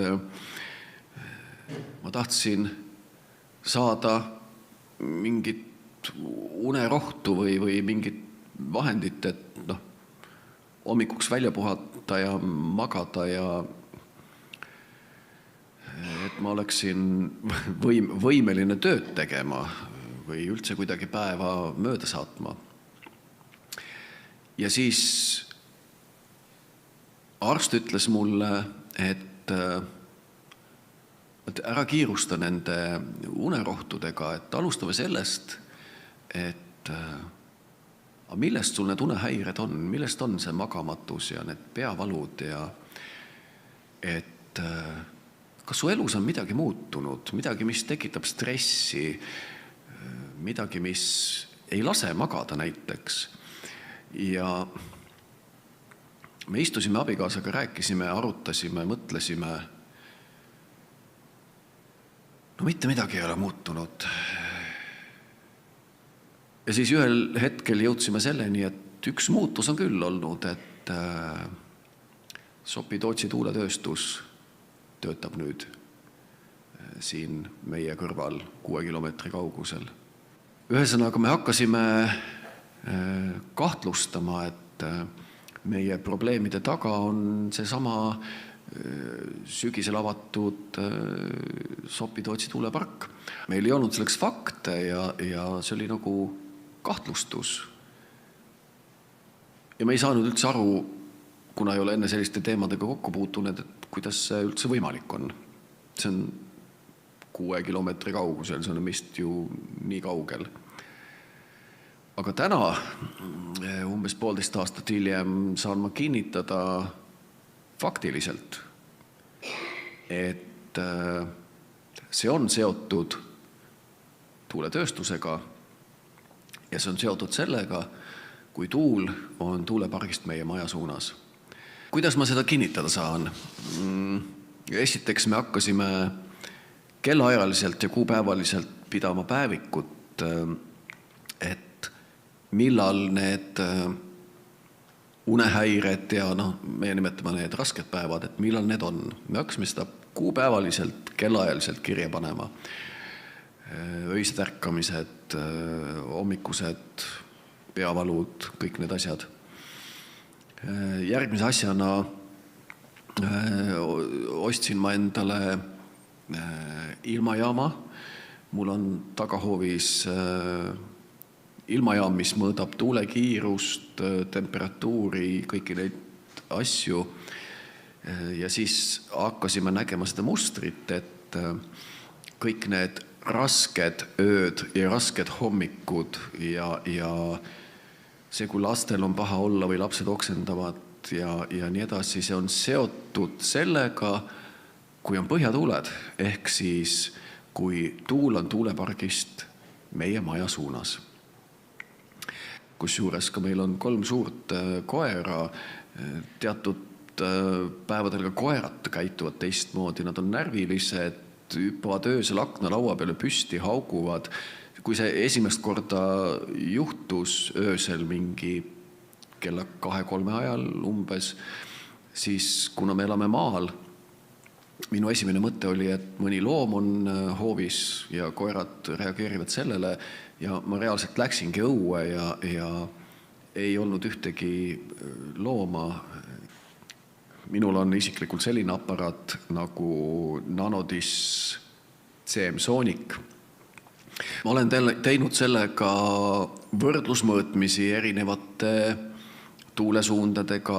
Ma olen teinud võrdlusmõõtmisi ka mujal, nii Tootsis kui Pärnu rannas. Mis ma saan selle mõõteaparaadi tulemustest lähtuvalt kinnitada, on see, et kui tuul on tuulepargist meie suunas, on infraheli tasemed kordades üle ohutu, üle lubatu. Kui tuul ei ole tuulepargi suunas, siis on kõik tipp-tapp. Rääkides Pärnu rannas tehtud mõõtmistest, kuna hästi sageli üteldakse ka seda, et ka loodus tekitab infraheli ja see kõik on tõene. Loodus tekitab ka infraheli, mitte küll pulseerivat nagu tuuletööstus. Ma mõõtsin Pärnu rannas, tuul oli mere pealt, päris korralik tuul oli. Ma kiirust kahjuks ei tea hetkel ütelda ja minu selja taga, see oli kevadine aeg, minu selja taga töötasid 2 tööstuslikku lehepuhurit ja umbes siukene mõnisada meeter eemal oli traktor, mis siis puhastas rannaliiva. Müra oli selline, et ütleme, telefoniga rääkida ei saanud, korralik müra oli ümber ja selle mõõtmise näidud olid täiesti normi piires. Samal ajal kui minu kodus põhjatuulega kuuldavat müra mitte mingit ei ole, aga näidud on kordades üle ohutu või lubatu. Täna on minu juures väga pikka aega juba olnud ka üks mikrobaromeetriga mõõtev seade. Neid on, kui ma ei eksi, siis 15 tükki üle Eesti, nii Saarde kui Sopi-Tootsi tuulepargi ümbruses. See on mitteametlik mõõtmine, aga sellest mõõtmisest lähtuvalt saan ma jälle taaskord kinnitada, et kui tuul on tuulepargi suunast meie suunas, ja tuulepark töötab, siis on infraheli tase meie kodus sees kordades üle lubatu. Kui tuulepark seisab või kui tuul ei ole tuulepargi poolt meie suunas, siis on kõik näidud nii ütelda rohelises ehk siis sel hetkel on see loomulik, looduslik infraheli mürafoon. Ja ma toon siin kohal välja ühe huvitava fakti, milleni ma jõudsin alles hiljuti. Meil oli põhjatuul ehk siis tuul otse tuulepargist meie maja suunas. Aga see mikrobaromeetriga mõõtja näitas, et kõik näidud on rohelises. Aga kuidas see on võimalik? Tavaliselt, kui tuul on põhja poolt ehk tuulepargist meie suunas, on näidud kõik punases ja meil on need rasked päevad. See päev oli täiesti tavaline päev. Ja põhjus on väga lihtne. Tuul oli põhja suunast umbes 8,5–9 meetrit sekundis, aga tuulepark seisis. Miks ta seisis? Mina ei tea. Börsi hind oli liiga madal. Hästi päikeseline päev oli muidugi, võib-olla päikesepark tootis nii palju. Ehk siis mul on mõõtmistega olemas fakt täpselt samade tuuletingimuste puhul, sama tuule suund, sama tuule kiirus. Kui tuulepark töötab,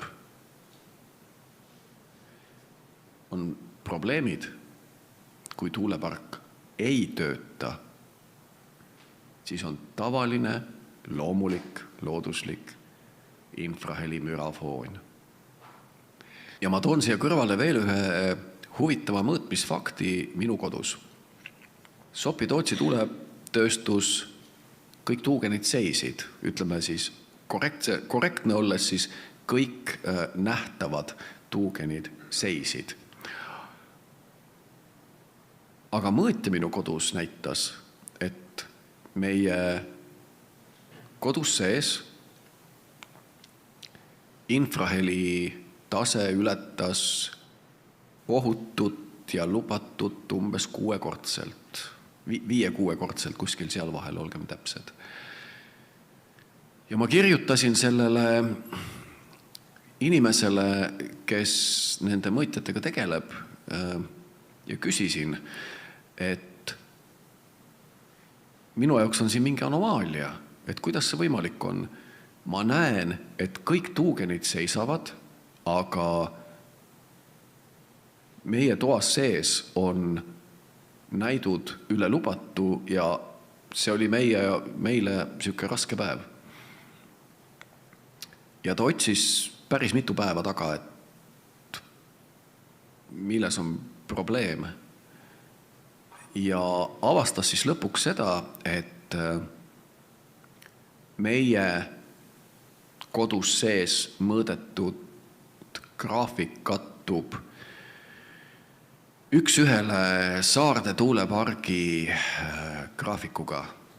Ehk siis meie kodus tingimustel, kus Sopi-Tootsi tuuletööstuse tuugenid seisavad, aga tuul oli Saarde tuulepargi poolt, on reaalselt mõõdetud üle lubatu tugevusega infraheli, mis kattub Saarde tuuletööstuse graafikuga.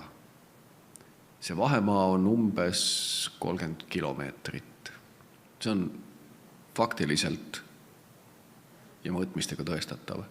Aga kui me tuleme nüüd tagasi selle juurde, et meie perel 6 kilomeetrit Sopi-Tootsi tuuletööstusest on terviseprobleemid või probleemid, siis üks argument on see, et ei ole tõestatud, et infraheli tekitaks tervisehäireid, terviseprobleeme. Mina täna vaidlen sellele faktiliselt väga vastu. Olgu, ma nõustun sellega, et infraheli ei tekita otseseid tervisehäireid. No, ma tegelikult ei nõustu sellega, aga oletame, et ma nõustun. Aga fakt on see, et tuuletööstuse poolt tekitatav pulseeriv infraheli tekitab unehäireid. Uni koosneb 3 tsüklist ja neist üks osa on REM-uni, ehk siis rapid eye movement. Ja see on see hetk, kui inimene näeb unenägusid. Ja see on see aeg, kui inimene ei puhka. Inimene puhkab siis, kui on see sügav uni.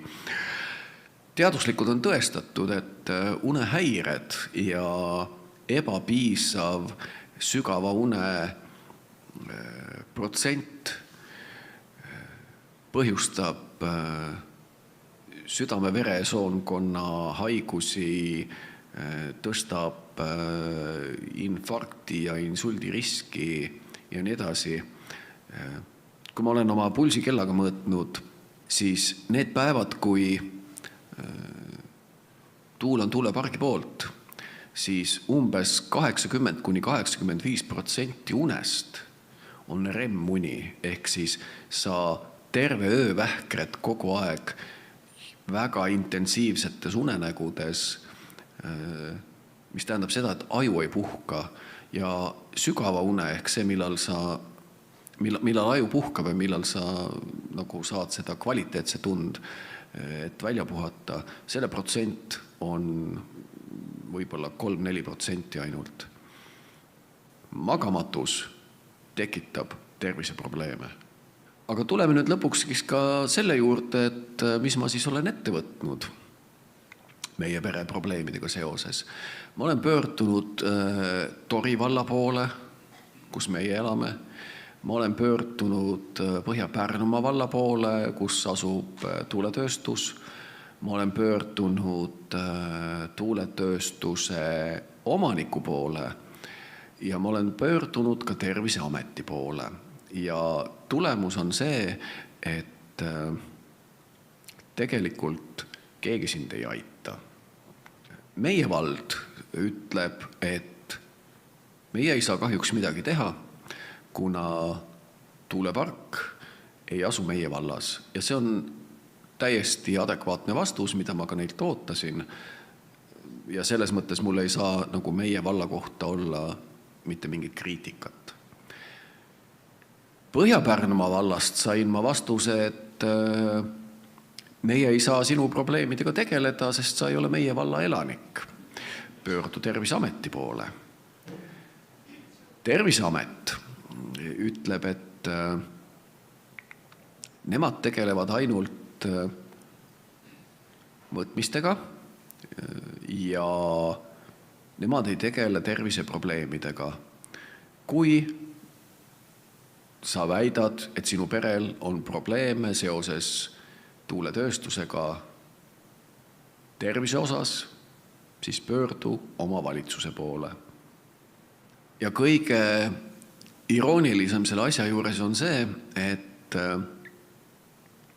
siis kui tehti Sopi-Tootsi tuuletööstuse müra uuringuid ja mõõtmisi, pöördusin ma isiklikult nii Põhja-Pärnumaa valla, Terviseameti kui ka tuulepargi omaniku poole ja palusin, et mõõtmisi tehaks ka minu juures, meie kodus, nii sees kui väljas. Ja ma soovisin ise olla nende mõõtmiste juures, et näha, mida mõõdetakse, kuidas mõõdetakse, mis kellaajal mõõdetakse, et ma saaksin võrrelda neid nende mõõtjatega, mis on mitteametlikult meie kodus ja nendest mõõtmistest keelduti ja keelduti põhjusel, et te olete nii kaugel, et me ei näe põhjust teie juures mõõta.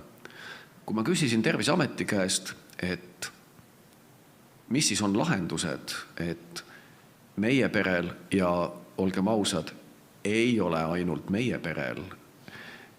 Ma suhtlen hetkel 32 perega Sopi-Tootsi tuulepargi ümbrusest, kellel on sarnased probleemid ja vähemalt üks pere on juba ära kolinud.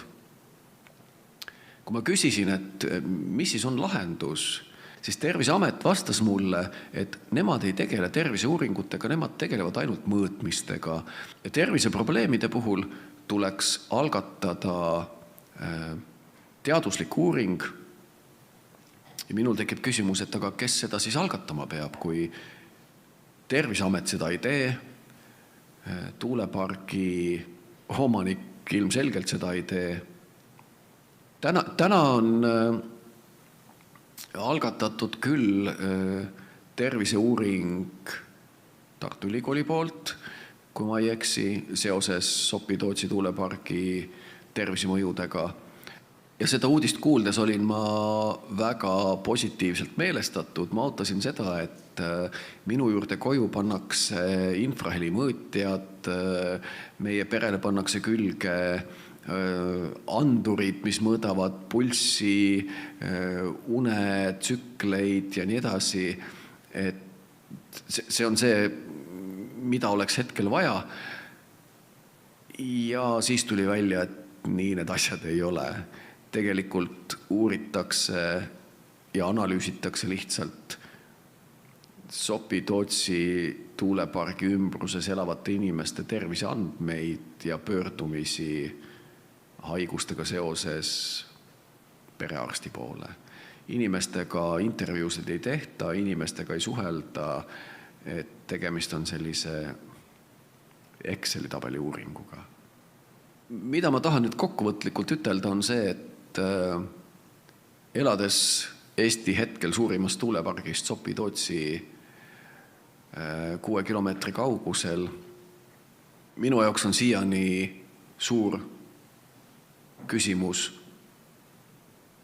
tegelik keskkonnajälg.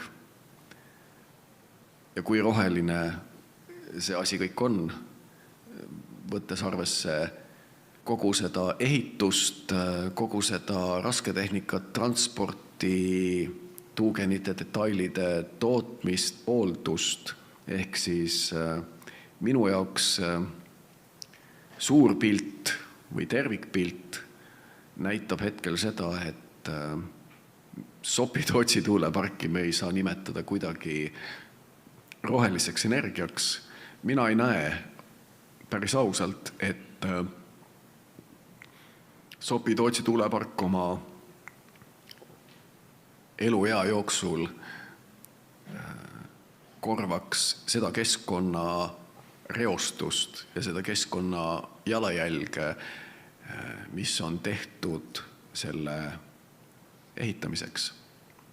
Teine pool on siis inimeste terviseprobleemid, millega mitte keegi ei tegele, mida mitte keegi ei võta tõsiselt ja tegelikult ei ole tehtud siiani mitte ühtegi teaduslikku uuringut Eestis, et ümber lükata või kinnitada nii minu pere kui teiste perede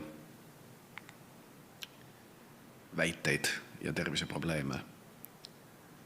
Kes seda tegema peaks sel juhul, mina ei tea.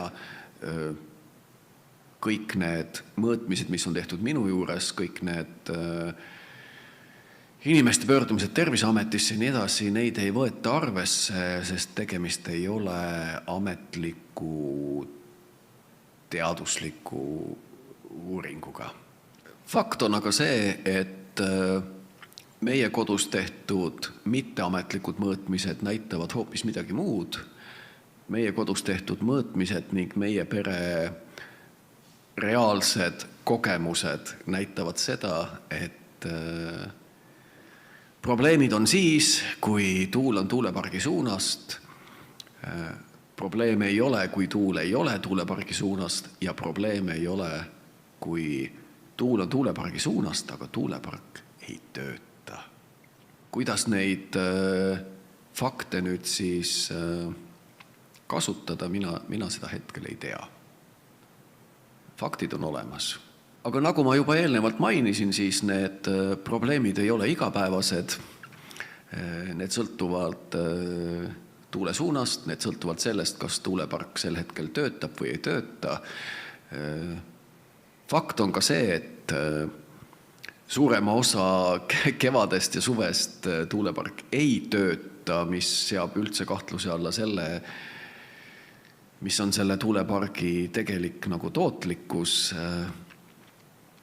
Ja tuulepark ei tööta lihtsalt sellepärast, et kui on vähe tuult, siis tuulepark ei tööta, kui on liiga palju tuult, siis tuulepark ei tööta ja kui börsihind on madal ja kui on liiga palju päikest ja päikesepaneelid toodavad, siis tuulepark ka ei tööta, et õnneks neid halbu ja raskeid päevi on meie perel ütleme, mitte liiga palju. Selle 1,5 aasta jooksul ma ei saa ütelda, et me oleme nendega harjunud, aga me oleme nendeks ettevalmistunud. See ei ole küll okei või normaalne, et me peame siin maal hajaasustuses elama selliste teadmistega, aga me oleme elus, me elame üle. Mina näen seda, et kuna teaduslikud uuringud näitavad, et infraheli levib kõige kaugemale pigem just öösiti, seda väga lihtsal füüsikalisel põhjusel, see on temperatuuride erinevus keskkonnas. Kui me jõuaksime isegi selleni, et öösel inimeste magamise ja puhkamise ajaks pannakse tuulepark seisma, oleks see juba suur võit. Aga võttes arvesse seda, kui tihti tuulepark üldse seisab igasuguste erinevatel põhjustel, siis tekitab see juba omakorda küsimust, et miks meil neid vaja on?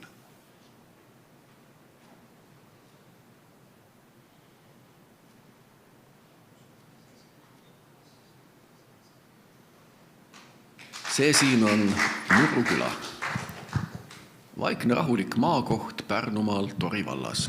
Nii, siin oli siis Toomase lugu, aitäh. Ja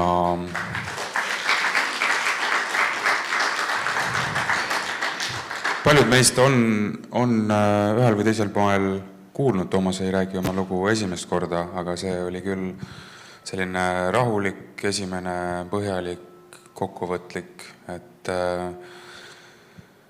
see on siis mees, kes on koju ostnud ilma jaama ja peab igapäevaselt päevikut oma terviseandmetega ja veel kord, et sellist asja ei tehta niisama või kellegi kiusamiseks, et arendajatele või kliimaministeeriumile pinnuks olla, vaid selleks, et selleks on vajadus.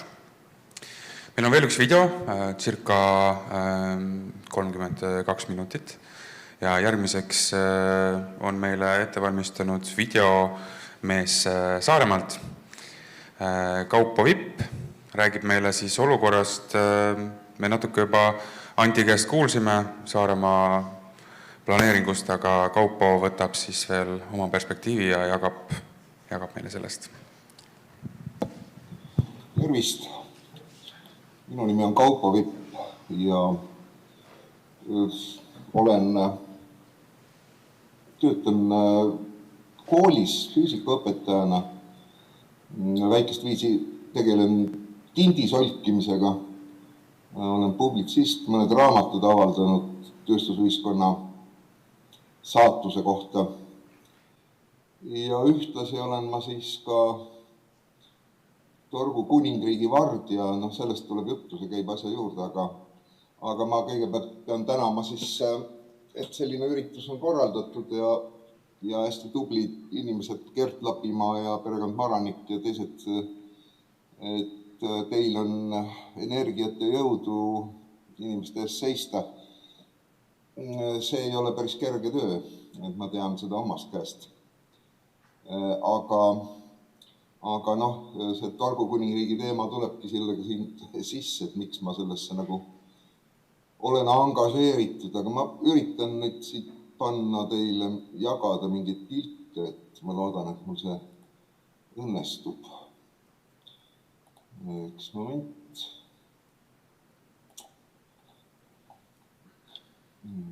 Nii.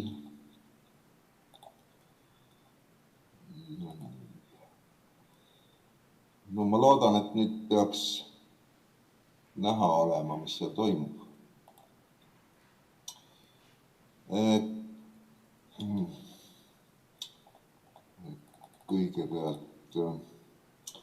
Kõigepealt seos selle Torgu kuningriigiga, et see on 92. aastal juhtunud äpardus Eesti Vabariigil, mille tõttu unustati üks osa Eestist ära, ehk siis see Saaremaa Sõrve poolsaare tagumine ots unustati Eesti haldusterritooriumist välja haldusreformi käigus ja ta jäi nagu de jure jäi ta väljapoole Eesti Vabariigi seadusandlust, nii et siis siin moodustati siis protestimärgiks oma kuningriik, kelle ülesanne siis oli kohaliku rahva huvide eest seista, juhul kui ei ole kohalikku omavalitsust ega ei ole ka riiki seismas nende inimeste huvide eest. Ja need ülesanded on meil siiamaale, kuigi vald sai taastatud või ütleme Eesti Vabariigi koosseisu me saime tagasi umbes aasta hiljem, siis kuningriik jätkas tegevust ja praegu siis üks teda põhiülesannetest, kuningriigi põhiülesannetest ongi seista rahva ühishuvide eest, juhul kui vald või riik seda mingil põhjusel ei peaks tegema. Ja praegu me siis teame, et selline stont on käimas mööda Euroopat, nagu kunagi Marx kirjutas, aga see tont ei ole kommunismi tont, vaid see on hoopiski mingi tohutu selline asiotaaž niinimetatud taastuvenergia ümber. Sellest taustast majanduslikust ja sellest põhimõttelisest taustast võiks pikalt rääkida, aga see praegu pole teema. Igal juhul, ükskõik kuidas seda kasutada, ei tohiks ta tekitada olukorda, kus inimestele ja loodusele tekitakse veel rohkem kannatusi, kui neid juba nagu niigi on. Nii et meil siin need protsessid algasid siis, kui me saime aru, et meie juurde tahetakse püstitada maailma suurimat tuuleparki ja selgus, et üks osa sellest nimega Saare Wind Energy, Hollandile kuuluv kapital, juba liigubki hoonestusõiguse poole päris reipalt ja me siis asutasime sellise asja nagu Saare rannarahva selts, kuhu me kogusime kokku siis Saaremaa läänekalda rahva, ettevõtted, inimesed, et siis seista oma huvide eest ja selle seltsi põhikirja sai siis sisse, eks ole, see, mis meil vajalik on, et meil ju igaüks looduse eest seista ei saa, et saab seista ainult see, kellel on põhikirjas see tegevusena kirjas. Siis algatuseks 21. aastal selle saadud info järgi me siis 22. aastaks asutasime selle rannarahva seltsi ja püürdusime kohtu poole abi saamiseks, sest et seal selle tuulepargi KMH programmist oli selgelt näha, et seal ei püüta arvestada nende probleemidega, mis maailmas üldteada olemas on. Aga Saare rannarahva seltsi üldine eesmärk on siis seistagi kohalike huvide eest siinses vääriselupaigas ja muuhulgas ka metsade majandamine, põhjavõimured ja muud sellised asjad, aga peamine siiski on see ranniku tuuleelektrijaamaks muutmise plaan, siin kohalikult polegi midagi muud kui tuuleelektrijaam. Meie jaoks algas see 22. aastal vastu võetud Eesti merealade üldplaneeringuga. Siin on nüüd meie see Edela-Eesti kant, siit tumedama sinisega on merealad, mis on sügavamad kui 20 meetrit, ehk siis kus on võimalik kalastamine. Kalandus on Saaremaa jaoks oluline alati olnud. Aga nüüd merealade üldplaneeringuga tekkis olukord, kus siis see ala sisuliselt suuremas osas on kaetud nii-öelda planeeritavate tuuleparkidega. See teadagi juhtus meie eelmise peaministri ajal, kes nüüd on küll Euroopas seal paremate tööde peal, aga tema, kui te vaatate tema CV-d, siis te näete, et ta kuni selleni, kui ta poliitikasse läks, oli ta siis 9 tuuleenergiafirma kas nõukogu või juhatuse liige. Eks sealt natukene tundub seda mõju tulevat. Meie jaoks siin Lääne-Saaremaal ja Sõrvemaal tähendab see siis seda, et siia peaks siis tulema planeeringu järgi tõepoolest maailma suurima mahuga tuuleenergiapark. Tuugenipark, see algaks siis kuskil 11 kilomeetri kaugusel kaldast, 11 kilomeetrit on sellepärast, et sinnamaale ulatab siis Natura ala ja hõlmaks kuskil 1400 ruutkilomeetrit, võrdluseks kogu Saaremaa pindala on 2700, nii et siis umbes poole Saaremaa suurune ala. Selle tuugenid oleksid siis planeeringute järgi või kavade järgi 310 kuni 400 meetrit kõrged, ehk siis nähtavad kuskil vähemalt 63-65 kilomeetri kaugusele. Ja neid on plaanitud 584 tükki. Looja kirjuta 584, nii suurt tuuleparki kuskil mujal, meretuuleparki kuskil mujal maailmas veel ei ole.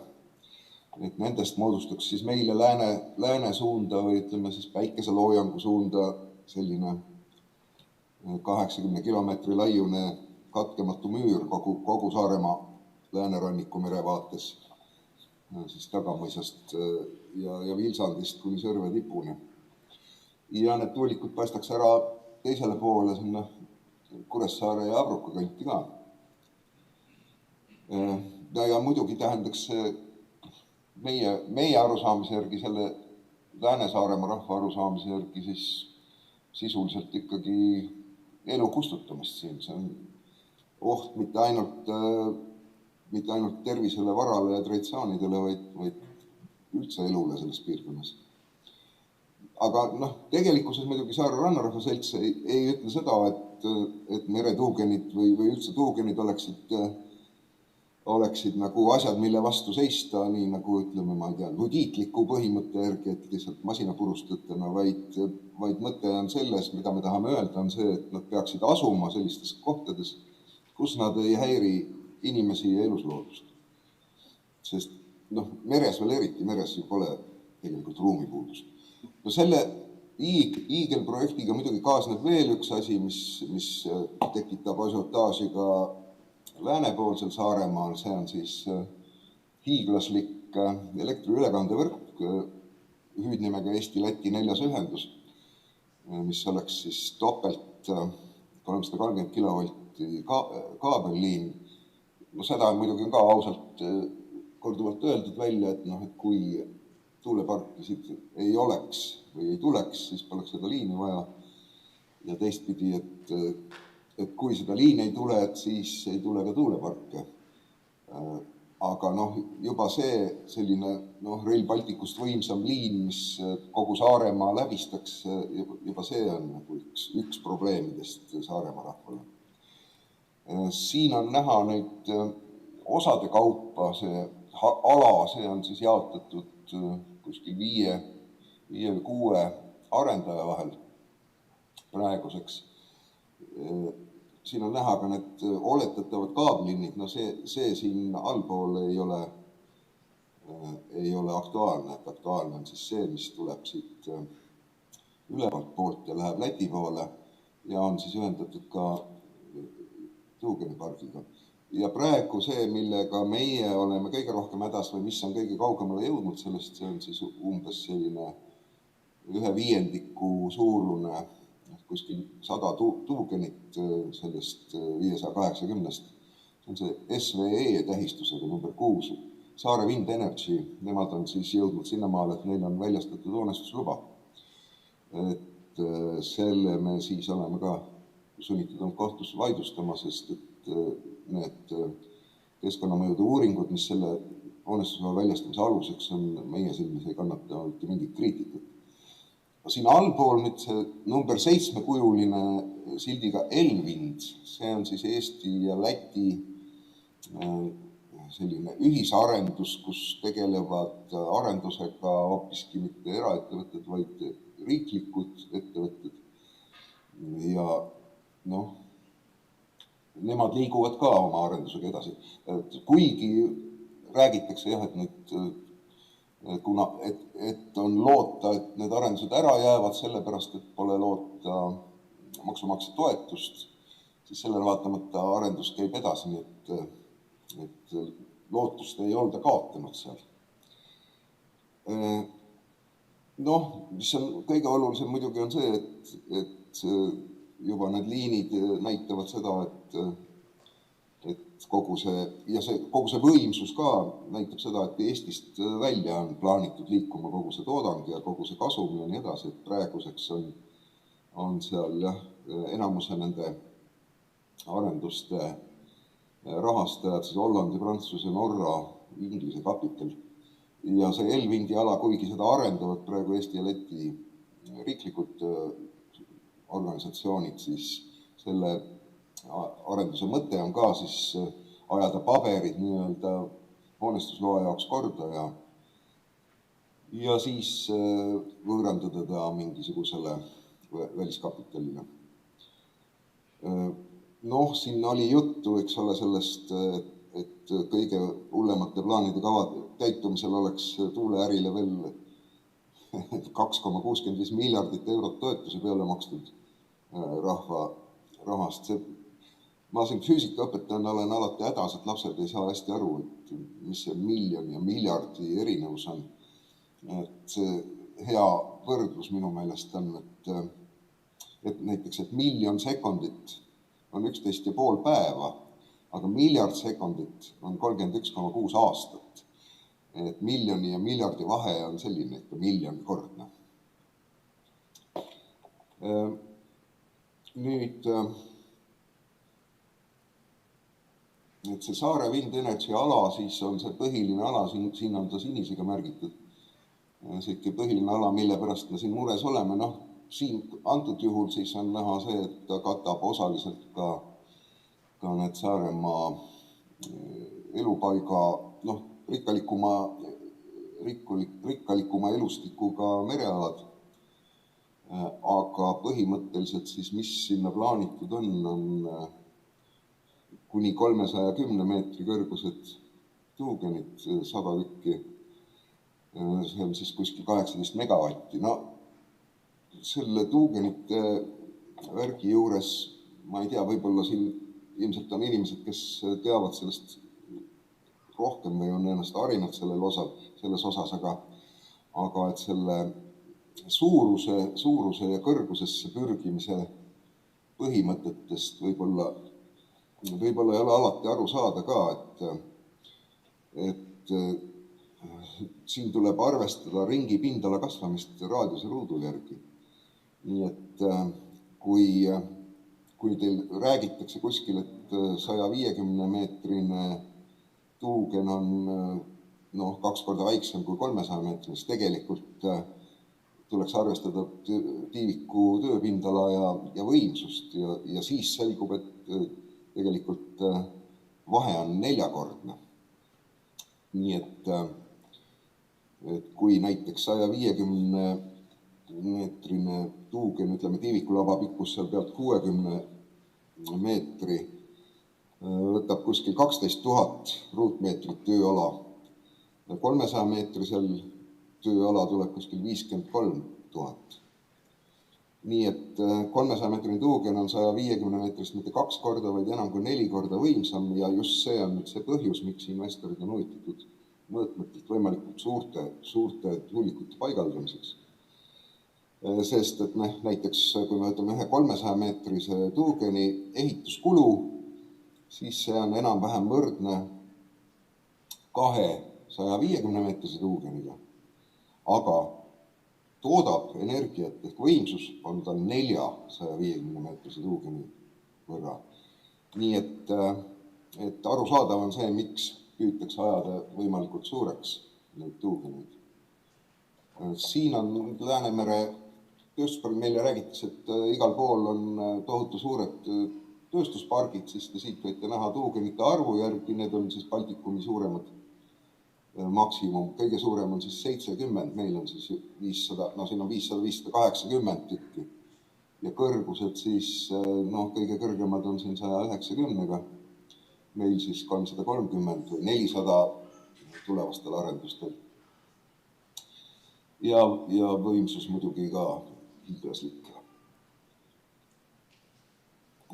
Siis, mis meile muret teeb kindlasti lisaks sellele, et see kolonialistlik probleem või kolonialismi tunne, et võetakse meilt ära ressursid ja kasumid viiakse välja. Üks asi, mis meilt ära võetakse, on siis vaade, eks ole, et siin on nüüd selline valem, mille järgi te saate arvestada, tõsi küll, see kehtib mere peal just, sest arvestades, et mingit taimestikku ega maareljeefi ei ole, aga siit võite näha, kui kaugele siis on nähtavad need tuugenid. Nii et 400-meetrine tuugen on kuskil 71 kilomeetri peale näha.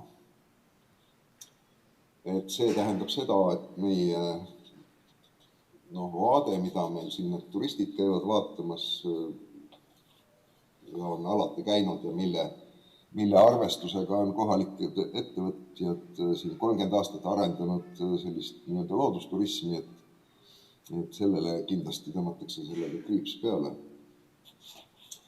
Siis selle vaate osas veel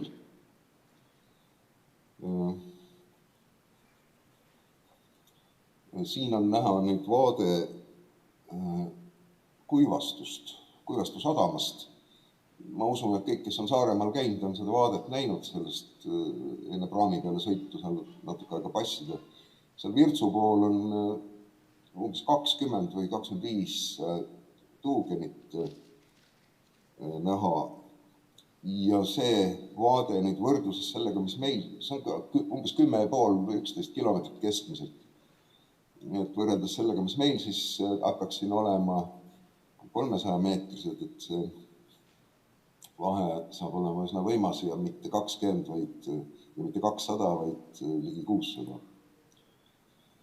Ja selle vaate pärast oleme me loomulikult mures.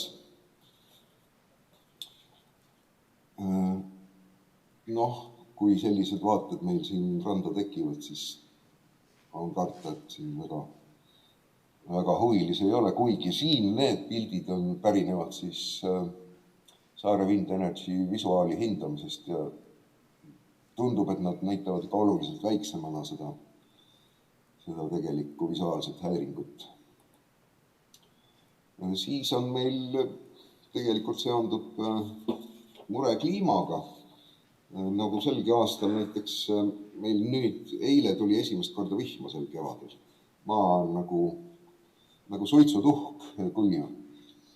Mida tuulikud kindlasti teevad, eriti suurtes kogustes, on see, et kuna nad võtavad liikuvast õhust energiat, siis nad jahutavad seda ja siin on ka hästi näha õhu jahtumisel mahub sellesse vähem niiskust ja niiskus hakkab kondenseeruma. Siin pildil on kenasti näha, kuidas on iga tuuliku järel siis kondenseerumisjälg.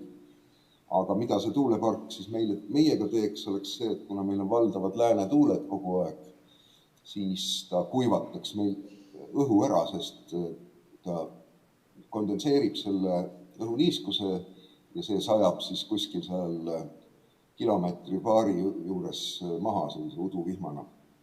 Ehk siis meie rand hakkab veel vähem jõudma niiskust ja põllumajanduse ja muu asjaga siin on nendel kuivadel alvaripealsetel niikuinii probleem kogu aeg. Siis on järgmine asi muidugi, mis muret teeb, on see, et see plastikureostus, mikro- ja nanoplasti osakeste oht, mis siin karta on, kuigi tänapäeval räägitakse, et tuulikuid labad on tunduvalt paremaks tehtud, aga kui vaadata siin norrakate uuringuid, seal on siis kuskil kuni 350 kilomeetrit tunnis kokkupõrked vihma, lume ja raheosakestega ja selge see, et see erodeerib ükskõik millist materjali. Aga norralaste uuringus olid tuulikud diameetriga 130 meetrit, see on siis tiivapikkus 65 meetrit, kaal kuskil 60 tonni juures. Ja nemad said seal mõõtsid aastaseks erosiooniks 18 kilogrammi. See tähendaks siis seda, et kui meil, oletagem, et meil on paremad need tuugenilabad, et sealt eritub sama vähe, see on siis 0,03% massist. Aga meie diameeter on 280 meetrit ja tiivapikkus 140 meetrit. Seega ta on siis kuskil natuke vähem kui 3 korda suurem. Aga kui nüüd need tiivikud sama vähe eraldaksid seda mikro- ja nanoplasti, siis see tähendaks ikkagi meile siin 500 tuuliku puhul 27 tonni aastas merre mikro- ja nanoplasti ja bisfenool A, mis siis elustiku kaudu jõuaks kindlasti meie toidulauale tagasi. Et see on ka kindlasti üks mure. Aga suurim mure muidugi on müra ja infraheli teema, mis meil siin kohapeal Eestis on vahepeal päris ebateaduseks ristitud. Ma füüsikaõpetajana siin tõin selle lehekülje, kus juures 8. klass on praegu täpselt just selle programmiga selle koha peal, et järgmisel esmaspäeval hakkame rääkima helist ja infrahelist seal hulgas. Ja see teeb võib-olla kõige rohkem probleeme, sest selle eest varjuda sisuliselt ei ole võimalik. Et füüsiku jaoks on selge, et helilainepikkuse läbimõõdus peaks olema selline müratõke, mis sellest müra eest kaitseks. Aga kui me võtame helilainepikkuse näiteks seal madalsagedustel või infrahelisagedusel 1 hertz, siis selleks, et saada lainepikkust, me peame helikiiruse korrutama sagedusega või jagama sagedusega, vabandust. Nii et saame lainepikkuseks 333 jagada 1-ga, see tähendab seda, et meil peaks siis, et lainepikkus on 333 meetrit, see tähendab, et meil peaks olema siis sellise paksusega sein kuskilt võtta, mis on muidugi absurdne ja ega see ei parane eriti ka, kui see siin madalsageduse osas kõrgemaks natukene läheb. Aga siis, mis on siin nagu kohalikele tuntud ja teatud asi ja miks meile tundub äärmiselt rumal see jutt sellest, et 11 kilomeetri kaugusele paigaldatud tuulepark, et sealt ei tohiks mingi heli üldse maale jõuda, on see, et meil on kogemus olemas, ajalooline kogemus sellega, mida tähendab müra jõudmine kaldale. Tõsi küll, see müra nüüd on pigem võiks öelda, ta jääb sinna madalamasse sagedusaladesse, ta on peaaegu kuuldav. Aga need on laeva mootorid. Siin antud juhul üks kord, kui mul hakkasid puhveti kapis klaasid jälle värisema, õnneks need perioodid on väga lühikesed, laeva möödumise aeg on suhteliselt lühike, et ütleme võib-olla 5-10 minutit, aga kuna tänapäeval on ju selline hea asi olemas, nagu mariingraafikus saab jälgida, mis laev kuskil on, siis sai vaadatud. See oli siis 23. aasta 23. oktoobril, kui mul siin kapis hakkasid, mina ise asun siin Sõrvesaare läänekaldal, nii et minust umbes kuskil 30-35 kilomeetrit eemalt läks laev ja minul hakkasid klaasid kolisima, selle peale ma tormasin arvuti juurde, vaatasin, mis laev see on. See linnlaev, Viiking.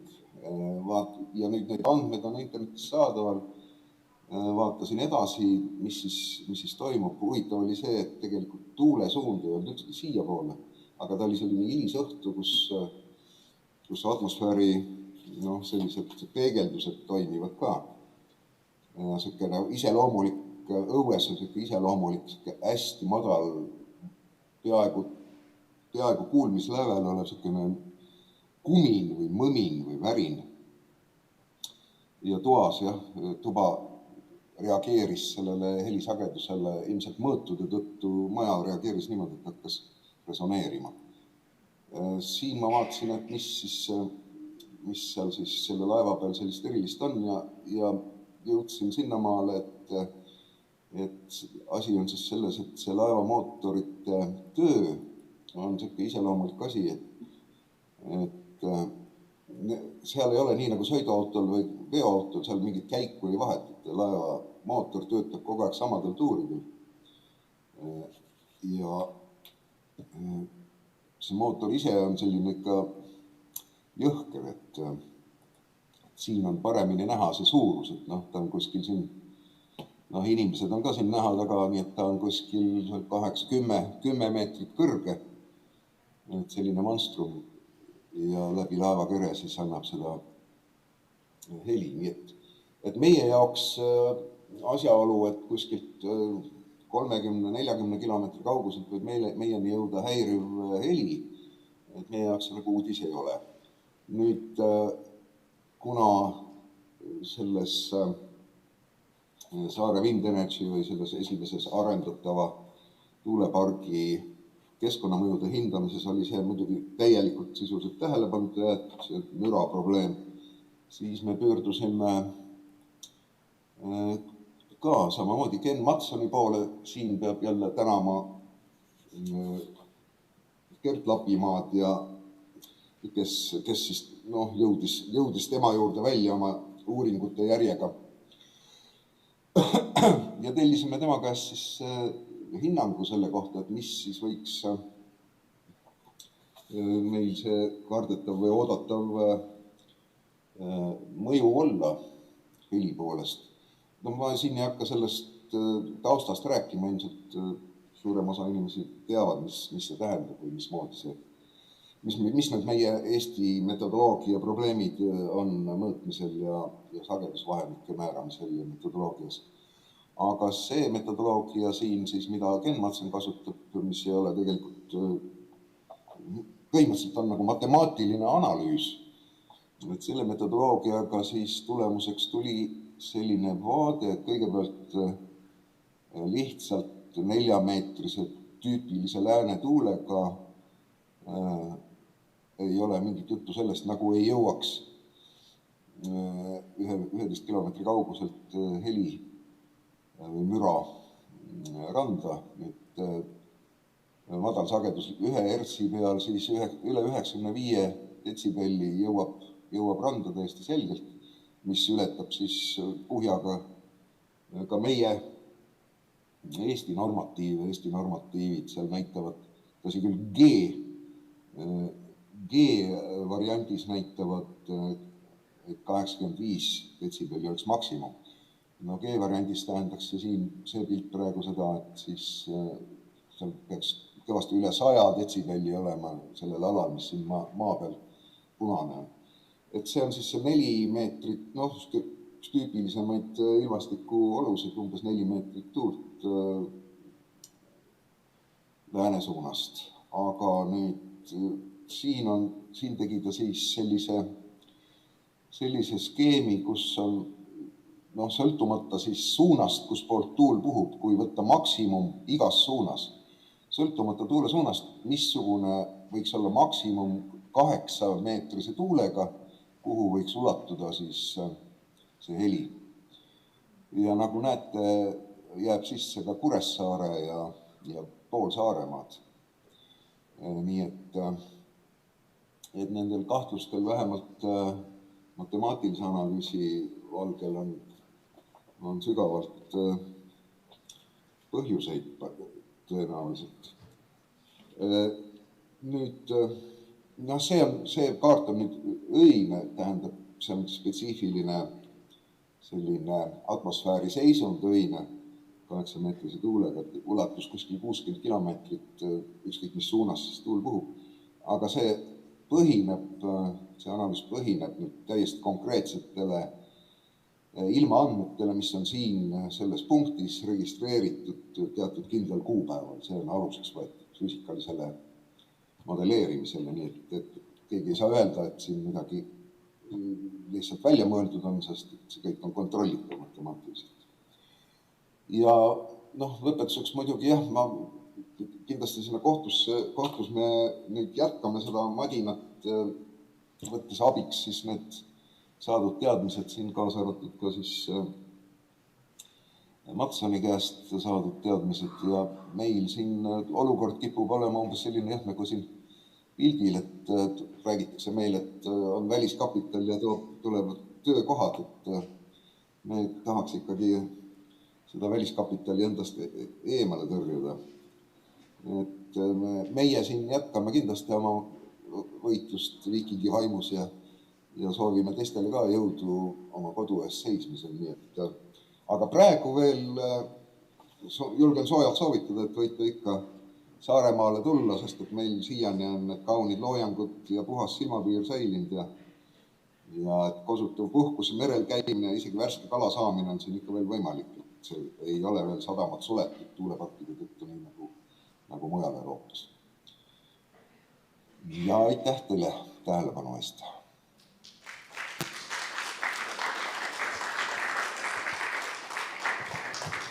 Nii, aitäh Kaupole. Meil on veel üks osa. Laivis on meil kohal, kõik te teate, härra Urmas Maranik, kes on siis ka meil täna edasi modereerimas. Ta teeb ühe ettekande seisust Eesti planeeringutega, et mis meil toimub, muuhulgas, mis on Valga ümbruses, tuuletööstuse arengud on. Urmas on siis meie MTÜ looduse inimeste eest vedaja, kaitsevad siis meie loodust, inimesi, elukeskkonda, suunavad Eesti energiapoliitikat vastutustundliku ja tasakaalustatud arengu rajale. Peale Urmas esitlust on siis väike 5-minutine paus ja siis sätime meie paneelile viimaseks osaks.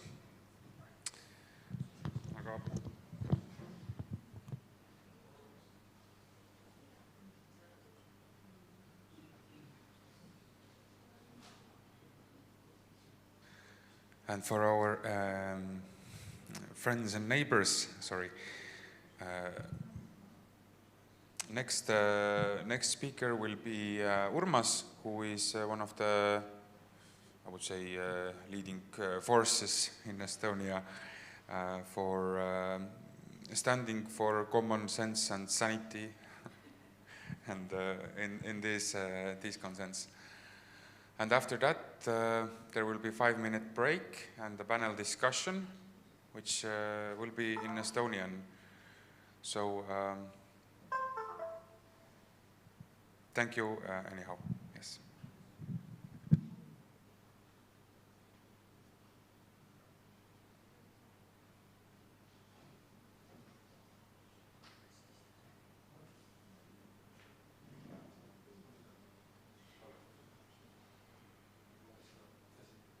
Ma võtan võib-olla selle. Ei töötab. Jah, tere tulemast kõigile. Erik õnneks juhatas mu sisse. Et ennast tutvustada võib-olla väga palju enam ei jää, aga enne kui ma seda slaidiga alustan, võib-olla räägin hetke sellest, kuidas ma selle tuuletööstuse probleemide üldse jõudsin, et põhimõtteliselt algas kõik 3 aastat tagasi, kui endises Vändra vallas Võidula külas siis minu hea naabrimees leidis ühe võõra inimese oma põllu peal ja tuli välja, et tegemist on ornitoloogiga, kes teeb linnu-uuringut. Aga linnu-uuringut ei teda mitte niisama, vaid selleks, et rajada Võidula küljeala tuuleparki. Sealt hakkas see pall siis muidugi toona veerema, mis siis selleks hetkeks välja tuli. Aeg oli siis 23. aasta juunikuu ja tuli välja, et tuuleparke on Põhja-Pärnumaa vallas planeeritud juba 3 aastat. Ja seda nii osavalt, et peaaegu mitte keegi vallas ei teadnud mitte midagi. Aga selline protsess, ma kahtlustan, on käinud igal pool üle Eesti, et see ei ole midagi sellist erakordset. Aga nüüd siis võib-olla sellise ettekande juurde Ja ega mul siin väga palju lisada eelmistele esinejatele ei ole, sest infraheli, müra, visuaalid, kõik teemad on kaetud, aga võib-olla natukene räägiks siis spetsiifilisemalt Valga olukorrast ja Valga ümbrusest. Ja enne seda veel üks sissejuhatav slaid, mis näitab seda, missugusel kohal on näiteks Eesti, see punane tulp, nüüd see punane täpikene siin ehk näitab seda, ja siin kõrval on kohe ka siis Läti, et mitmendal kohal me siis Euroopa Liidu riikide võrdluses oleme taastuvelektri tootmise poolest. Et ütleme nii, et me oleme seal peaaegu absoluutses tipus, et ega meil ei ole enam palju minna, aga me surume täie jõu edasi. Nüüd üks selline kaart, mida ilmselt asjaga kursis olevad, tõenäoliselt on üsna palju ka näinud. Tulen natukene siit eest ära, külje peale.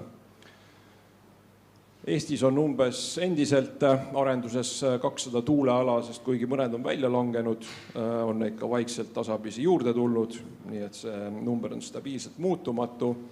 Kui arvestada, et igale tuulealale saaks panna 10 tuulikut, siis number oleks täpselt sama, mida siin eelmine üks Läti ettekandja näitas, missugune võiks siis olla see pilt Lätis, 2000 maismaa tuulikut. Nüüd piiriülese olukorra näitamiseks on siis siin Läti kaart, mis on põhimõtteliselt sama kirju kui Eesti oma, enam kui 100 tuuleplaneeringut. Siin, vabandust, vale nupp. Üleval siis piiri ääres, siin peaks siis olema Valga linn, siis on Valmiera Valka tuuleplaneeringuala ja siis selle lisaala Valga.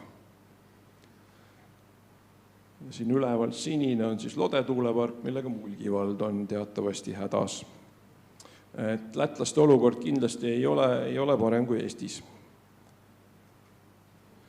Aga nüüd spetsiifilisemalt Valga ümbruse tuulearendusest tegin mõningad kalkulatsioonid, otsisin välja kõige värskemad siis planeeringudokumendid nii Eesti kui ka Läti poolelt. Need on siis need 4 projekti, mille realiseerumise tõenäosus on minu arvates kõige suurem. Need tuulepargid, mis võidakse reaalselt siia piirkonda siis rajada. Et siin all need lillad täpid on Valmiera Valka, see on nüüd siis see Valka tuulepark, mis minu jaoks on täiesti arusaamatu, et kas nagu Valka linnale enam lähemale ei saanud, et paigutada linna piirist lähimat tuugenid 1,5 kilomeetrit, mis on täiesti ebareaalne. Siin üleval on siis Tõrva tuulepargi arendus, osaühing Evekon 21 positsiooni ja see on siis see, mis on ilmselt siin Valga valla elanikele kõige südamelähedasem niinimetatud Herro tuulepark, kus tänaseks on siis alles jäänud teatavasti 18 tuulikut. Ja nende 4 tuulearenduse koguvõimsus planeeringu dokumentide järgi, mis on nüüd alles jäänud, algsed mahud olid veel palju suuremad, 571 megavatti, 4 tuuleparki kokku. Ja siin on veel üks ala peal, mida eelmisel kaardil ei olnud, see on nüüd see helerohelised laigud, on siis Eesti Keskkonnaagentuuri kaardistatud, niinimetatud riiklikud Repauri tuulealad, aga sinna teadaolevalt ei ole ühtegi planeeringut veel algatatud õnneks. Ja siin on siis ühekaupa need 4 tuuleparki, kus on siis täpsemad spetsifikatsioonid, mitu tuulikut, mis on maksimumvõimsused.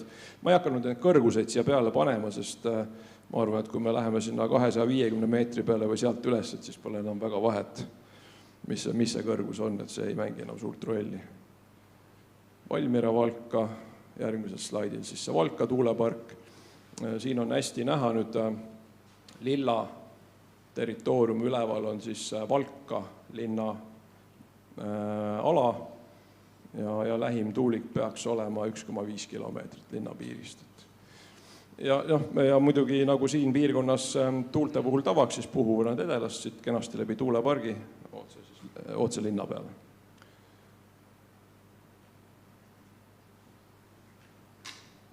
Valga Herro tuulepark, mille tuuliku rühmade 3 grupi keskel, siin kuskil peaks siis olema Uniküla, kui ma ei eksi. Et ei ole seda sõna küll kaardile märgitud, aga seal ta peaks olema. Siis on Tõrva tuulepark, mille siis piiriülesed mõjud, siin on riigipiir, peaksid kanduma Lätisse. Kusjuures huvitav on see, et Tõrva tuulepargi puhul ma piiriülese mõju hindamise raportit ei suutnud kuskilt leida, et ma ei tea, kas lätlased on üldse kursis, et mis neil siin piiri taga vahetult toimub. Keskkonnaamet jõudis ennem ära kooskõlastada, kui lätlased oma ütlesid, nii et meie Eesti Kliimaministeeriumi jaoks on looduse kõik piir. No, seda ma arvasingi, et midagi on seal nihu läinud. Siis, mis võib-olla seda meeletut tuulaarendust tagant tõukab, siin peaks võib-olla korraks tagasi minema 5 aastat, vaatama aastasse 2021, kui Soome ja Saksa valitsused sõlmisid omavahel kokkuleppe Põhjamaade ja Balti vesinikukoridori rajamiseks. Neid trasse tegelikult joonistati kaardile 2.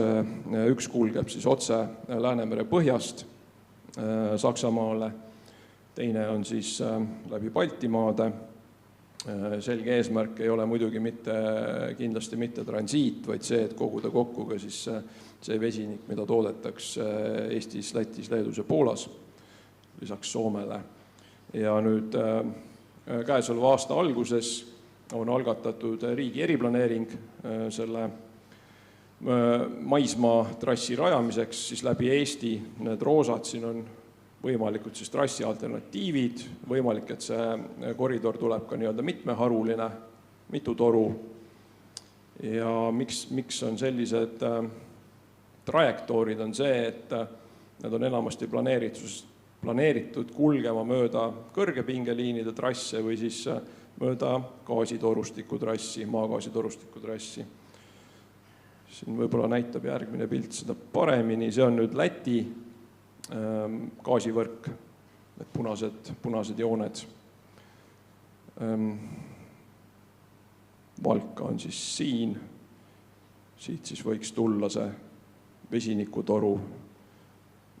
Ja kui tuulepargid siis siin toodavad elektrit, siis siin trassi ääres võiks olla vesinikutehaseid lugematul arvul. Siit saavad elektri, siin toodavad vesinikku, vesinik siis ilusti läheb Saksamaale. Et meie saame ainult nautida neid propellerite pöörlemist. Siis võib-olla lühidalt üks slaid koostatavast üleriigilisest planeeringust Eesti 2050 ja nüüd nendel tutvustuskoosolekutel, mis üle Eesti on toimunud, mida Majandusministeerium on korraldanud, on rõhutatud, et kohalikud omavalitsused peaksid siis oma planeeringutes juba praegu selle koostatava üleriigilise planeeringu põhimõtetega arvestama, sealhulgas ka rohevõrgustiku kaitse osas. Ja teada on, et riik plaanib selle planeeringu kehtestada juba käesoleva aasta novembris. Nii et selles mõttes on see jutt täiesti adekvaatne, et planeering on värske, saab kehtestatud ja seda kõike tuleks arvesse võtta. Ja siin on ka huvitavaid asju siis, et kuidas tuleks rohevõrgustikus käituda, kuidas tuleks arvestada siis tuuleparkide kumulatiivset mõju. Seda Eestis seni väga tehtud ei ole, aga tegelikult seda peaks tegema. Siis üks vana hea tuttav slaid sellest, et ei läheks meelest ära, et Eestis tuuleparkide pindalast üle 3/4 on siis metsamaa ja teada on ka Keskkonnaameti andmete järgi, et sellest pindalast umbes 65% on siis rohevõrgustik ja rohekoridorid. Need on kõik need kohad, kus elavad siis meil metsloomad ja metsalinnud. Sellistes kohtades tegelikult need tuulepargid asuma ei peaks. Ja võib-olla siis natukene planeerimisest, mis tekitab tuuleparkide puhul, mis siis tekitab probleeme kohalikele elanikele, omavalitsustele, on see, et tuulepargi ümber tekib selline mõtteline 1 kilomeetri laiune riba, kuhu siis maaomanikud ei saa ehitada elamuid. Loomulikult ei saa nad rajada mingisuguseid puhkekomplekse. Siin tuleb veel tähele panna seda, et virgestus- ja puhkealade puhul on öine tööstusmüra norm madalam kui elamute puhul ja nüüd selliste 7 megavatiste tuulikute puhul see 35 detsibelli joon, ehk siis kuhu tekib see puhkerajatiste rajamise keeluvöönd, on umbes 2 kilomeetrit. Et see on päris suur territoorium Eesti pindalaga võrreldes. Ja võib-olla tasuks tähele panna ka seda, et looduslik mürafoon hajaasustuses öösel, looduse hääled on vahemikus 20–30 detsibelli. Nii et isegi kui see tuulepargi müra, kuuldav müra osa, ma ei räägi sugugi infrahelist ega millestki muust, jääb 40 detsibelli piiresse, siis sellest looduslikust taustast eristub ta väga selgelt, et seda on kindlasti kuulda. Ja üks probleem, mis on siis ka üle Eesti tekkinud, on see, et tuulepargi planeerimisel või rajamisel siis sellised teed, mis olid küll eraomandis ja on ka praegu, aga nad on määratud avaliku kasutusse, ehk siis kõik võivad neid kasutada, siis sellised teed võivad langeda avalikust kasutusest välja, pannakse ette keelumärgid, vajadusel tõkkepuud, et piiratakse siis ka ligipääsu rohealadele tuulepargi tõttu. Natukene võib-olla talumistasust. Et kui nüüd hüpata nendest esimesest andmeühikutest üle ja ma tegin oma kalkulatsioonid, võtsin lähteandmeteks koormusteguri 0,21, mis siis oli tegelikult Tootsi tuulepargi, mis rajamise hetkel, ma ei tea, kas ta enam on Baltikumi suurim, 2025. aasta koormustegur, 1,0 oleks ta siis, kui tuulepark töötaks täisvõimsusel 365 päeva aastas. Reaalsuses on see natukene rohkem kui viiendik ja elektribörsi hinnaks arvestasin optimistlikult 90 eurot megavatt-tund, see on siis 9 senti kilovatt-tund. Sel juhul võiks talumistasu Herro tuulepargi 18 tuugeniga saada, 7 megavatised tuugenid, kokku 210 000, pool vallale, pool elanikele. Sotsiaalmajandusliku analüüsi kohaselt on mõjualas ligikaudu 550 eluruumi. Selle jagame siis ilusti nende eluruumide vahel ära ja iga majapidamine saaks 190 eurot aastas. Et jah, kas seda on palju või vähe, see jäägu nüüd muidugi iga ühe ise enda otsustada, aga selline on reaalsus. Ja see ongi viimane slaid. Aitäh kuulamast!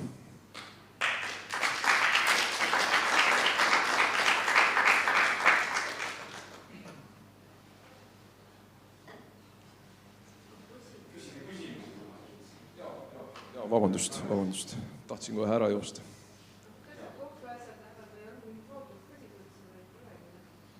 Kohtuasjadest rääkides, neid on üle Eesti tegelikult toimunud mitu. Kõige võib-olla sellisem negatiivsem alatooniga seni on olnud Raasiku vald, kus siis Vindr Baltic soovis algatada eriplaneeringut tuulepargi rajamiseks, loomulikult metsa- ja rohevõrgustikku ja Raasiku vald keeldus planeeringut algatamast, arendaja läks kohtusse, esimeses astmes siis vald võitis, see oli 24. aasta detsembris. See peale arendaja kaebas edasi, ringkonnakohtu lahend saabus käesoleva aasta märtsis, see oli kahjuks vastupidine ja natukene aega hiljem Riigikohus keeldus vallakaebust menetlusse võtmast. Nii et sellega see protsess on seal lõppenud. Ehk siis see tähendab seda, et eriplaneeringu algatamise otsus läheb Raasikul uuesti volikogusse ja volikogu muidugi saab uuesti teha keelduva otsuse, aga sel juhul peaks ta kasutama natukene teistsuguseid argumente kui varem, et muidu on tulemus ette teada. Siis Põlendmaal Pärnu linna külje all on ka käimas kohtuvaidlus, mille osapoolteks on siis meie enda MTÜ versus Pärnu linn. Esindame me seal suuresti kohalikke elanikke, tegelikult Paikuse ja Põlendmaa ja Sindi inimesi. Seal esimese astme lahend käesoleva aasta veebruaris oli meie jaoks negatiivne, oleme edasi kaevanud ringkonnakohtusse, ringkonnakohus võttis selle menetlusse, millal istung toimub, täpsemalt öelda ei oska. Ma loodan, et esimese vaga vastasin ammendavalt. Kas on veel küsimusi?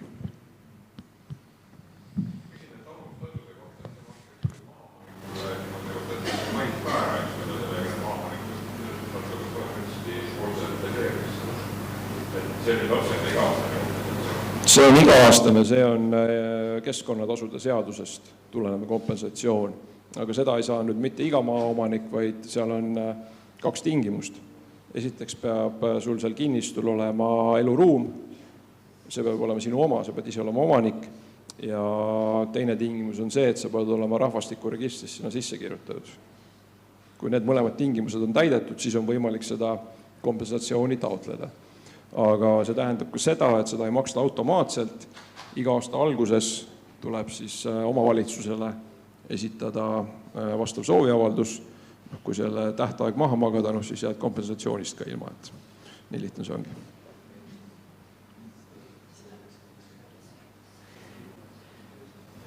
Nii, aga asume siis äkki vestluspaneeli juurde. 5-minutine paus, et sirutame ja tuleme 40 tagasi. Aplaus Urmasele.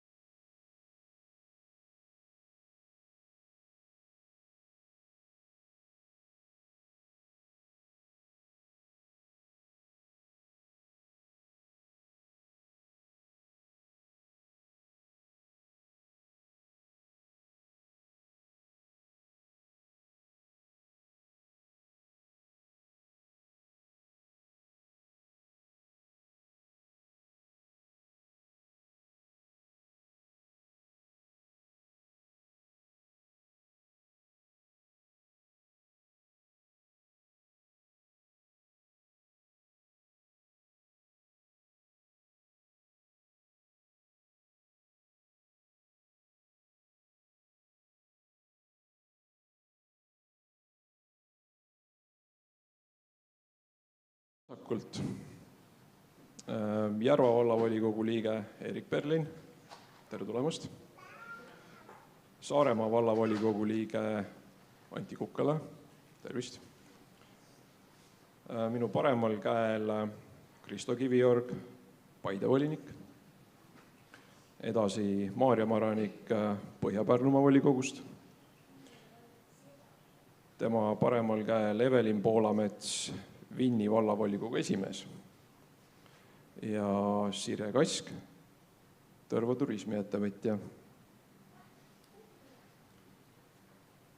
Nii, aga teatavasti peab looduses valitsema tasakaal. Ja nii on ka taastuvenergiaga.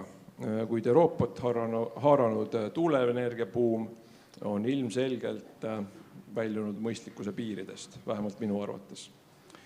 Ja meie tänased panelistid esindavad igaüks mõnda Eesti omavalitsust, mis on ühel või teisel viisil sellega kokku puutunud. Aga laseme neil endal rääkida oma kogemustest. Ning siit tuleb avaküsimus. Missugune on teie vallas elanike suhtumine tuuleenergiasse? Ja kas olete läbi viinud rahvaküsitlusi? Kas vallas on kogutud allkirju või korraldatud rahvaalgatusi? Kas siis tuuleparkide poolt või vastu? Alustame vasakult.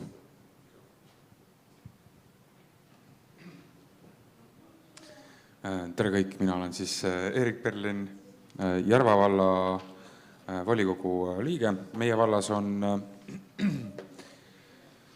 siis eelmise aasta alguseks valla valitsusele üle antud rahvaalgatus koos üle 1600 allkirjaga, kust nad siis tegid kalkulatsiooni, et kui palju on kohalike valla elanikke oli seal üle 1000.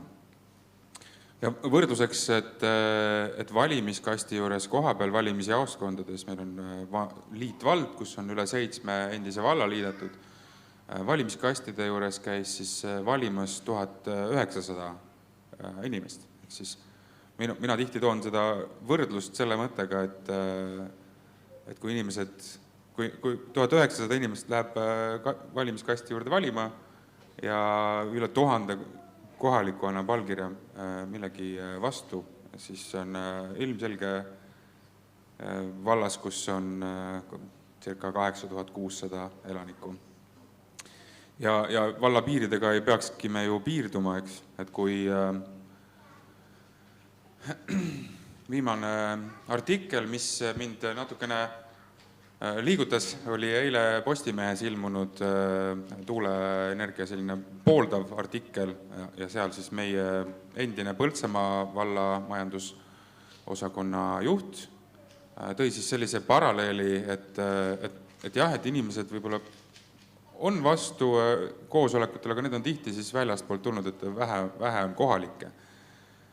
Mis on naljakas selles olukorras, kui esimene koosolek Põltsamaal, mis toimus circa 400 osalejaga, ei paistnud seal ühtegi väga poolt hääli olevat, aga nii Põltsamaa vald kui Järva vald, me oleme kõrvuti ja kui me mõtleme neid skaalasid, siis minu peas oli juba toona see sama arusaam, et see ei ole vallapiiris või see ei ole 3 kilomeetrit. Et 10 kilomeetri kaugusel olevad arendused mõjutavad meid täpselt samamoodi. Ja lihtsalt hingerahus, kui me jagasime tuttavatega seda artiklit, siis pandi sinna kohe videoklipp Pajusi koosolekust Põltsamaa vallast, mis oli teine koosolek, mis Põltsamaa vallavalitsus korraldas ja vallavanem alustas seda koosolekut küsimusega, et nii, et palun siis esimene sissejuhatav küsitlus, et palun tõstke käed, kes on Põltsamaa valla elanikud.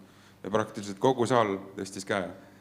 Et hoolimata, et see puudutab meid kõiki, vallapiir ei peata seda tuuliku mõju, on siiski ka see, saan siin avalikult selle ümber lükata, et tegelikult ikkagi on need kohalikud, me oleme kohalikud, kes me hoolime. Ja kui me käime naabervalla koosolekul, siis ka sellepärast, et see mõju ulatub meieni. Aga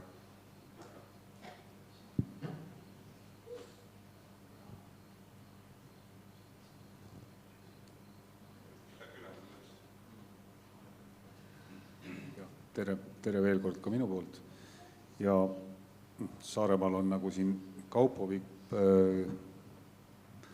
ka juba ettekandis, et on siis selline riikliku eriplaneeringuga kehtestatud meretuulealade planeering käimas. Et siin oli küll üks viimane konkurss ühe meretuuleala oksjonil kukkus läbi. Sellest vist oli uudis, kas kuu või 2 tagasi jooksis meediast ka läbi. Ja muidu on Saaremaa vallas üldplaneeringus, mis on nüüd koostamisel, uus üldplaneering, seal on plaanitud sisse 4 tuulearendusala Kesk- ja Ida-Saaremaa piirkonnas, Leisi ja Valjala kandis. Ja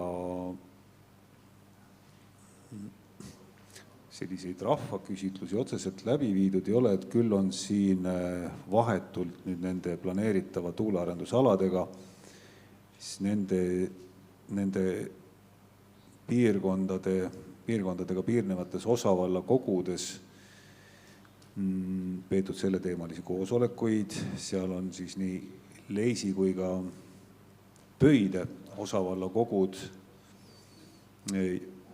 kujundanud seisukoha, milles siis on tehtud ettepanek eemaldada valla üldplaneeringust need tuulearendusalad.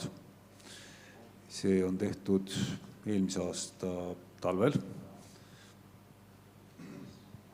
ja sellele ei ole vastust tulnud veel valla poolt ega reageeringut. Ja samast piirkonnast on ka üks allkirjade korjamine ühe külaseltsi poolt, ka see on jäänud tulemuseta ja praegune võimukoalitsioon väldib sellist avalikku seisukohavõttu siis selle tuule arendamise osas, kuigi Saaremaal on siis Kuressaare ametikool, kus siis väga jõuliselt kantakse seda meretuuleenergia ja üldse tuuleenergia sellist progressiivset sõnumit, eks ole, valla elanikeni. Ja edasised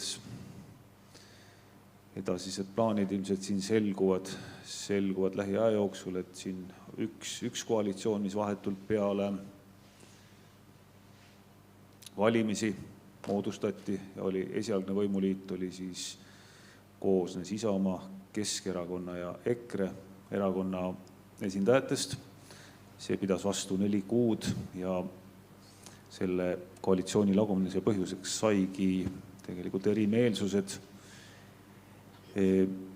Isamaa, Keskerakonna ja teiselt poolt EKRE koalitsiooni nõukogu liikmete vahel tuulearenduse osas, kuna sellel hetkel oli just siis riigi poolt tulnud see siis selline meede, miljoni meede ja siis nüüd on siis võimul uus koalitsioon, kus on siis Isamaa ja Keskerakond kaasanud endale uueks partneriks 3. juurde Reformierakonna. Ja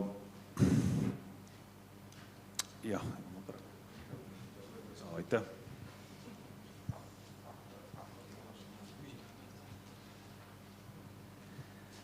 Tervist ka minu poolt, et Paide linnas on toimunud 2 sellist allkirjade kogumist.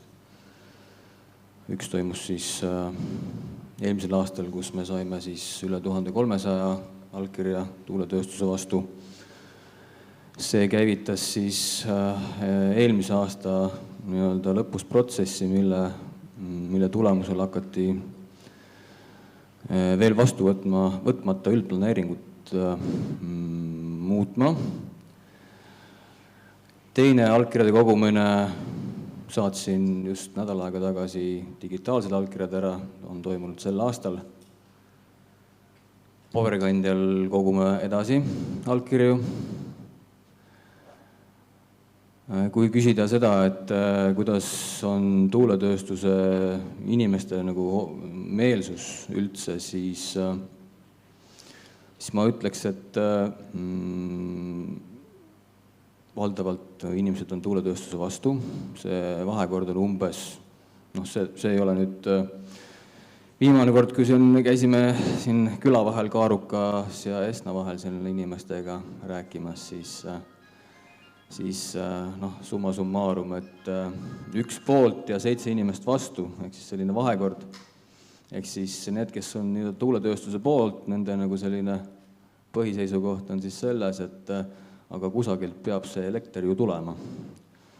Et siis, et kus ta siis varem tulnud on, eks ole. Kas see protsent 1300 pluss häält pluss siis sel aastal digitaalsed allkirju tuli natuke alla 500, et kas see protsent on nagu piisav, kui arvestada, et valimas käis siis 2025 sügisel 4000, oli vist umbes 4600 inimest, siis ütleme, et see on arvestatav protsent. Ja minu kõhutunne ütleb seda, et kui riigi-isad jätkavad samas vaimus edasi, siis sellest tuuliku vastasest liikumisest kasvab üles midagi suuremat. Ja? Et see on kindlasti üks selline tunnetus, mis mul praegu olemas on, et ühiskonnas on pinged läinud võrdlemisi suureks. Inimesed psühholoogiliselt muidugi reageerivad nendes olukordades väga erinevalt, kes siis kapselduvad, kes siis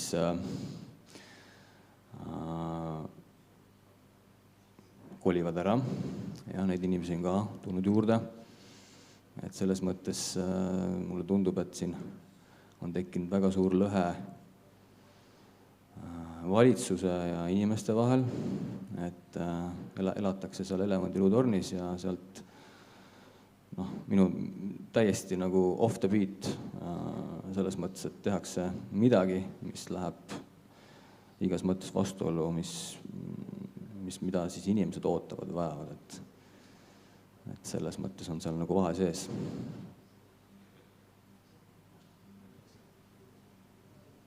Ja, aitäh. Mina olen Maarja Maranik ja Põhja-Pärnumaalt. Ja eelmine aasta oli tõesti üks suurem allkirjade kogumisaasta ja mingi hetk aasta keskel ma lõin erinevate valdade kogutud allkirjad kokku, erinevad petitsioonid ja rahvaalgatused, mis olid kättesaadavad ja tuli välja, et rohkem kui 20 000 inimest on andnud allkirja Eestis oma valla tuuletööstuse vastu.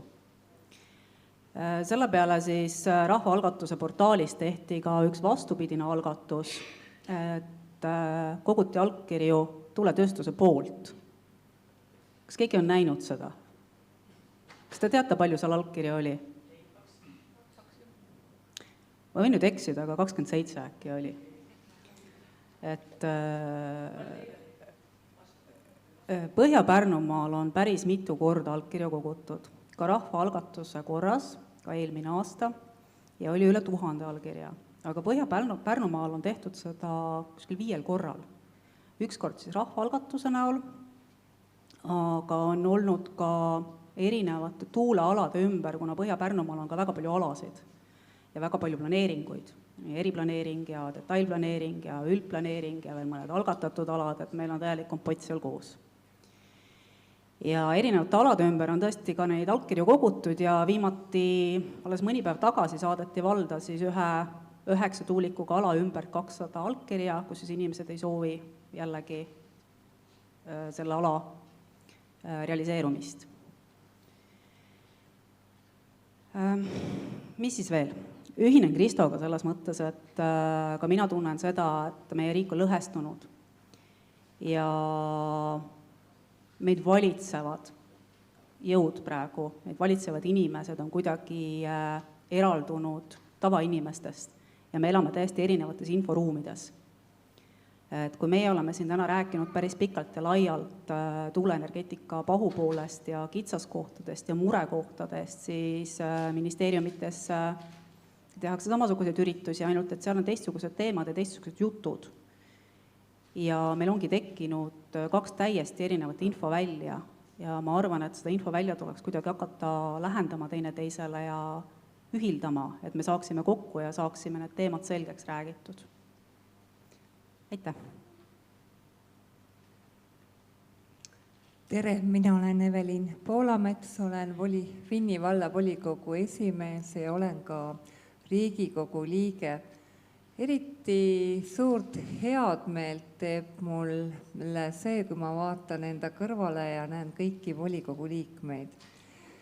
Enne omavalitsuste volikogude liikmeid, et enne seda tuuleparkide võitluse algust olid minuga seltsilised lihtsad tavakodanikud, ei tundnud suurt poliitika vastu huvi, aga see meenutab mulle omaaegse fosforiidisõja algust, et vaadake, mis sellest lõpuks välja kasvas.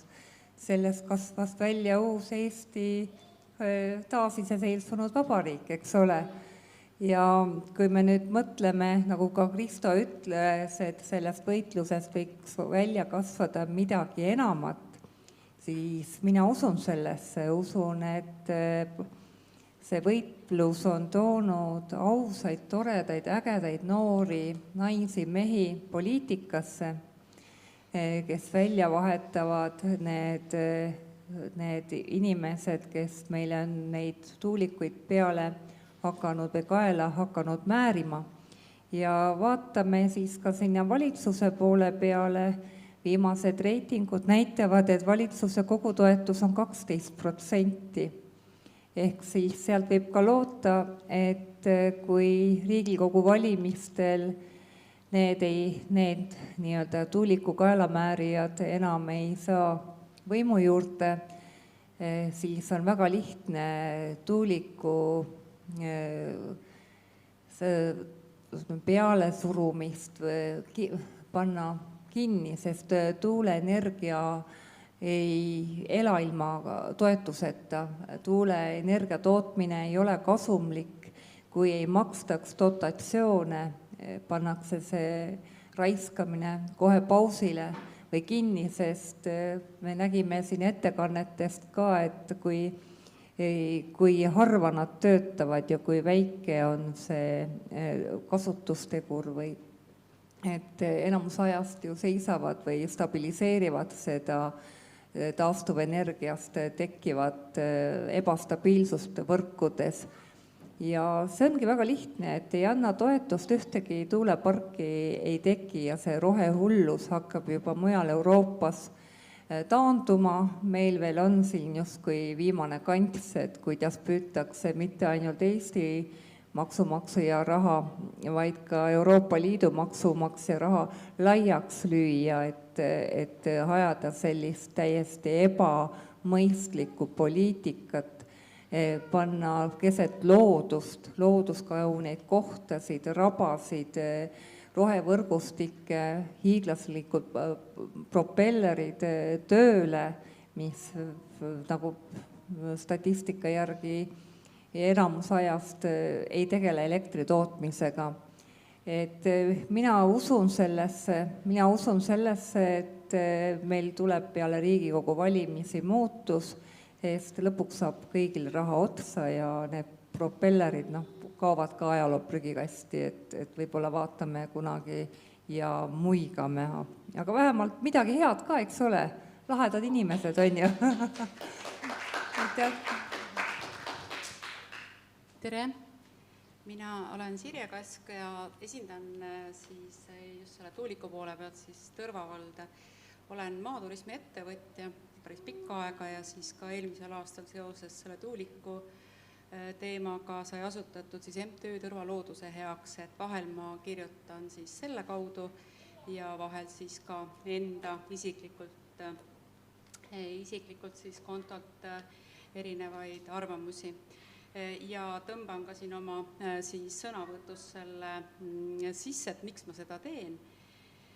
Tõrva vallas olime eelmisel aastal natuke rohkem kui aasta tagasi väga kehvas seisus, selles mõttes, et meil oli peaaegu 20 aastat Reformierakond oma positsioone kindlustanud ja väga tugevalt toetas tuuliku arendajaid ja seal oli lihtsalt tõepoolest siis see rong täiega nagu käima tõmmatud ja suht lootusetu tundus see olukord, et mismoodi siis saada sellest massiivsest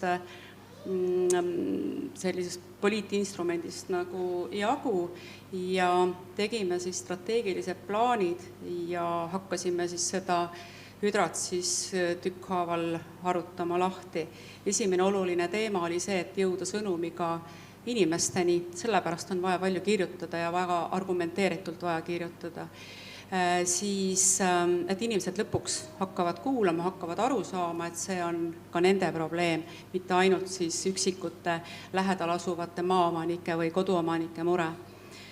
Siis teine teema oli siis see, et kuidas saaks teha niimoodi, et meil oleks nagu poliitiliselt tuge.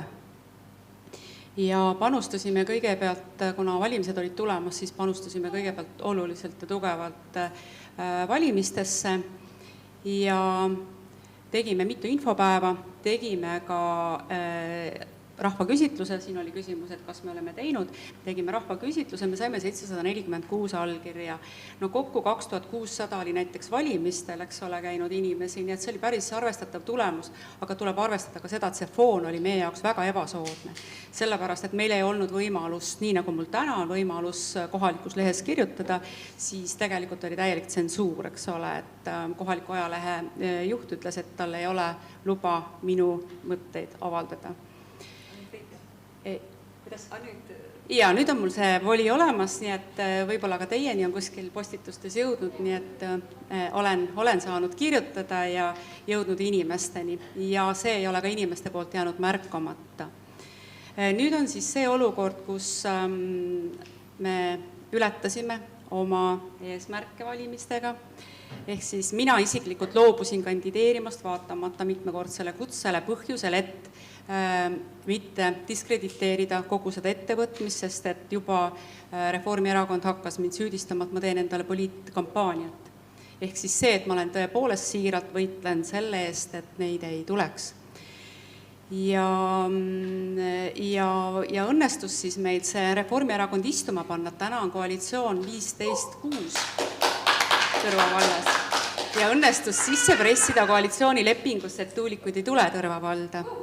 See on ka seal kirjas. Nii et ma arvan, et me oleme suht haruldased Eestis.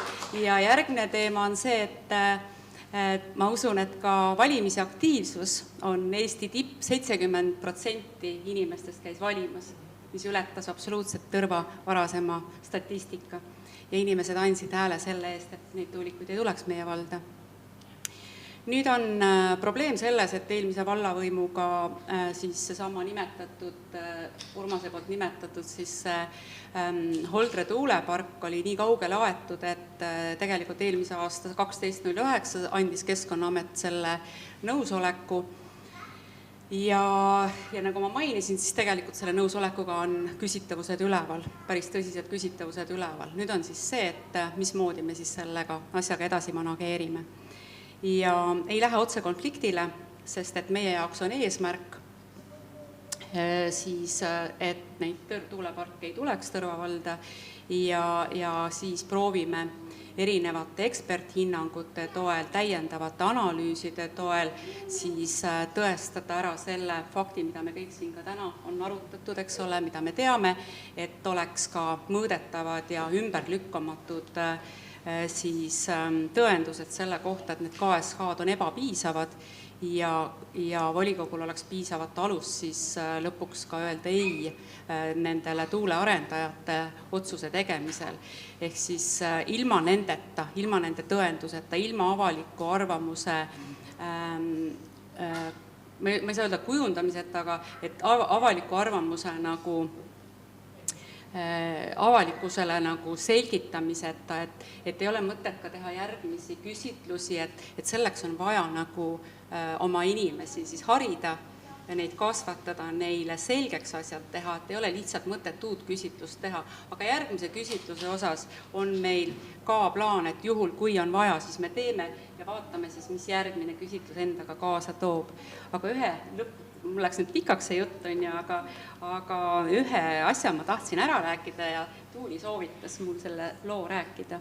Ehk siis see, et inimeste arvamust, avalikku arvamust saab ka teistmoodi äraspidiselt siis vastupidiselt siis avaldada, on siis see, et mõni nädal tagasi, ütleme, et arendaja mures on ju, ta näeb, mida me siis plaanime, arendaja mures ja saatis jälle järjekordselt siis Holdre küla elanikele kirjad, saame kokku, arutame, et kuidas meie poolt pakutavad hüvitisrahasid võiks siis üheskoos nagu planeerida, eks ole. Sellise sarnase koosoleku nad eelmisel aastal tegid, me grillisime neid 4 tundi. Ja nüüd siis oli rangelt kirjas, et mitte kedagi ei tohiks tulla, et ainult siis 1-3 kilomeetri raadiuses inimesed.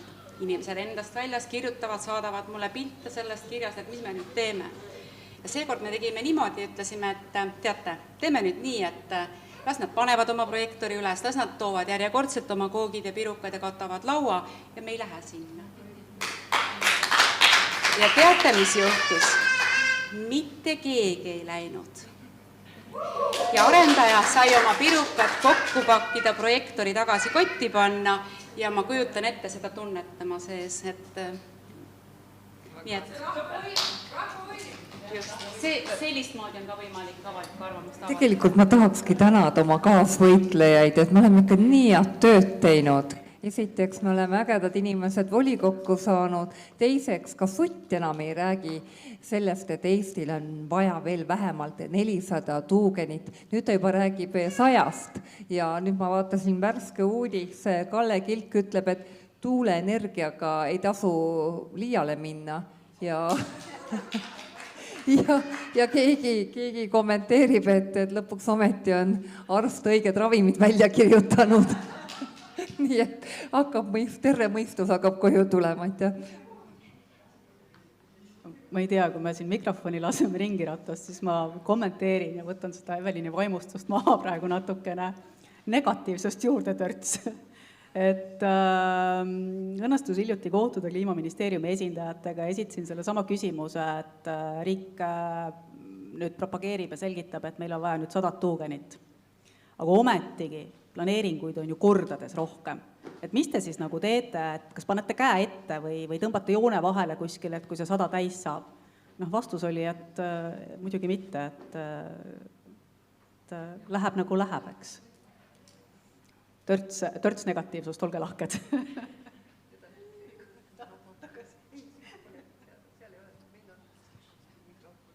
Ja, tänan väga põhjalike vastuste eest.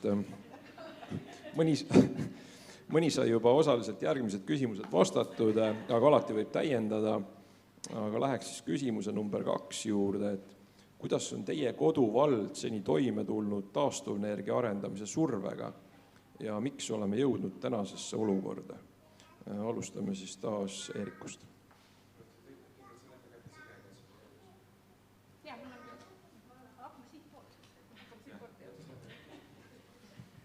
Jah. Ma nüüd osaliselt juba puudutasin sellega, et see surve on olnud tõepoolest väga tugev ja see sõltub väga palju sellest poliitilisest toest, eks ole. Et kas see surve langeb nüüd vallavõimule, kas see langeb elanikele või see langeb arendajale. Et kõige parem on see, kui see langeks nüüd arendajale tagasi, et vallavõim ja siis rahvas selles osas on nagu ühel arvamusel, eks ju. Ja meie jaoks Tõrvavald on ka siin Urmase toodud juba tuttav joonis oli või graafik see, kus Tõrvavald oli seal kõrgel rohelises, eks ole, 90,1% on siis tuulealadest planeeritud siis metsaaladele ja rohevõrgustikualadele, ehk siis päriselt on ka väga suur mure selles osas, et mida need tuulepargid siis tegelikult meie loodus- ja elukeskkonnale kaasa toovad. Ehk siis need on pöördumatud kahjud, mida ei saa kuidagi moodi leevendada, siin ei ole kompromissi kohta ja loodusega ei saa teha kompromisse.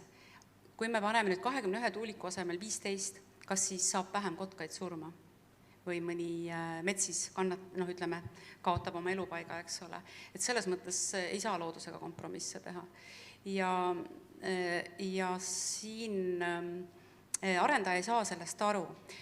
Toon sellise näite selle sama Eveconi kohta, et nemad on ikkagi agressiivsed, väga agressiivsed, nii nagu Indria, kes nad teised on, eks ole, et nad Lüganuse vallas, nende ühel planeeringualal oli merikotkapesa ja neil jätkus jultumust teha kaebus Kliimaministeeriumisse ja selgitus oli selline, et energiajulgeolek on olulisem kui looduskaitse, see nii-öelda looduskaitse või siis meie loodusressursside kaitse olulisus, eks ole, riigi seisukohalt. Ehk siis see, et merikotkapesa võiks maha võtta, siis te saate aru, et millisel tasemel need inimesed mõtlevad ja me oleme täiesti erineval lainel.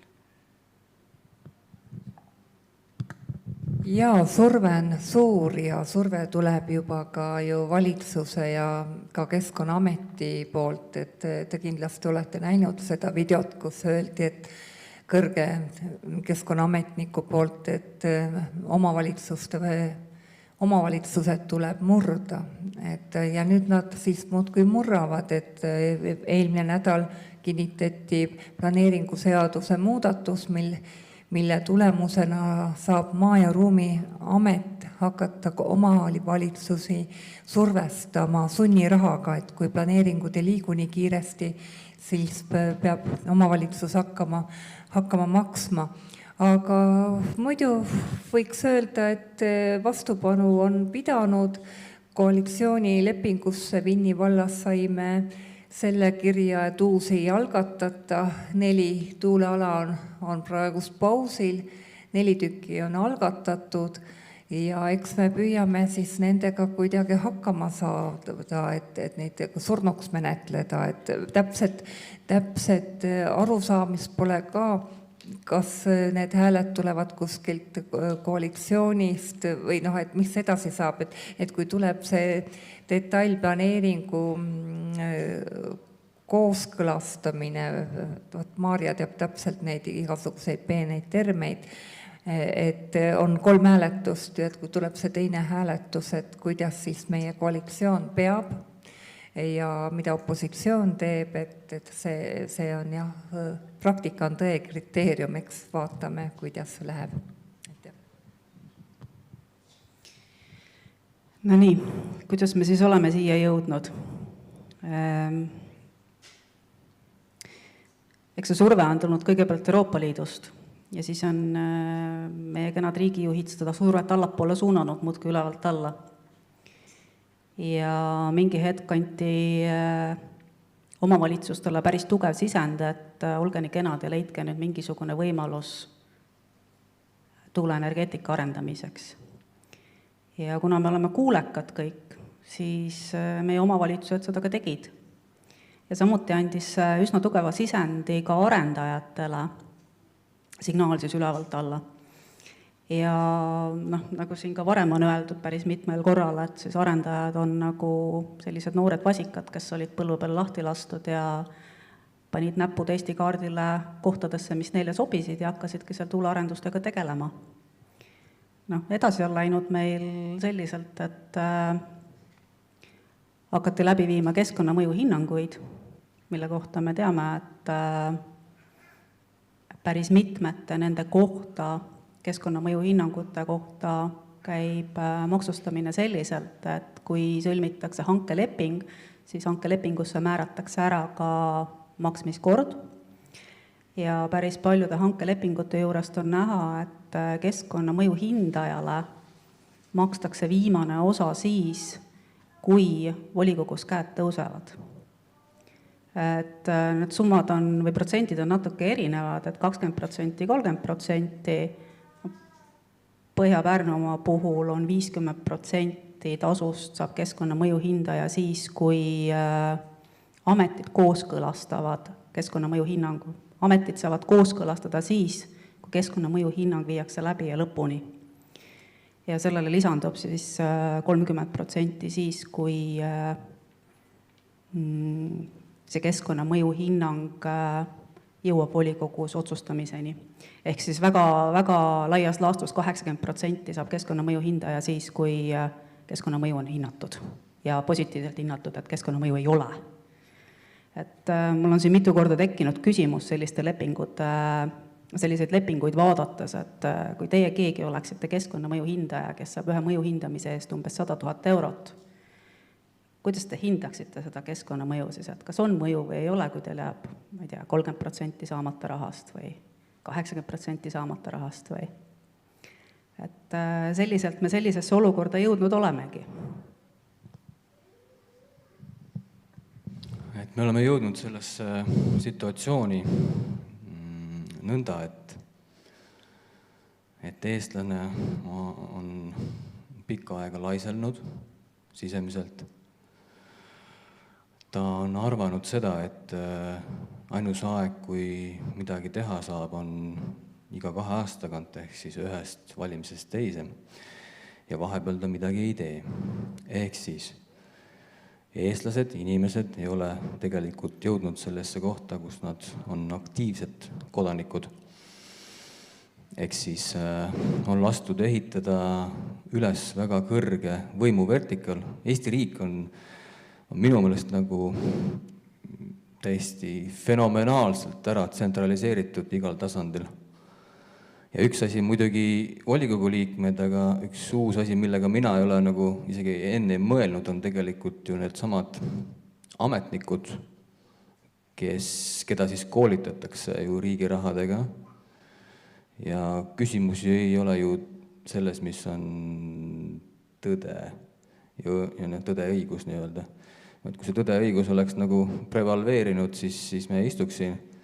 Et küsimus on siis nagu lugude võitluses, ehk siis narratiivide võitluses, ehk siis see põhivõitlus on kommunikatsiooni tasandil.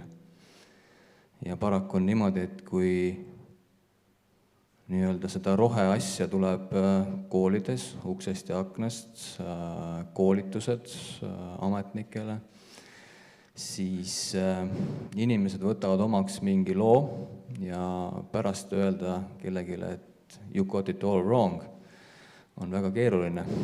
Et sealt hakkab see probleem pihta, ehk siis sellest passiivsusest. Aga kui rääkida nagu survest, arendajate survest, näiteks Paide kontekstis, siis arendajad hakkasid Paide linna kompama minule teadaolevalt eelmise aasta keskpaigal ja see siis päädis sellega, et eriplaneeringu taotlus tuli veebruaris lauale. Ja eks arendaja taktika on neil ju selles mõttes lihtne, et tükeldame ja läheneme igale tükile eraldi. Aga nii-öelda vastumudel on ka ju loodud ja see vastumudel on nii-öelda madala struktuuriga võrgustik, mis toimetab üle Eesti. Selle liikmed saavad aru sellest, et meil on, ütleme siis, teatud ühised nimetajad, aga meil on ka väga palju erinevad nimetajad. Me peame siis keskenduma nendele vähestele ühistele nimetajatele ja mitte minema omavahel tülli mingite muude asjade pärast. Ja minu nagu idee või eesmärk on laiem, et tuua see otsustusvõim nagu tagasi kohalikule tasandile. Et on põhimõtteliselt sellise käskiva ülevalt alla riigijuhtimise vastane. Et eks arendajad üritavad jah, et kõige naljakam minu jaoks on see, et kui meil räägitakse, et tegemist on nagu sellise olulise küsimusega, nii-öelda riiklikult tähtis küsimus, energeetika, aga siis millegipärast hakatakse samas kõrval rääkima seda juttu, et me siin külas tahame ise otsustada, kas meil tulevad tuulikud või ei tule. Et kui teil on riikliku tähtsuse küsimus, näiteks, siis ei ole ühe küla otsustada, järelikult võivad koosolekutel osaleda ka inimesed, kes on kaugematest piirkondadest. Väga lihtne. Ja ma Kristo sõnu võib-olla veel korraks täiendan seoses Paide linnaga. kuna mu pea on natukene prügikasti moodi, siis kui mul õigesti meenub, siis arendajad püüdsid ka Paide linna üldplaneeringusse tuulealasid sisse suruda. Selles mõttes, et seda tausta ma ei tea, et sa mõtled 2025 aasta tegevusi. Praegu on niimoodi, et üldplaneering, kuna seal tuli muudatusi nii palju, siis see uus protsess läheb nagu uuele ringile ja põhimõtteliselt arendaja tahab sekkuda, siis on planeerimises, kui ma nüüd õigesti aru saan, on hierarhiad, jah. Et arendaja tahab siis ka minna nagu maakonna planeeringu kallale oma selle eriplaneeringu kaudu nagu, et see. Nii, aga kui kasutada Keskkonnaameti sõnu, siis me oleme kiskjateks loodud ja võtame siis viimased 2 vastajat.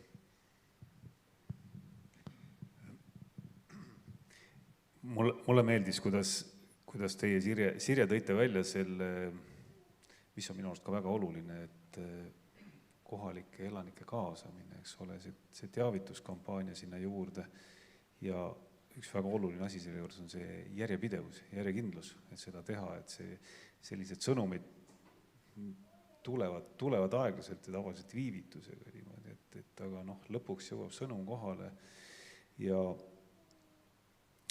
kui ma nüüd räägin Saaremaast, Saaremaa siis on Eesti suurim vald, eks ole, ja tõin siin näite sellest, kuidas Leisi ja Pöide osavalla kogud on, et siis seal on arutatud seda tuuleenergeetika küsimust, nemad on oma seisukohti kujundanud ja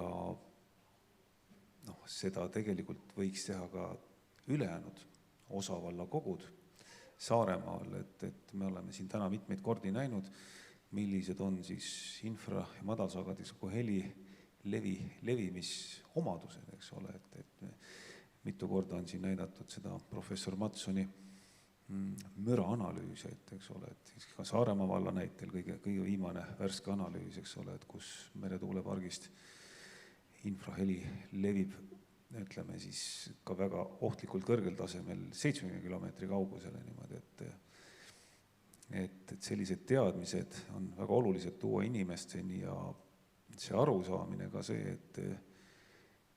et kui ma toon konkreetselt ikkagi tulen tagasi selle Saaremaa juurde, et kui planeeritakse kuskile Kesk- ja Ida-Saaremaa ühte piirkonda tuule siis arendusalasid, et see ei ole adekvaatne käitumine, tegevus, kui küsitakse siis konkreetselt selle piirkonna, mis võib-olla hõlmab 5-10 kilomeetrit endist valda, nende inimeste arvamust ja hinnangut, millega ei arvestata ja ei kavatsetagi arvestada, eks ole, lihtsalt, et saaks linnukese kirja, aga selle sõnumi kohale viimine inimesteni, et see on, kui me räägime nüüd valdadest, aga tegelikult võime kokku võtta, et tegelikult on see kogu Eesti probleem, et me näeme siin sellist maade hõivamist, eks ole, et maad võib hõivata inimesi küüditada erineval moel, et meil on nõukogude ajast, kus inimesed küüditati relvaähvardusel, et tänapäeval on tehnoloogia peenemaks muutunud, eks ole, et inimesi saab erinevatel meetoditel sundima oma kodust lahkuma, et ka seda võib nimetada maade hõivamiseks ja küüditamiseks, aga see elanikkonna kaasamine, teavitamine, see on üks väga oluline ja tõhus vahend selle vastu. Aitäh. Evelini ja Anti sõnavõtust kõlab nagu vabadusvõitlus.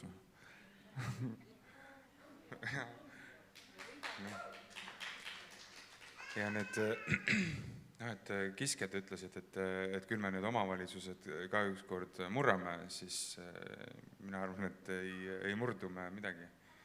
Et rahvas, kui aru saab, Kristo ütles, et see kommunikatsioon, teavitus, see on see lahingutanner, eks, see narratiiv, et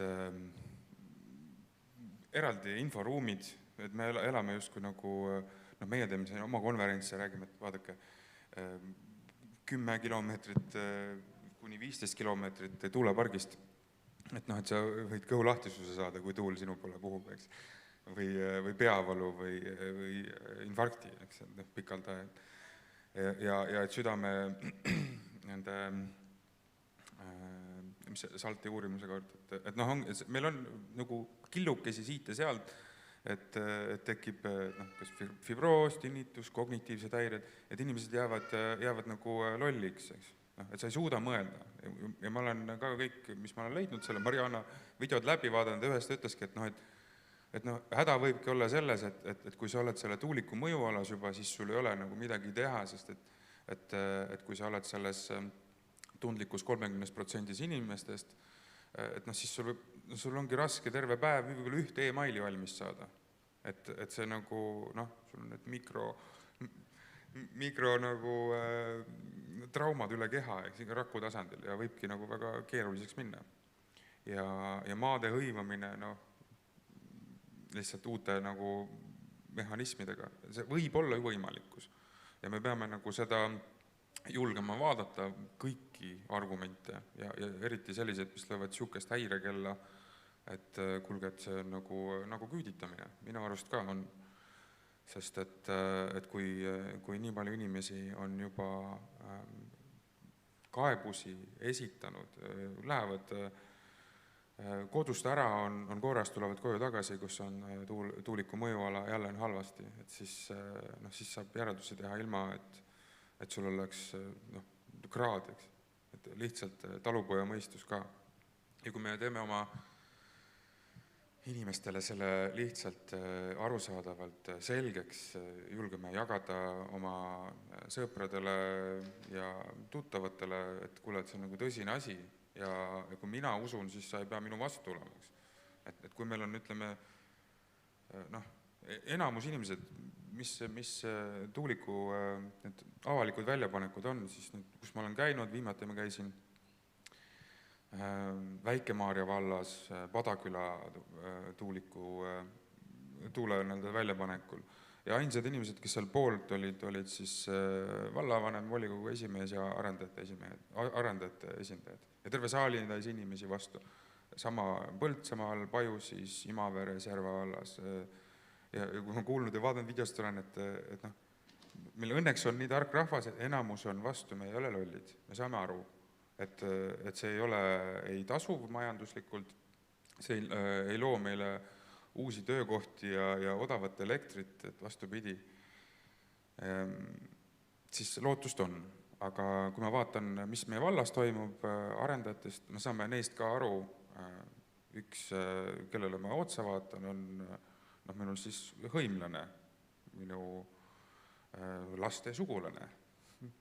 On siis see, kes käib ju müümas seda, eks. Ja ma näen teda autoga ja õnneks neil on ettevõtte nimi ka auto peal kirjas, Teslaga tulevad meil maal, näed ära, et nad on pidevalt koha peal ja see on ühe arendaja esindaja, meil on 6 arendajat. Ja nagu meie esimene külalisesineja Sanda välja tõi, siis kohalike inimesi nagu sellesse dialoogi väga ei kaasata, aga arendajatega on nagu regulaarsed koosolekud ja kohtumised ja seda ma olen samamoodi märganud. Ja ma olen küsinud, et palun kaasake mind sinna komisjoni. Mina olen opositsioonis, mind ei taheta sinna kaasata, sest et kõigil on päris selge see arusaam ja seisukoht, mis mul on. Ja nii palju, kui ma olen argumenteerinud inimestega, me oleme Urmase ja Maarjaga käinud Sutiga ka kohtumas, eks me viisime talle selle ettepaneku, et palun võtke see 100% taastuvenergia eesmärk maha, et kust see tuleb, et sellega kõik omavalitsused alustavad seda. Et see surve ei ole arendajate poolt, see ongi nagu suurem võrgustik, kes on meil ministeeriumis praegu komisjoni poole peal ja see on kõik seotud. Arendajate surve ei saaks meile midagi teha, kui selleks teed ei sillutataks neile.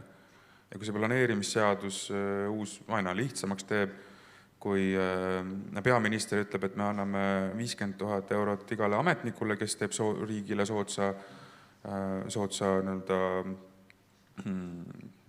toimingu ja omavalitsustele ka miljoneid saada, siis see argument, millega lihtsalt inimesed tulevad, kes aru ei saa, et see tervisele ja elukeskkonnale nagu hukatuslik olla. Et siis ongi, et kuule, aga raha, meil on raha vaja, aga need ei näe, et raha keeratakse ühelt poolt KOV-idel nagu vähemaks ja tehaksegi olukord nii raskeks. Ja teiselt poolt öeldakse, näed, see on su ainus võimalus, võta nüüd see viimane õlekõrs, see tuulikupark endale ja saate 1 miljoni lisaks. Et see on... Erik, väga hea, et sa viisid juttu raha peale ja see tegelikult ongi seotud minu järgmise küsimusega, millele sa saad kohe vastamist alustada. Võib-olla ma räägin sellise väikse sissejuhatuse siia juurde, enne kui ma küsimuseni jõuan, et teatavasti on olemas selline asi Eestis nagu Ida-Virumaa õiglase ülemineku fond, mis on siis ette nähtud energia ülemineku jaoks. Ja see energia üleminek seisneb siis põlevkivi elektri tootmise lõpetamises, muude energiaallikate kasutusele võtmises ja ka siis uute töökohtade loomises nendele inimestele, kes selles sektoris, põlevkivisektoris töötuks jäävad. Samuti on energia üleminekuga seotud siis Viru-Nigula valla ja Fermi Energia vaheline kokkulepe, kus siis tuumajaama arendaja on vallale pakkunud 50 000 eurot aastas kuni tuumajaama valmimiseni ja siis edasi erinevatel perioodidel võtnud kohustuse investeerida Viru-Nigula valda suurusjärgus 15 miljonit eurot. Need on üsnagi arvestatavad summad. Aga kuna me teame, et ka tuuleenergia ei ole kuidagi seotud kahjuks looduse kaitsmisega, vaid pigem ja ainult rahaga, siis minu järgmine küsimus teile on see, et mida arvate tuulemiljonist ja kui suur oleks õiglane hüvitis omavalitsusele selle eest, et ta lubab oma territooriumile rajada tuulepargi? Alustame Eerikust. Paides oli meil omavalitsusjuht või omavalitsuse esindajatele siis selline, Sutt oli ka seal kohal, tuule promoüritus gümnaasiumis, Maarja oli ka seal. Ja siis Sutt lava peal meie minister siis ütleb, et arendad ka, et ikkagi motiveerige rohkem, et andke nagu seda präänikut nagu julgemalt, ja seda ma olen ka oma valla valitsuse ja koalitsiooniliikmete poolt kuulnud, et me peame läbirääkimisi, et kui palju nad võivad siis rohkem veel pakkuda, kui riik nagu seda nõuab, et mida ja kui palju saaks. Aga samas on see sama, et avalikult mingit seisukohta välja ei taheta öelda. Varasemalt eelmise koosseisuga enne valimisi ütles nii koalitsioon kui opositsioon selle 1600 allkirja peale, et okei, me ikka ei taha. Siis nüüd on asi ikkagi seal tagatubades kohtumised on, asjad liiguvad, mingisugustest rahadest räägitakse, eks. Aga üsna salaja. Ma arvan, et ei ole summad, millega oma elukeskkonda ohverdada. Et kui sa armastad oma kodukohta, sa oled põline kohalik, me oleme siin põlisrahvas, eks. Siis mis sa siis teed? Võtad 1 miljoni ja lähed Hispaaniasse, ja siis võetakse meilt siit, mis maavarad. Mina arvan, et ei ole ühtegi hinda, millega me peaksime oma kodu ja tervise ohverdama. Et kui 30% inimestest saab mingisuguse, on siis tundlikumad ja saavad sellest kahjustuse varem või hiljem, siis see tähendab, et kui sul on 1 lapski või 2 last, siis 1 inimene teie perest selle saab statistiliselt. Ja kui sina või su naine või mees või laps ei saa enam elada normaalselt seal, siis sa otsid uut võimalust. Ja seda kaarti vaadates, mis Urmas näitas üle Eesti, ei paistnud väga neid kohti.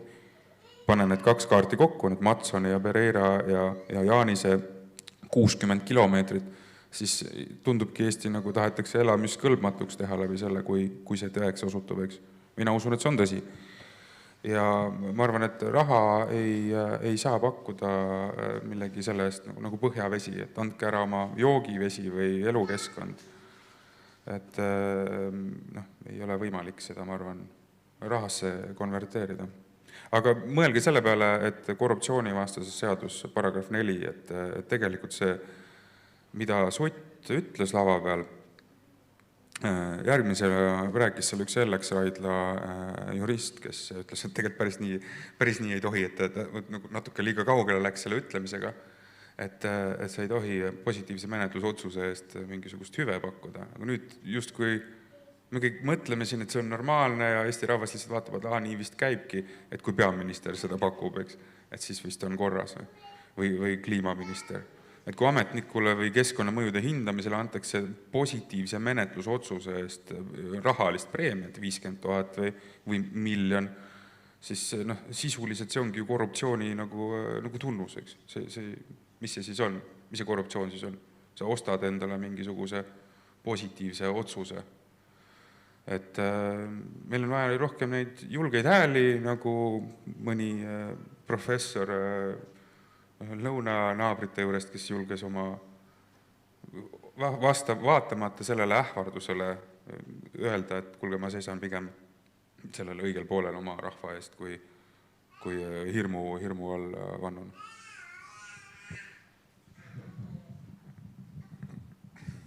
Ma tooks siia võib-olla ühe näite, et siin 1.5 tagasi toimus Saaremaal selline üritus, mille korraldas siis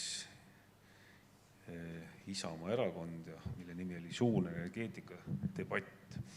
Ja seal oli ka siis energeetikaekspert Arvi Hamburg, kes kordas ka sellel debatil varem tema poolt välja öeldud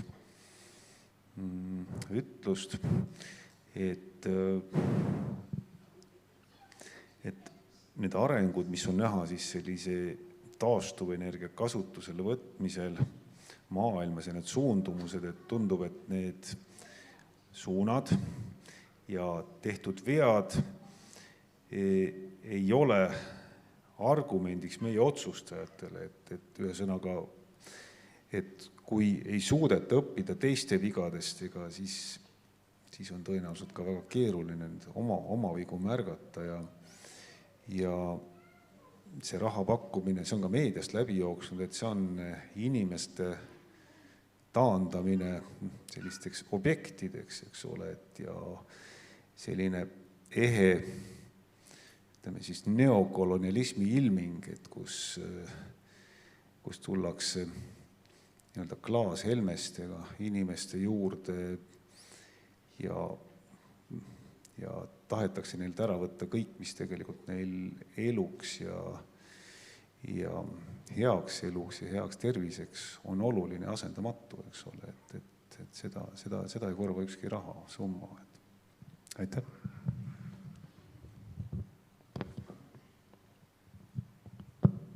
Siin on küsimus, et mida arvata sellest rahakülvist ja mis oleks see hind, siis teine küsimus tekib siit, et kes maksab. Et kui tuled suure tiiruga tagasi, et ühest taskust läheb välja, teisest taskust tuleb tagasi, et siis on tegelikult üks miinusring kokkuvõttes. Et see tuuletööstuse temaatika, need veskid läksid ju käima siin 20+ aastat tagasi, kui Saksamaa hakkas oma seda nii-öelda tuuletööstuse imet presenteerima ja müüma välisele maailmale ja siis hakati Eesti ajakirjanikke siis nullindate keskel massiliselt Saksamaale nii-öelda neid tuulikuid nii-öelda viidi neid siis näitama. Ja siis mul üks sõber oli tollel ajal, töötas ühes juhtivas Eesti meediaväljaandes. Ta on keskkonnaharidusega, ta kirjutas keskkonnateemadel. Aga ta on Ida-Virust pärit ja tema siis vaatas Saksamaal neid tuulikuid ja küsis siis sakslaste käest, et aga kui palju energiat siia sellesse kogu projekti nagu sisse läheb ja palju sealt tagasi tuleb, et see sama küsimus, et kes maksab ja kust otsast see siis tuleb, eks ole. Et selles mõttes naljaga pooleks võib öelda, et 1 megavatt, 1 miljon eurot igal aastal. Aga selle kohta on ju indiaanlastel selline ütelus, et kui ei ole puhast vett, mida juua ja nii-öelda puhast maalappi, kus peal toitu kasvatada, siis raha söömine meid ei aita.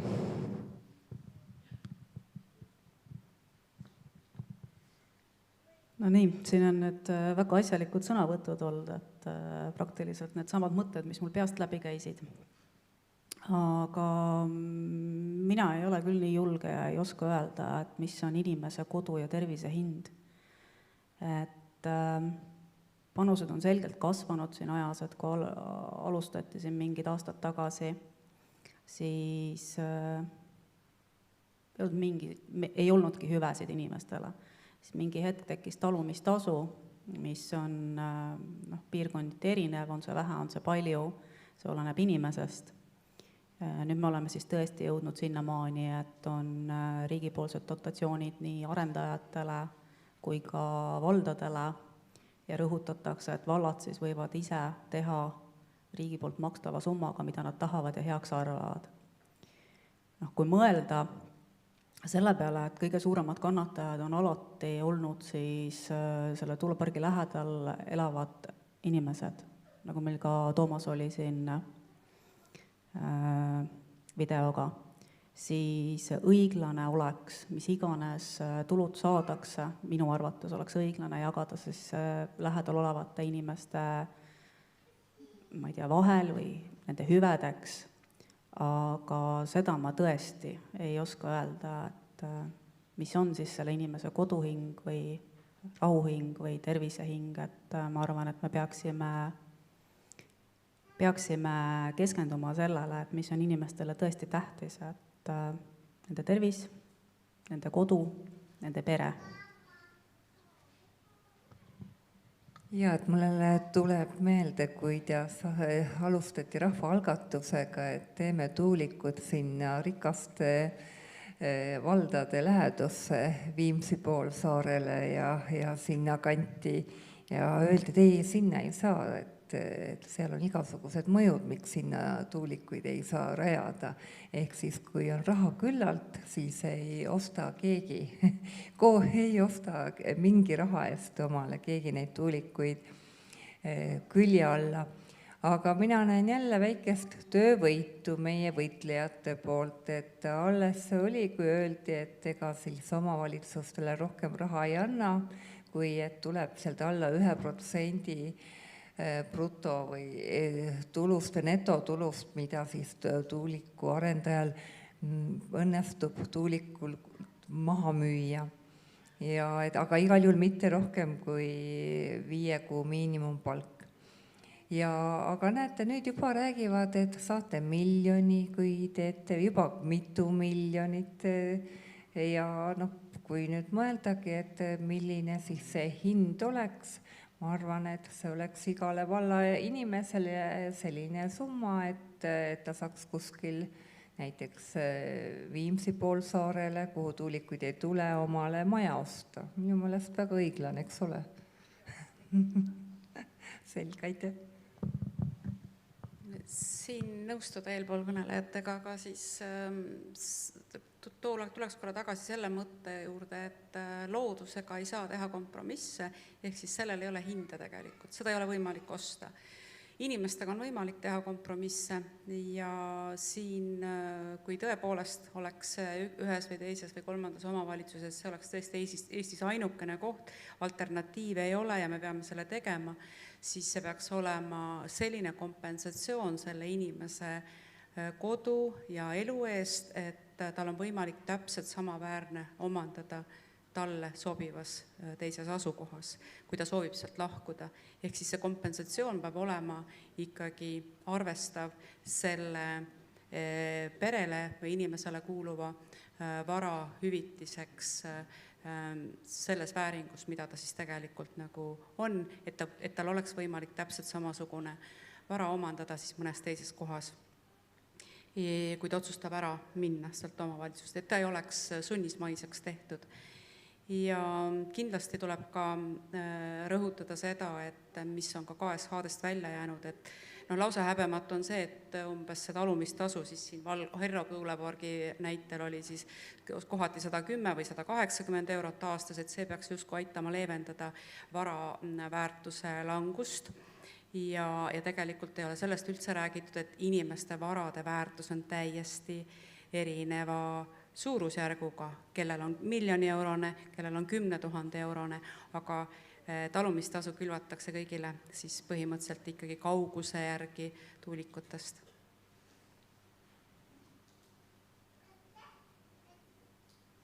Ja ka tänan paneliste põhjalike vastuste eest.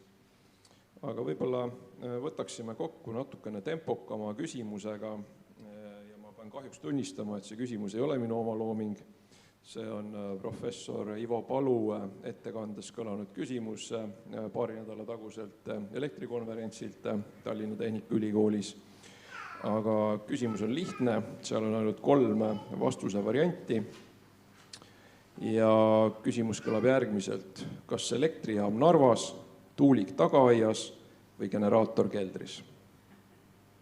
Alustame Sirjast.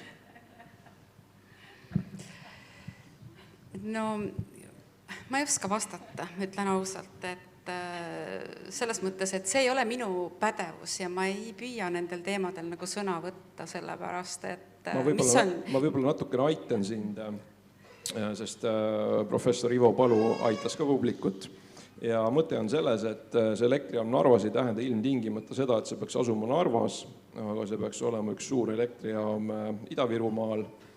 Tuulik tagaaias on ilmselt kõigile selge ja generaator keldris tähendab pigem seda, et inimesed on elektrivõrgust sõltumatud, elavad siis oma enda elektritootmise najal.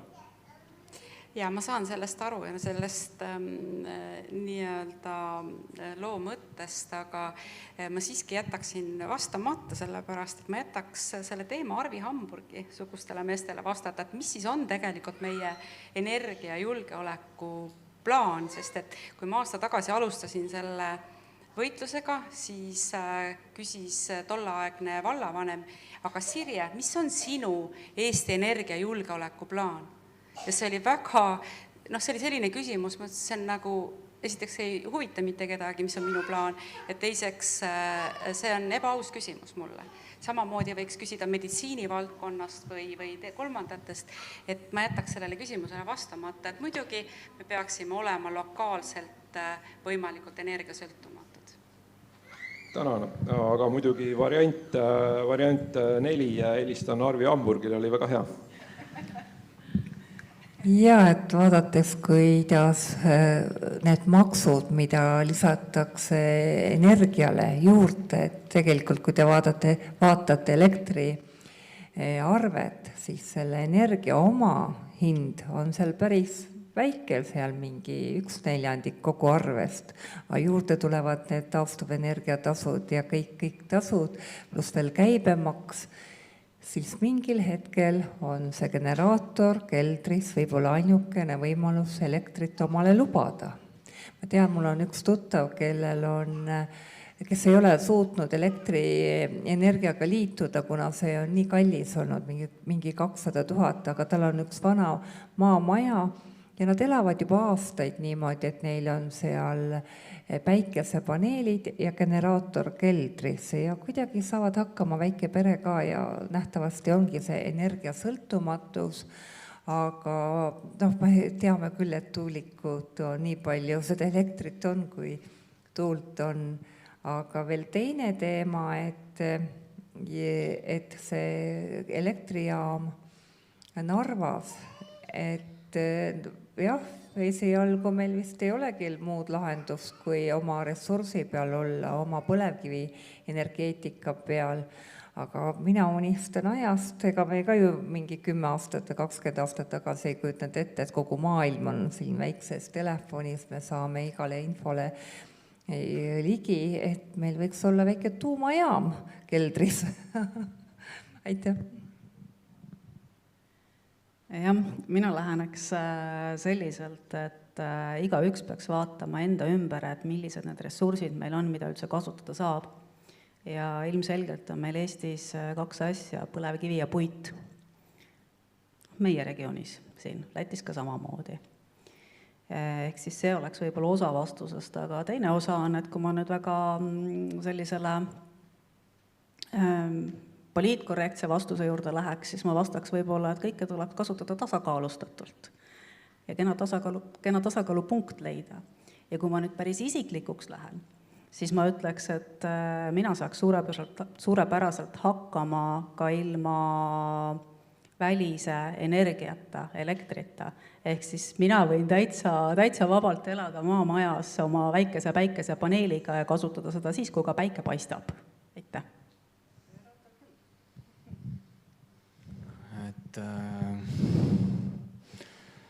Jaam Ida-Virumaal targad mehed on välja arvutanud, et 1 megavatt põlevkivi energeetikasse arendamisse maksab 1 miljon, samal ajal kui tuuleenergiasse läheb 1 megavati hind 1,5 miljonit. Seda võib siis igaüks ise kontrollida, kas need targad mehed räägivad õigesti juttu või mitte. Ja miks just see valik, ehk siis valik number 1, tuleb arvestada ka, et energia tootmises üks kuluosa on ka logistikaga seonduvad, ehk siis tarneahelad, kõik need asjad, et arvesse võtta, ehk siis ja miks mitte omada enda tarbeks ka mingisugust autonoomset võimalust, aga see on igaühe inimese enda vaba valik.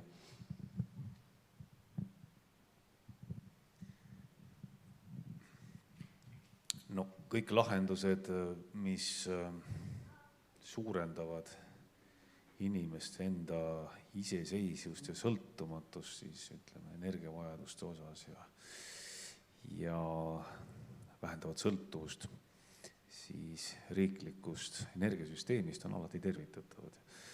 Ja aga sellest nimekirjast lähtuks täiesti pragmaatilisest aspektist ja meil on vana hästi toimiv süsteem, millega suudeti ka energiat eksportida, mitte väga kaua aega tagasi, nii et ega meil ei ole vaja siin vastu reaalsust ja füüsikaseadusi eirata püüdes nagu kangutada midagi, et meil on see oma strateegiline ressurss olemas ja seda võiks kasutada nii kaua, kui tulevad uued ja tõesti toimivad lahendused. Jah, et võib-olla 5 aasta pärast ongi meil kõigil väikene taskusse mahtuv generaator, mis su majapidamise ära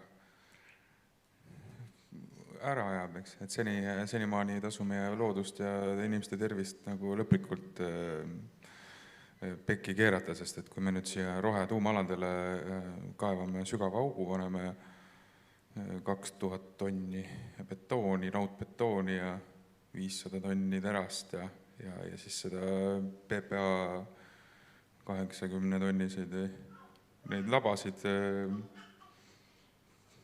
kilode, 100 kilode või tonnidega igale poole põllumaale ja metsamaale seda nanoplasti ja epoksi kiudu viskama. Igat pidi see on halb diil, et mina tuulikute pooldaja kindlasti ei ole, erinevalt Ivost. Esimene vastus tuli kohe muigega, et Ivo võiks selle tuuliku endale peenrasse pista. Tõesti, et meil on lobitöötajad, professorid, kes saavadki sellest tasu ja kui me paneme inimese et kus see elektrist tuleb, et kas sa tahad, et lamp põleks, et see on ju puhas selline demagoogia võtta, eks, et ja energiajulgeolekust rääkides me ei saa importkütusele üles ehitada energiajulgeolekut ja sõltumatust.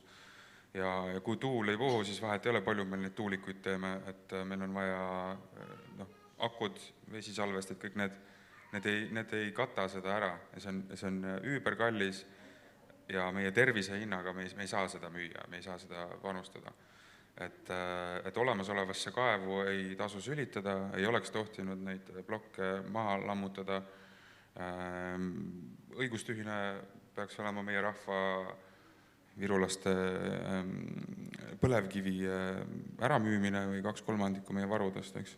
Et ma arvan, et pigem jaam Narvas ja aasta, paari, 3, 4, 5, maks 10 pärast, eks, on meil sellised tulevikutehnoloogiad, et kui me praegu selle tuuliku hurraaga kõik Eestimaa tuulikuid täis paneksime, siis kes seda 2000 tonni raudbetooni sealt üles hakkab täristama, et teie lapsed. et mis raha eest. Et üks tuulik demonteerida maksab 1 000 000 ja kui tuule arendajad pankrotti lähevad, siis see on kohaliku omavalitsuse ülesanne, et täna ma panen lihtsalt kohalike omavalitsustele südamele, et see jääb teile, teie lastele ja kui teil ei ole seda seotust ja tunnet, et ma tahan seista selle koha, selle maa tuleviku eest, vahet ei ole, ma võin ju kord siin kandideerida, kord seal, siis lähen teise omavalitsusse või hoopis teise riiki, et siis see ei ole sinu koht, see ei ole sinu, sul ei ole õigust nagu siukseid otsuseid teha, mis nagu, ütlen, 30 aasta pärast see seisab seal.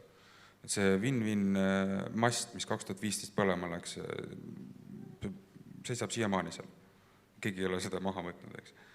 Et see demonteerimine, see reostus, kõik need asjad, me ei saa neid suuri tuulikuid teha. Keegi tahab endale 30 meetrist tuulikut teha, oma talu kuskil ära elektrifitseerida, naabrid on nõus, palun, ei ole vastu. Aga neid meretuulikuid 300 meetrised. Ma jään sinuga ilmselgelt eri arvamusele. Ma jään sinuga ilmselgelt eri arvamusele, aga ma kohe selgitan ka miks. Tegelikult seal elektrikonverentsil tõepoolest kõige populaarsem vastuse variant oli elektrijaam Narvas. Ja ma arvan, et seda vastust võib pidada ka täiesti adekvaatseks, sest ma julgen väita, et vähemalt pooled selle konverentsi osalistest olid energeetikud. Et nad ilmselgelt saavad aru, millest nad räägivad. Aga mulle meeldiks tegelikult kõige rohkem hübriidlahendus. Elektrijaam Narvas pluss Viimsi tuulikud. Ja need hästi suured.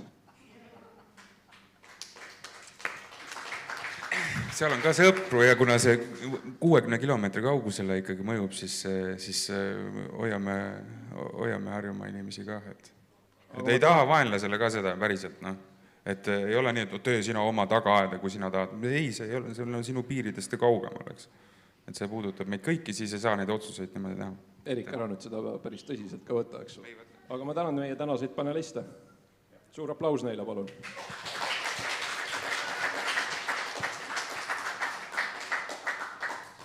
Ja täname kõiki vaatajaid, kuulajaid, kohale tulnuid eriti.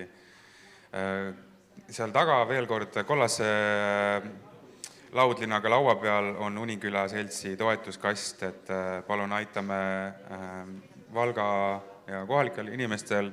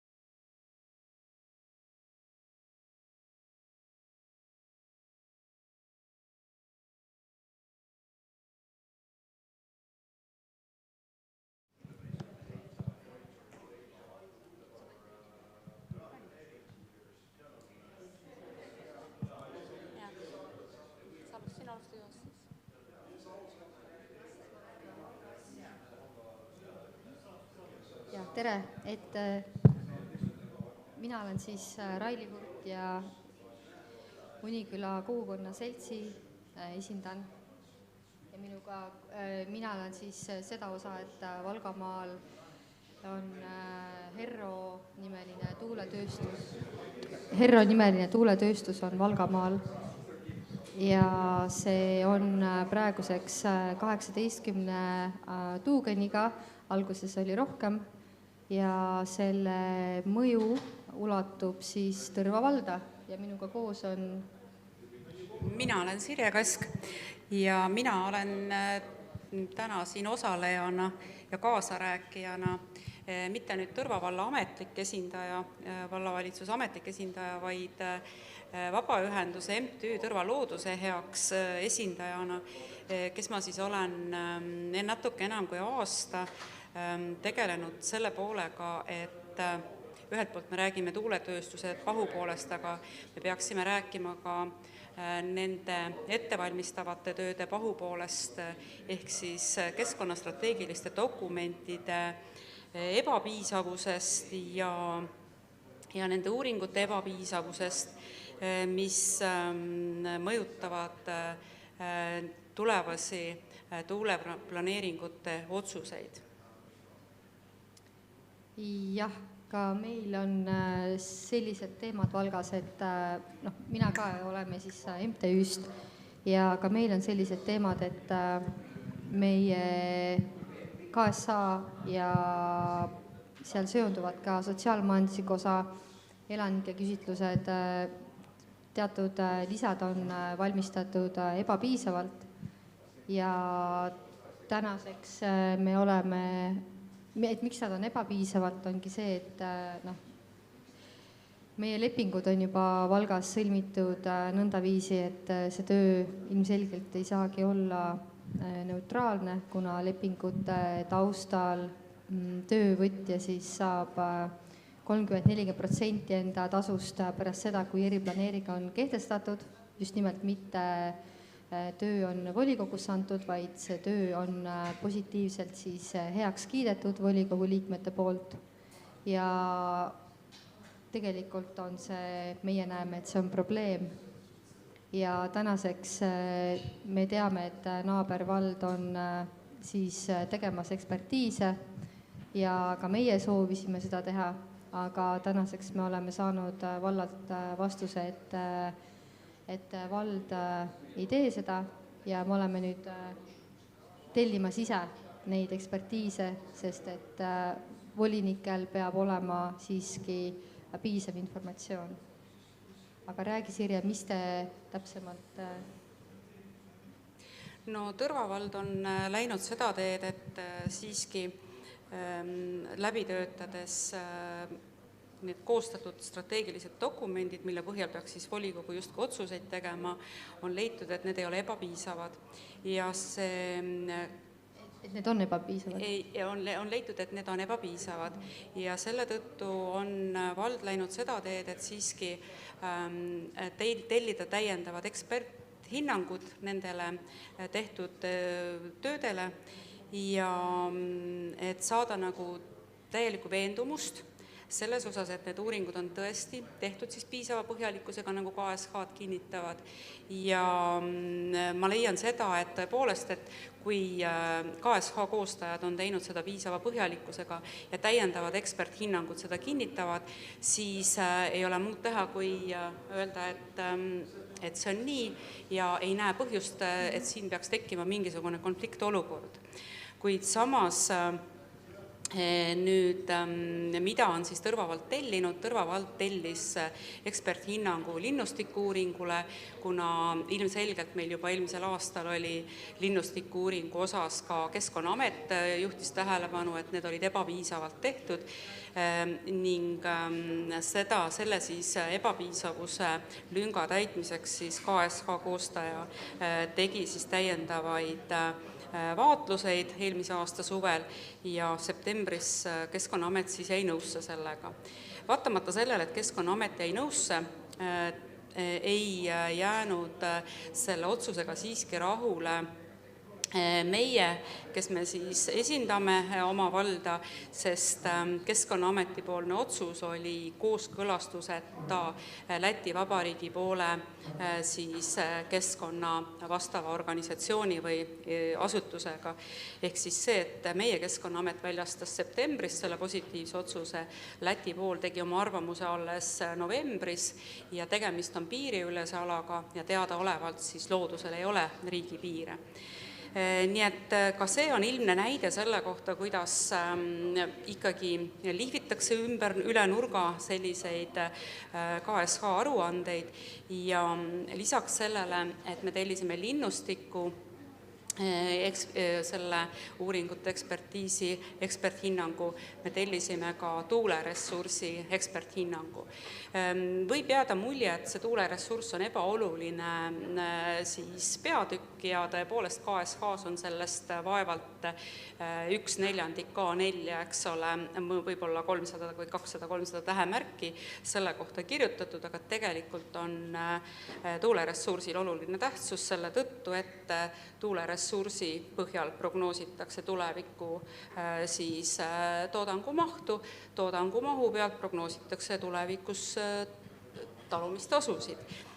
Ja meie ekspert jõudis ka selles osas arvamusele, et KSH siis välja toodud tuuleressursi hinnang on ülepaisutatud, ekslik, sama leidsin ka mina seda vaadates, et Herro tuulepark samamoodi on ülepaisutatud, nii et kui nüüd võrrelda Tõrva eriplaneering 1 Holdre ala ja võrrelda nüüd teie Herro tuulepargiga, siis tegelikult probleemid on väga sarnased, on tuuleressurss valesti hinnatud ja kindlasti ei ole õigesti käsitletud ka rohevõrgustiku sidususe problemaatikat ja siis ei ole need ka linnustiku uuringud piisava põhjalikkusega tehtud.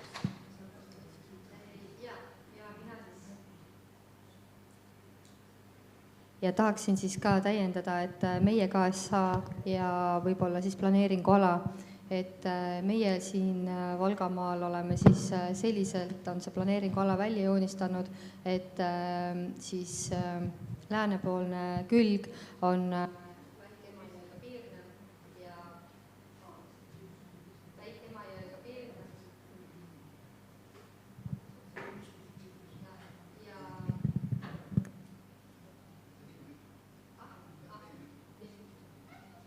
jah, et läänepoolne külg on Väike-Maiega piirnev ja sellega on ka ühtlasi vallapiir ja põhimõtteliselt väga suur osa elanikke, kes elab siis üle Väike-Emajõe, on Tõrva vallas ja Tõrva valla elanikelt tegelikult ka ei küsitud arvamust ja nende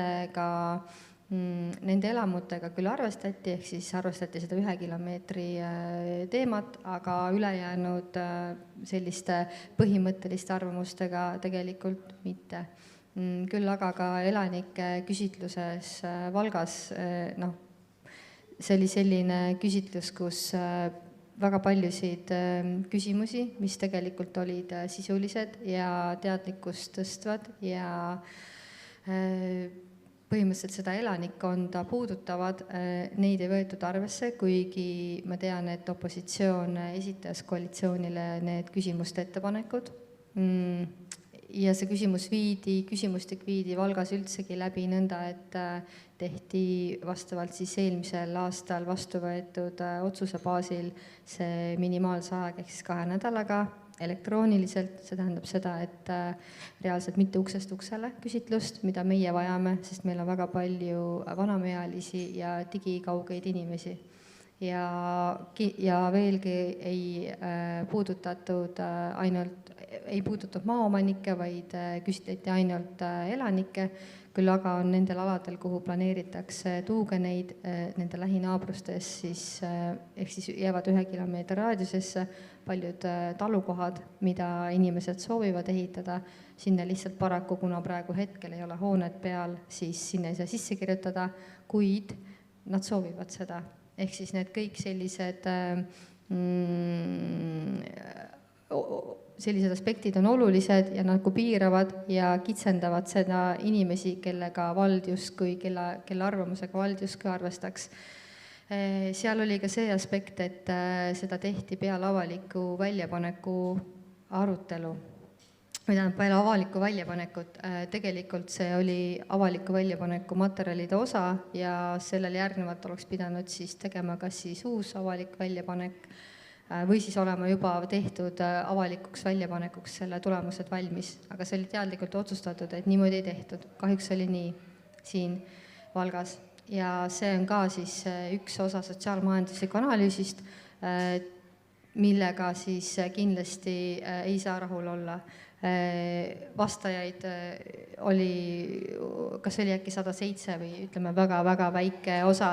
Olgem ausad, et üks hetk, ma korraks võtan.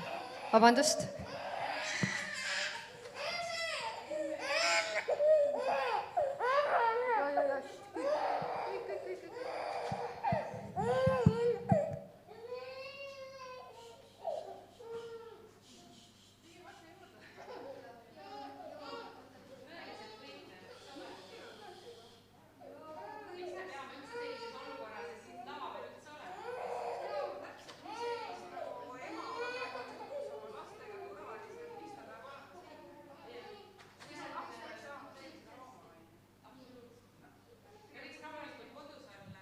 No nii, jah, korraks oli vaja vast rahustada. Ehk siis üks teine osa sotsiaalmajandusliku osast, millega me ei ole rahul, on ka see majandusliku poole analüüs, mis oli väga napisõnaline ja põhimõte ja meil on kõik hästi. Ma natukene kõnni ringi siin. Ehk siis selle majandusliku osaga me ei saa ka olla rahul ja see on ka see, mida tegelikult on vaja siis analüüsida vastavalt siis. Ma tean, et Saardes on tehtud see uus täiendanalüüs, kus on oluliselt paremini esitatud ka majanduslik osa, mis puudutab ka tuulikute demonteerimise staadiumit, mida meie analüüs ei tegelikult põhimõtteliselt rahaliselt ei käsitle. Mis puudutab siis veel KSH-d, on see, et meil on üks grupp tuulikuid jääb täiesti nahkhiirte sisse. Meile tegelikult oleks vaja nahkhiirte kohta ka ekspertarvamust, samuti linnustiku osas, sest et meie alad on 100% rohevõrgustikust, rohetuumikalal ja põhimõtteliselt vajame neid, sest et väike konnakotkad, musttoonekurg, samuti metsised jäävad meie ala sisse, seda ei ole piisavalt põhjalikult uuritud. Tänaseks meile vastati, et 5 tuulikut eemaldati metsiste tõttu, jah, eemaldati, aga tegelikult me teame, et see on ainult jäämäe tipp, mis tegelikult on vaja eemaldada. Ehk siis pole vaja, aga me vajame selleks ikkagi eksperthinnangut. Ja ökosüsteemide osas samamoodi, kui me vaatame seda, mida Eesti Looduse Fond siis analüüsis juba ka Pärnumaal, me näeme, et ka meil on sarnased probleemid, ka meil ei ole tegelikult analüüsitud seda osa nii, nagu peaks. Ja siin vaadates nüüd seda, Valga vald tellis sotsiaalmajandusliku mõjuanalüüsi ja juba uurimisküsimustes on siin sellised 3 peamist uurimisküsimust, et milline on tuuleenergeetika arendamise olukord riigis, milline on kavandatava tuulepargi majanduslik mõju ja siis 3. küsimus oli, et Valga valla ja tuulepargi mõjualasse jäävate elanike hoiakud. Nüüd 2 esimest küsimust on ära vastatud, aga miks peaks Herro tuulepargi mõttes 22 000 pluss käibemaksu eest tegema analüüsi selle kohta, et milline on tuuleenergeetika arendamise olukord riigis? Mis olulist infot see tegelikult Valga valla inimestele, selle piirkonna inimestele siis annab? Ja teine küsimus, et kavandatava tuulepargi majanduslik mõju, siis ma ei leidnud, seal oli küll tööplaanis oli, et intervjuud Valga ettevõtetega, ma ei leidnud seda intervjuud küll, aga siis omaette intervjuu on siis tuuleparkide hooldusteenust osutava ettevõtte esindajaga, küll see ei olnud seal välja toodud, aga kokkuvõte oli see, et tegelikult tuulepargid ja hooldusteenust pakkuvate inimeste kaudu kohalikke omavalitsusi ei saa töökohti ja mõju on tegelikkuses minimaalne. Ja korrutades seda juttu, mida me siis KSH-sse näeme, et mõju kinnisvara hindadele ei ole siis märkimisväärne ja järjekordselt viidatakse Aivar Thompsoni artiklile, mis on siis ülevaate artikkel erinevatest avaldatud artiklitest ja räägib sellest, et kinnisvara väärtuse mõju on 2–4%, aja jooksul see taandub ja inimesed harjuvad tuulikutega. Räägime siis erinevatest suurusjärkudest loomulikult ja erinevatest kõrgustest, et selle artikli toel kindlasti selliseid järeldusi teha ei ole võimalik. Ja eriliselt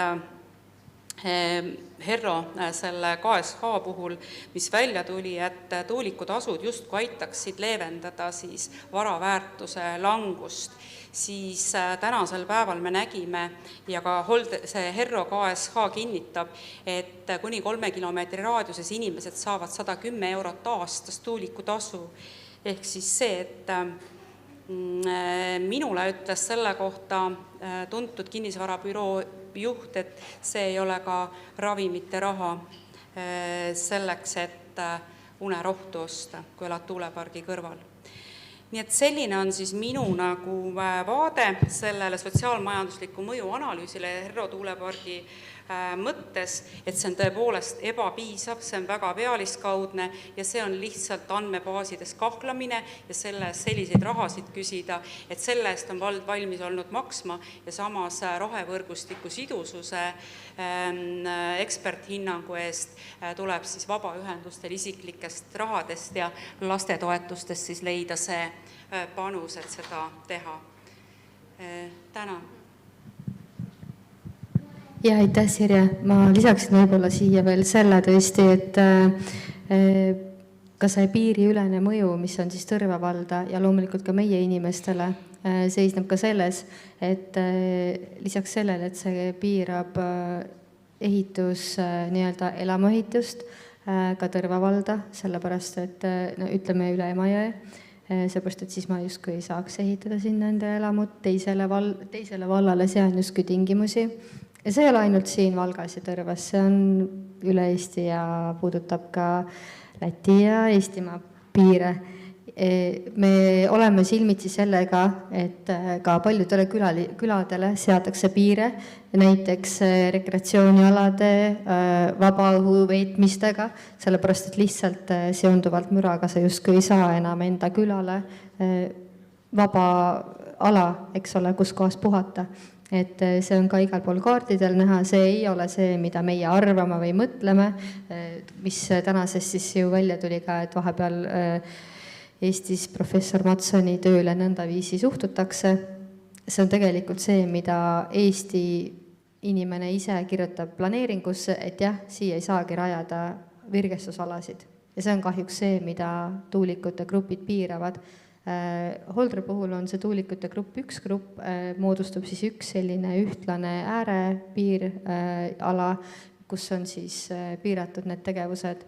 Herre puhul on tuulikute gruppe 3, mis tähendab seda, et ütleme siis nii, et üle Emajõe satub siis Hummuli pool siis nii-öelda kohta, kus ta võib-olla ei tahaks olla, aga Valgamaal on siis Uniküla jääb kogu selle tuulikugruppide keskmesse ja see tähendab seda, et ükskõik kus kool puhub tuul, sul on neid variante palju, kui me kuulasime täna Toomase ettekannet, siis temal tuli ainult põhjasuuna tuulega probleemid, Uniküla omadel oleks põhimõtteliselt korda 3, et oluliselt rohkem. Ehk siis täna me räägime ikkagi sellest, et kas me tahame, et meil oleksid külad ja kogukonnad või me tahame, et nad ikkagi koliksid ära ja need pensionärid, kes seal on ja need eakad inimesed kaoksid seal, kui nad kaovad ja uusi peale ei tuleks. Et kas me tahame seda või me päriselt hindame ikkagi elurikkust ja loodust ja ka inimesi, kes meil on, kes meie vallas on. Et selles on küsimus. Ja see on see, miks meie ka soovime neid ekspertiise tellida antud töödele, sest me näeme, et me väärime seda. Me väärime oma kodu. Jaa, aga võib-olla ongi siis nüüd praegu meie poolt kõik, et eks neid asju, mida rääkida, võib-olla räägiks mitu päeva, aga praegult vist peaks nüüd lastega ka tegelema. Aitäh teile, kes te vastu pidasite, kes te vaatate pärast veel järgi.